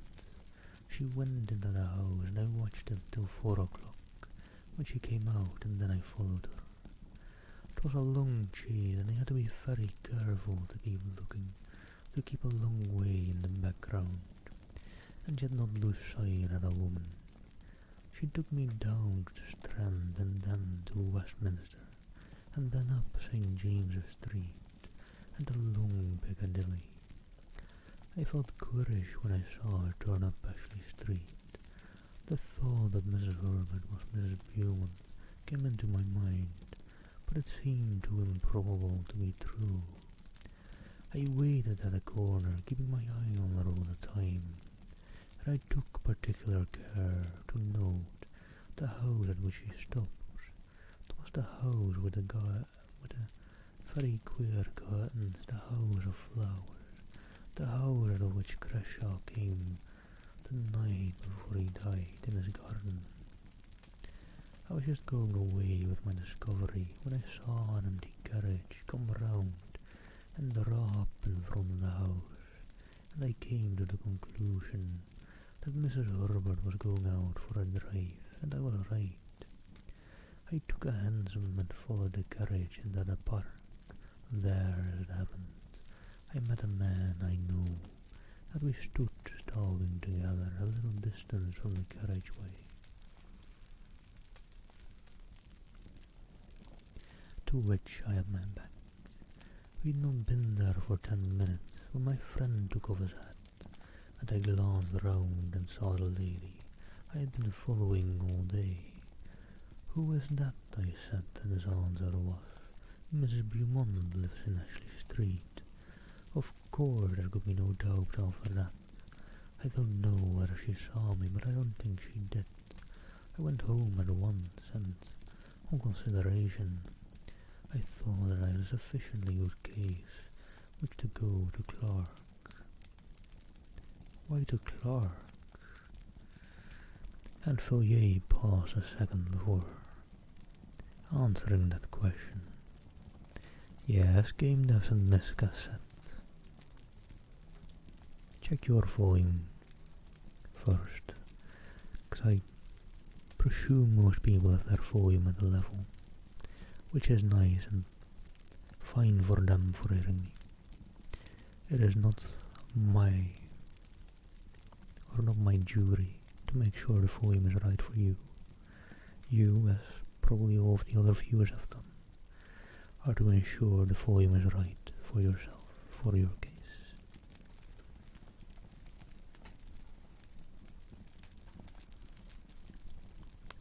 And then Mr. Fourier responded, because I am sure that Clark is in possession of facts about this woman, facts of which I know nothing. Well, what then? Mr. Fourier leaned back in his chair and looked reflectively at Austin for a moment before he answered. My idea was that Clark and I should call Mrs. Beaumont. You would never go into such a house as that. No, no, Fourier, you cannot do it. Besides, consider what result. I will tell you soon, but I was going to say that my information does not end there. It has been completed in an extraordinary manner. Look at this neat little packet of manuscript. It is paginated, you see, and I've indulged in the civil coquetry of ribbon over a tape. There is almost a legal error, hasn't it? Run your eye over it, Austin. It is an account of the entertainment Mrs. Beaumont provided for her choicer guests. The man who wrote this escaped with his life, but I do not think he will live many years. The doctors tell me he must have sustained some severe shock to the nerves. Austin took the manuscript, but never read it. Opening the neat pages at haphazard, his eye was caught by a word and a phrase that followed it, and sick at heart, with white lips and a cold sweat pouring like water from his temples, he flung the paper down. Take it away, Fourier, never speak at us again. Are you made of stone, man? Why the dread and horror of death itself? The thoughts of the man who stands in the keen morning air on the black platform, bowed the bell toiling in his ear, and waits for the harsh rattle of the bolt, are as nothing compared to this. I will not read it, I should never sleep again. Very good, I can fancy what you saw. Yes, it is horrible enough, but after all, it is an old story, an old mystery played in our day, and in dim London streets instead of amidst the vineyards and the olive gardens. We know what happened to those who chanced to meet the great god Pan, and those otherwise know that all symbols are something. Not of nothing, it was indeed an exquisite symbol beneath which men long ago filled their knowledge of the most awful, most secret forces which lie at the heart of all things. Forces before which the souls of men must wither and die and blacken, as their bodies blackened under the electric current. Such forces cannot be named, cannot be spoken, cannot be imagined except under a veil, and a symbol to the most of us, appearing a quaint poetic fancy.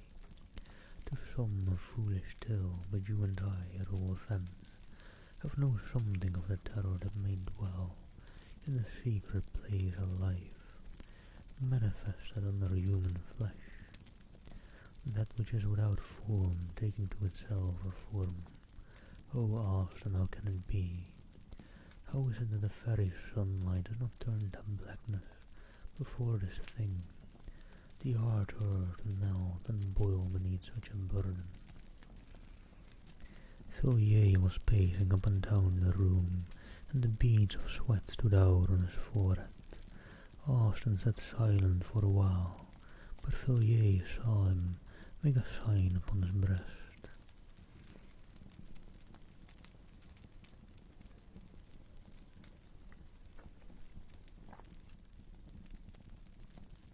I say again, Fillier, you will surely never enter such a house as that. You would never pass out alive. Yes, Austin, I shall go out alive, I and Clark with me.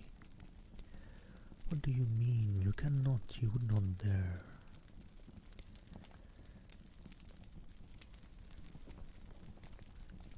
And he goes on another big monologue here, so sorry if it's a bit left-sided.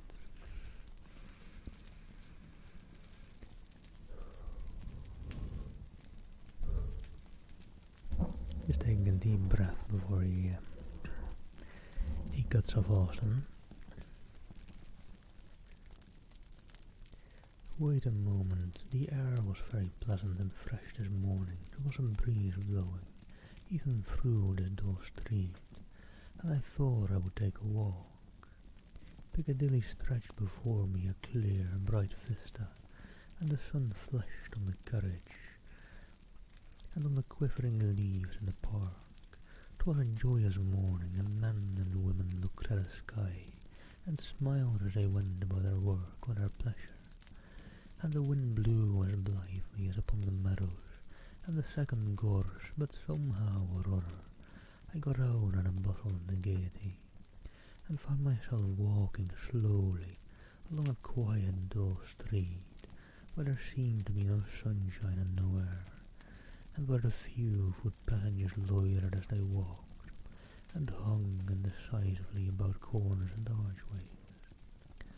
I walked along, hardly knowing where I was going or what I did there, but feeling impelled, as one sometimes is, to explore this further with a vague idea of reaching some unknown goal. Thus I forged up the streets, noting the small traffic at a milk shop, and wondering at the incongruous medley of penny pipes, black tobacco, sweets, newspapers, and comic songs which here and there jostled one another in the short compass of a single window. I think it was a cold shudder that suddenly passed through me that first told me that I had found what I wanted. I looked up from the pavement and stopped before a dusty shop, above which the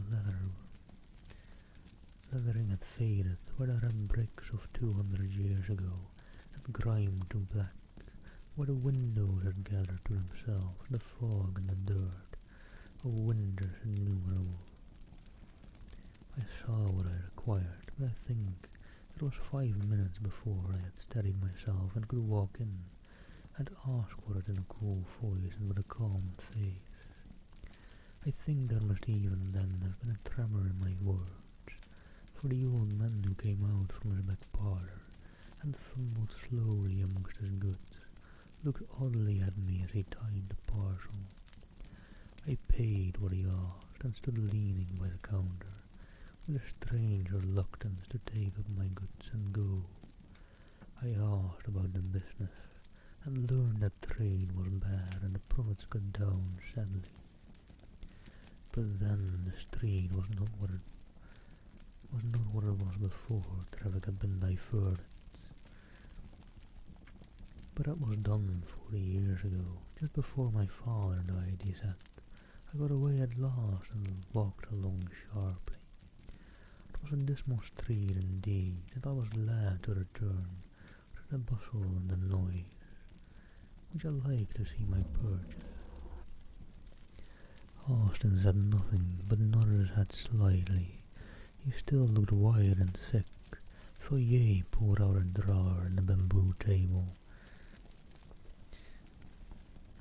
and showed Austin a long coil of cord, hard and new, and at one end was a running noose. "It is the hempen cord," said Foyer, "just as it used to be made for the old trade," the man told me. "Not an inch of use from end to end." Austin set his teeth hard and stared at Foyer, growing wider as he looked. You would not do it, he murmured at last. You would not have blood on your hands, my God. He exclaimed with sudden vehemence.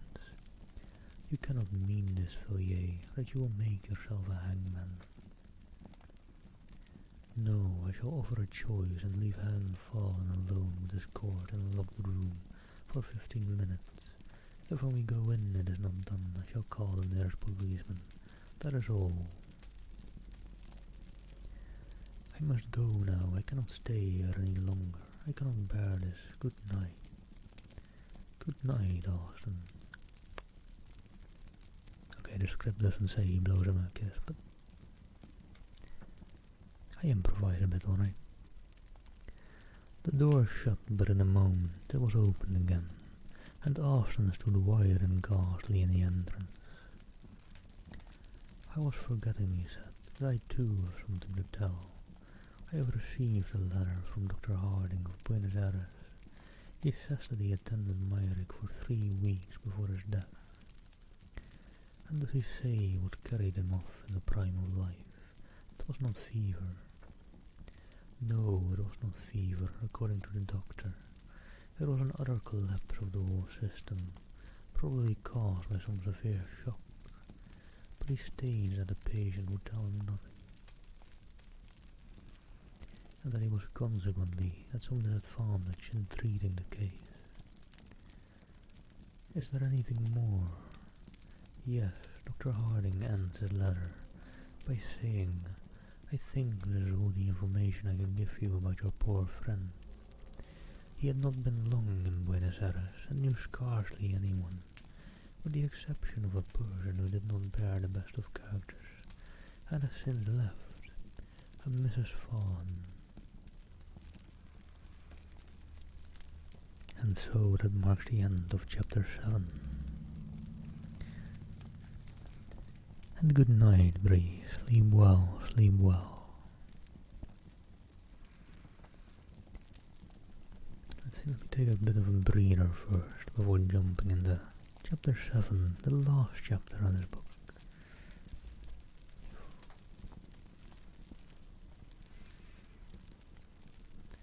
All the back trouble ones get from doing ASMR. It's weirdly noticeable.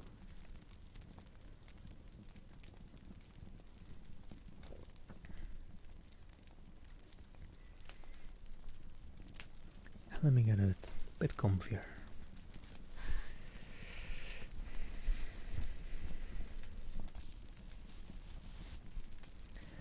After all this reading a horror, gotta get a bit cozy.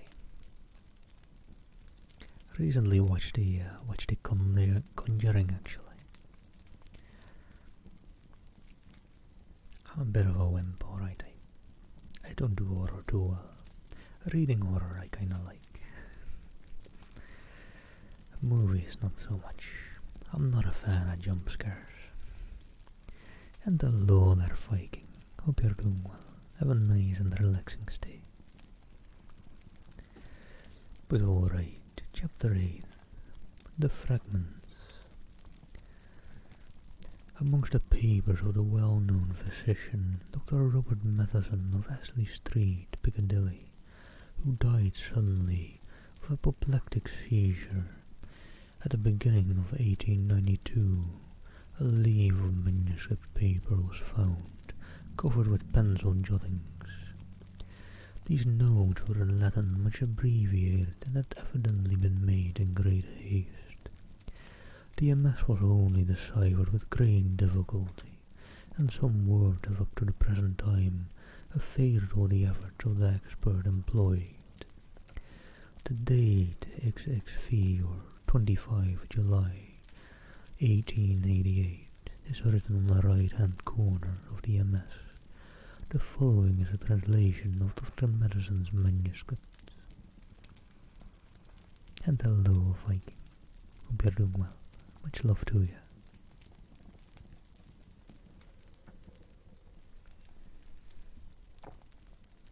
Also, that little intro was interesting. That was written in cursive as a bit of a intro to to the last chapter. Or maybe just this part of the last chapter. Fragments of Dr. Matheson's manuscript. We have a quick look at things.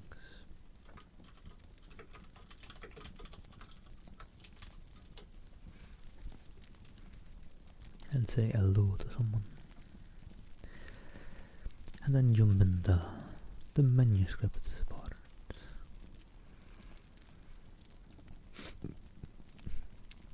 Whether science would benefit by these brief notes if they could be published, I do not know, but rather doubt, but certainly.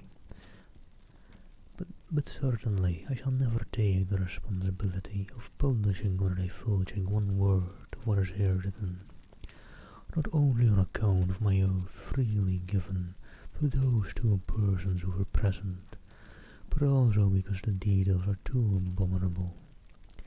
It is probably that, upon mature consideration, and after weighing the good and the evil, I shall one day destroy this paper, or at least leave it under seal to my friend D, trusting in his discretion to use it or to burn it as he may think fit. As was befitting, I did all that my knowledge suggested, to make sure that I was suffering under no delusion. At first astounded, I could hardly think, but in a minute's time I was sure that my pulse was steady and regular, and that I was in my real and true senses.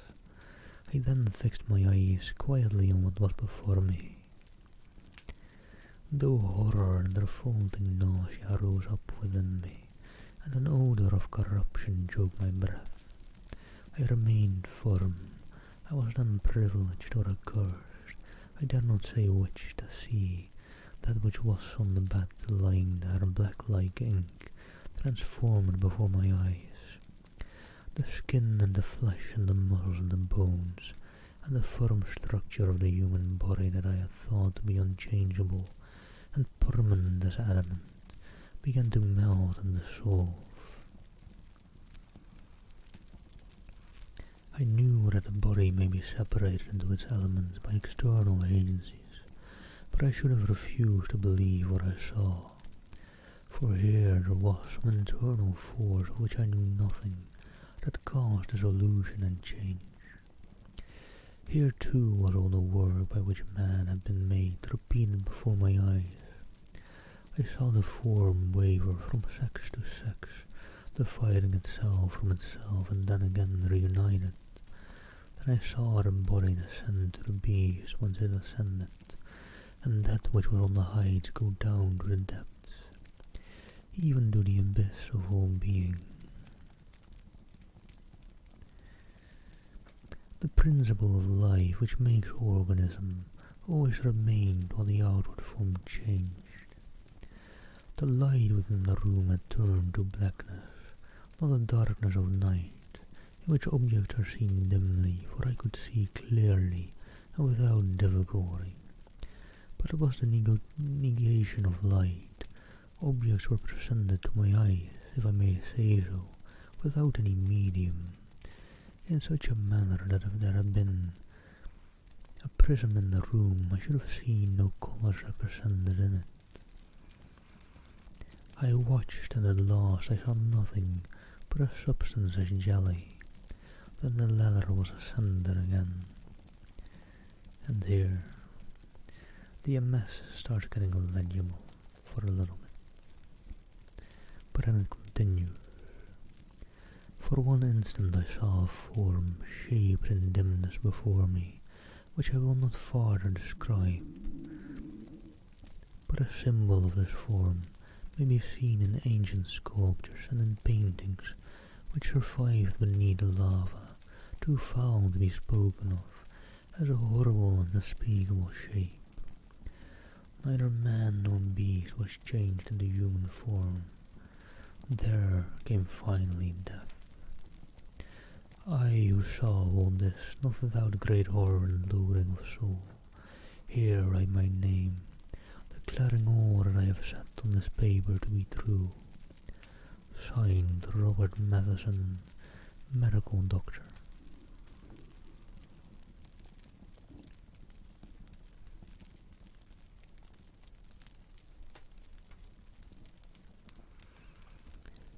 Such, Raymond, is the story of what I know and what I have seen. The burden of it was too heavy for me to bear alone, and yet I could tell it to none but you. For ye who was with me at the last knows nothing of that awful secret of the wood, of how as we both saw die lay upon the smooth sweet turf amidst the summer flowers, half in sun and half in shadow, and holding the girl Rachel's hand, caught and summoned those companions, and shaped in solid form upon the earth we tread on. The horror which we can but hint at, which we can only name under a figure.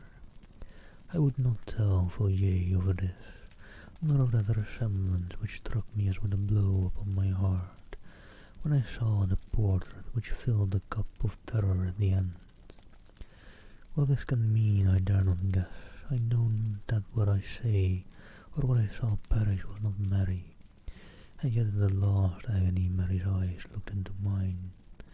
Whether there be anyone who can show the last link in this chain of awful mystery, I do not know. But if there be anyone who can do this, you, Raymond, are the man. And if you know the secret, it rests with you to tell it or not as you please. I am writing this letter to you immediately on my getting back to town. I have been in the country for the last few days. Perhaps you may be able to guess in what part.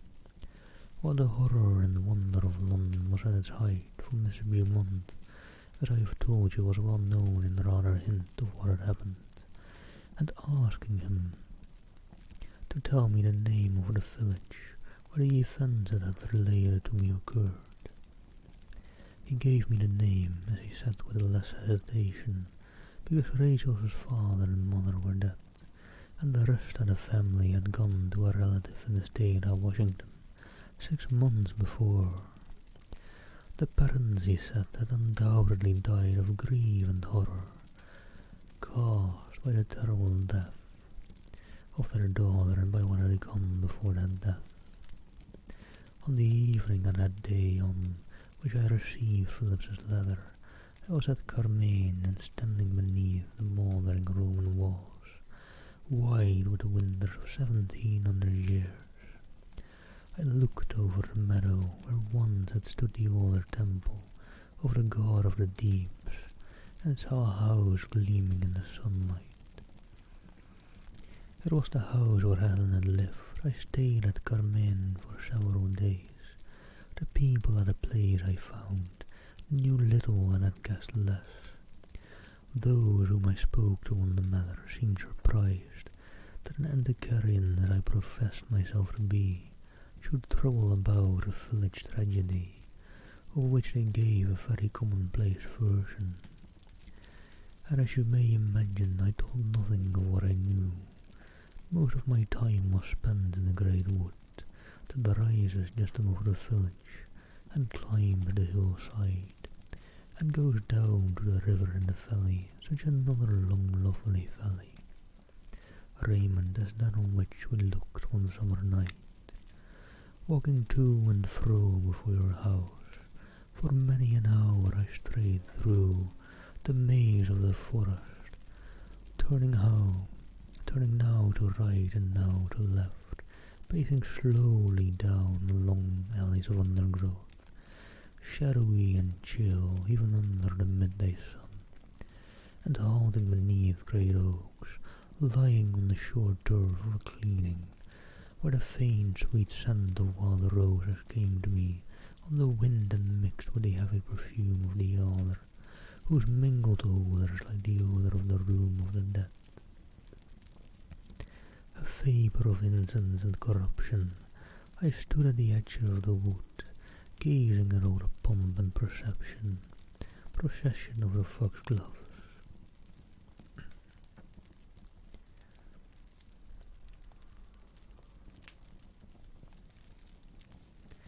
Towering amidst the bracken and shining red in the broad sunshine, and beyond them into deep thickets of close undergrowth, where springs boil up from the rock and nourish the water weeds, dank and evil. For in all my wanderings I avoided one part of the wood.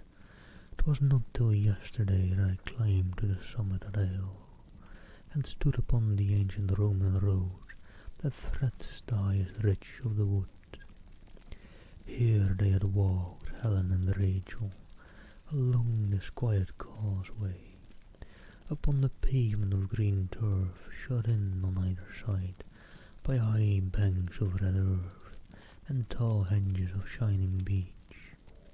And here I followed in their steps, looking out now and again through partings in the boughs, and seeing on one side the sweep of the wood, stretching far to right and left, and sinking into the broad level.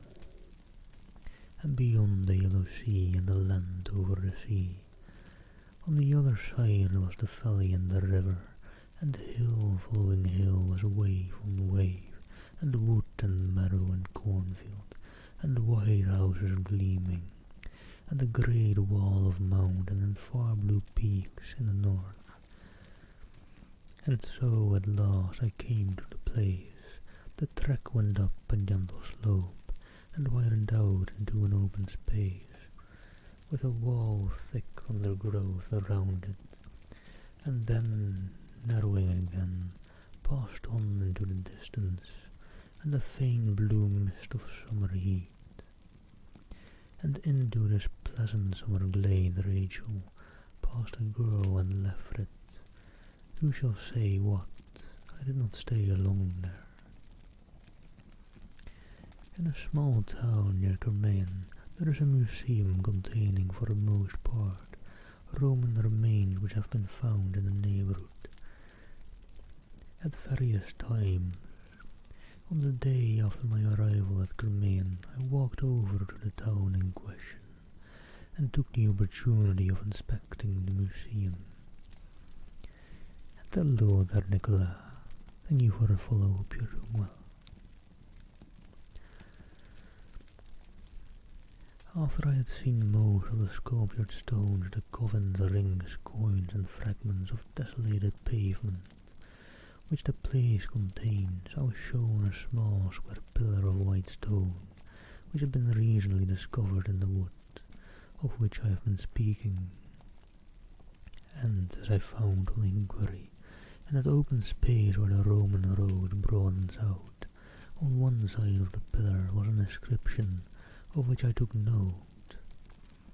Some of the letters have been defaced, but I do not think there can be any doubt as to those which I supply. The inscription is as follows. Let me just take a deep breath before I try to read Latin again.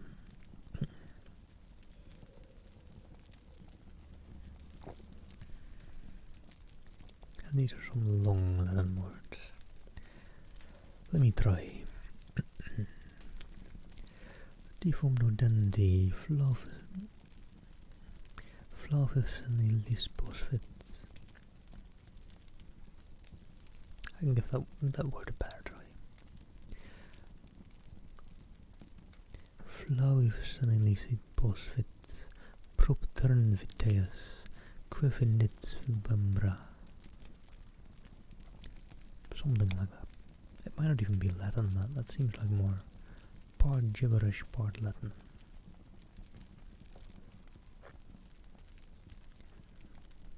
To the great god Nodens, the god of the great deep or abyss, Flavius Senseless has erected this pillar on account of the marriage which he saw beneath the shade. Might be the meaning, I guess. Not sure. Oh, right. Not sure.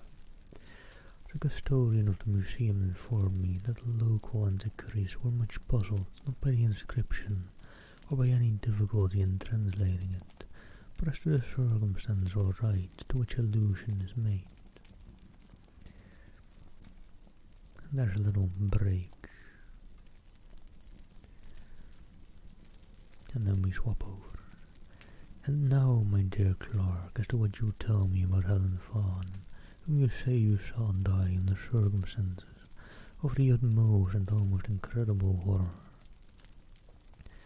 I was interested in your account, but a good deal, nay all, of what you told me I knew already.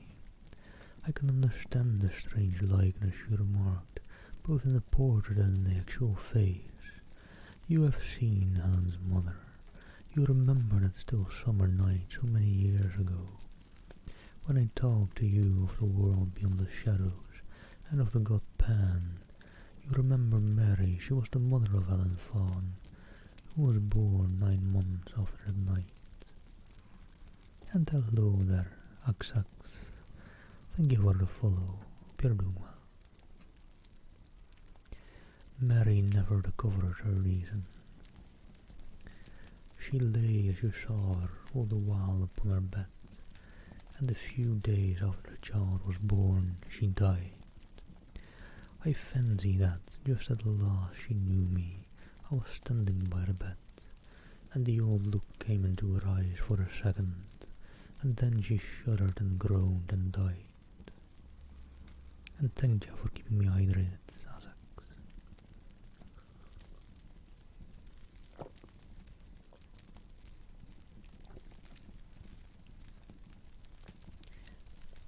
It was an ill work I did that night when you were present. I broke open the door of the House of Life, without knowing or caring what might pass forth or enter in. I recollect your telling me at the time, sharply enough, and rightly enough too, in one sense, that I had ruined the reason of a human being by a foolish experiment, based on an absurd theory. You did well to blame me, but my theory was not all absurdity. What I said Mary would see, she saw, but I forgot that no human eyes could look on such a vision with impunity. And I forgot that I have just said, that when the House of Life is thus thrown open, there may enter in that for which we have no name, and human flesh may become the fill of horror one dare not express. I played with energies, which I did not understand, and you have seen the ending of it. Helen Fawn did well to bind the cord about her neck and die, though the death was horrible. The blackened face, the hideous form upon the bed, changing and melting before your eyes, from woman to man, from man to beast, and from beast to worse than beast. All the strange horror that you witness surprises me but little. What you say the doctor whom you sent foresaw, and shuddered at I noticed long ago. I knew what I had done the moment the child was born, and when it was scarcely 5 years old I surprised it, not once or twice but several times, with a playmate you may guess of what kind. It was for me a constant and incarnate horror, and after a few years I felt I could bear it no longer, and I sent Helen Fawn away. You know now what frightened the boy in the wood. The rest of the strange story and all else that you tell me, as discovered by your friend, I have contrived to learn from time to time, almost to the last chapter, and now Helen is with her companions.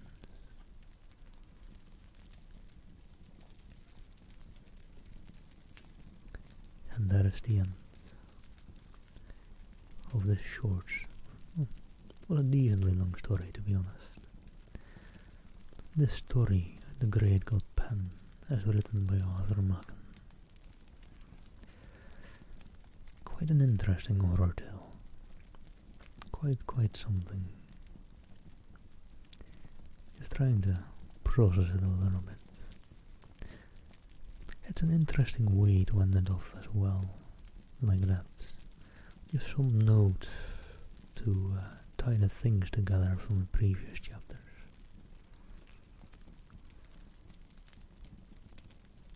But it does have a decently closed ending, I feel. I don't know. It was properly closed, I feel. Anyhow, with that,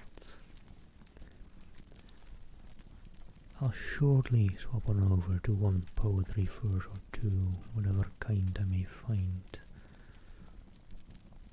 Just quickly see.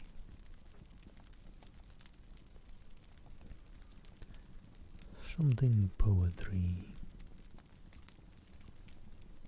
Who would I do a couple of verses on before I send you all off on a raid?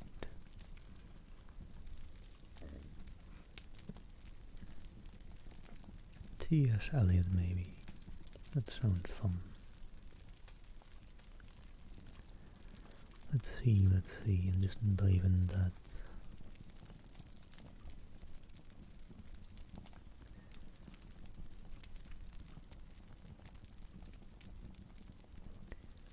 Sure, let me just do these two pieces of poetry. This one is pretty long, and then the next one after isn't quite that long.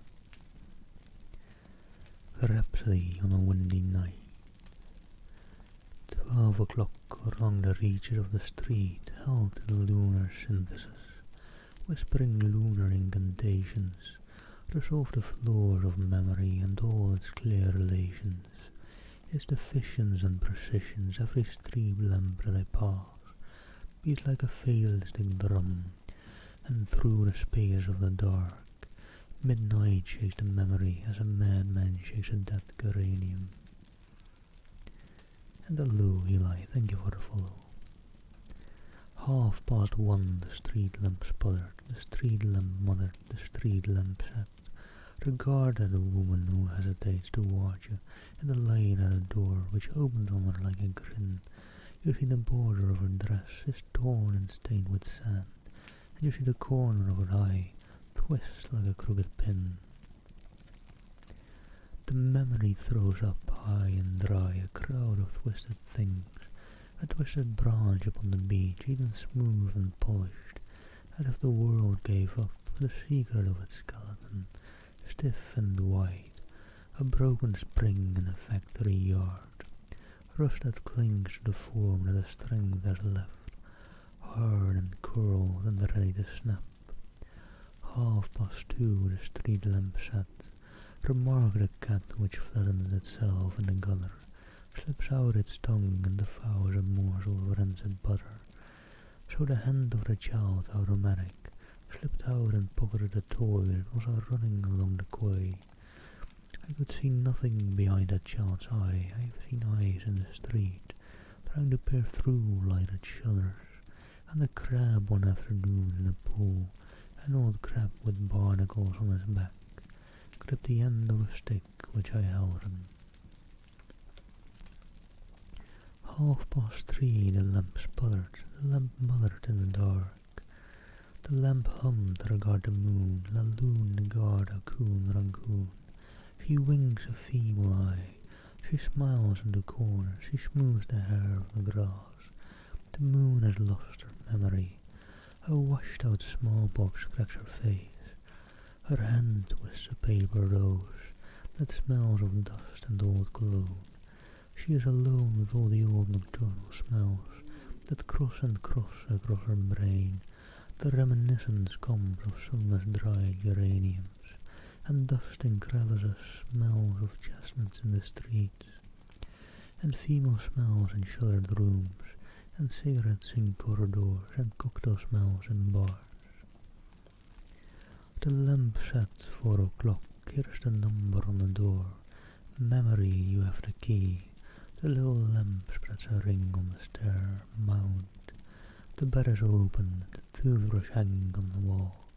Put your shoe at the door, sleep, prepare for life.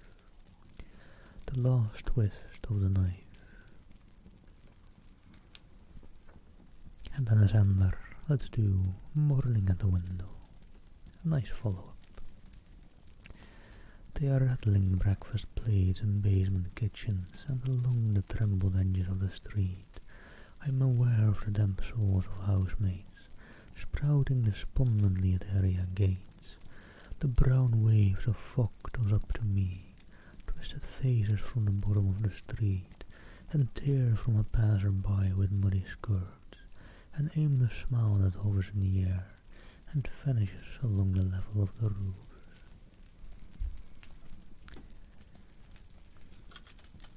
And alright, with that let me see, get my headset on.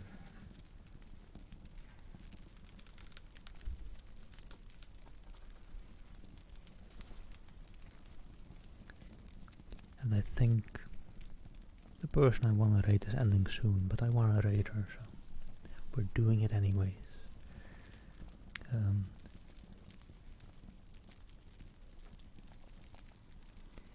Enjoy the ASMR and enjoy whatever channel they raid you on over to if they are off soon. She oftentimes ends at this uptime, so, or like just about in 5 minutes or so.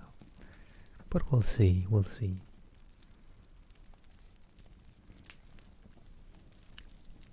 I'm gonna raid the lovely Trolly Dolly Bell. You all enjoy her ASMR. Hope you all enjoyed mine as well. Good day to you all.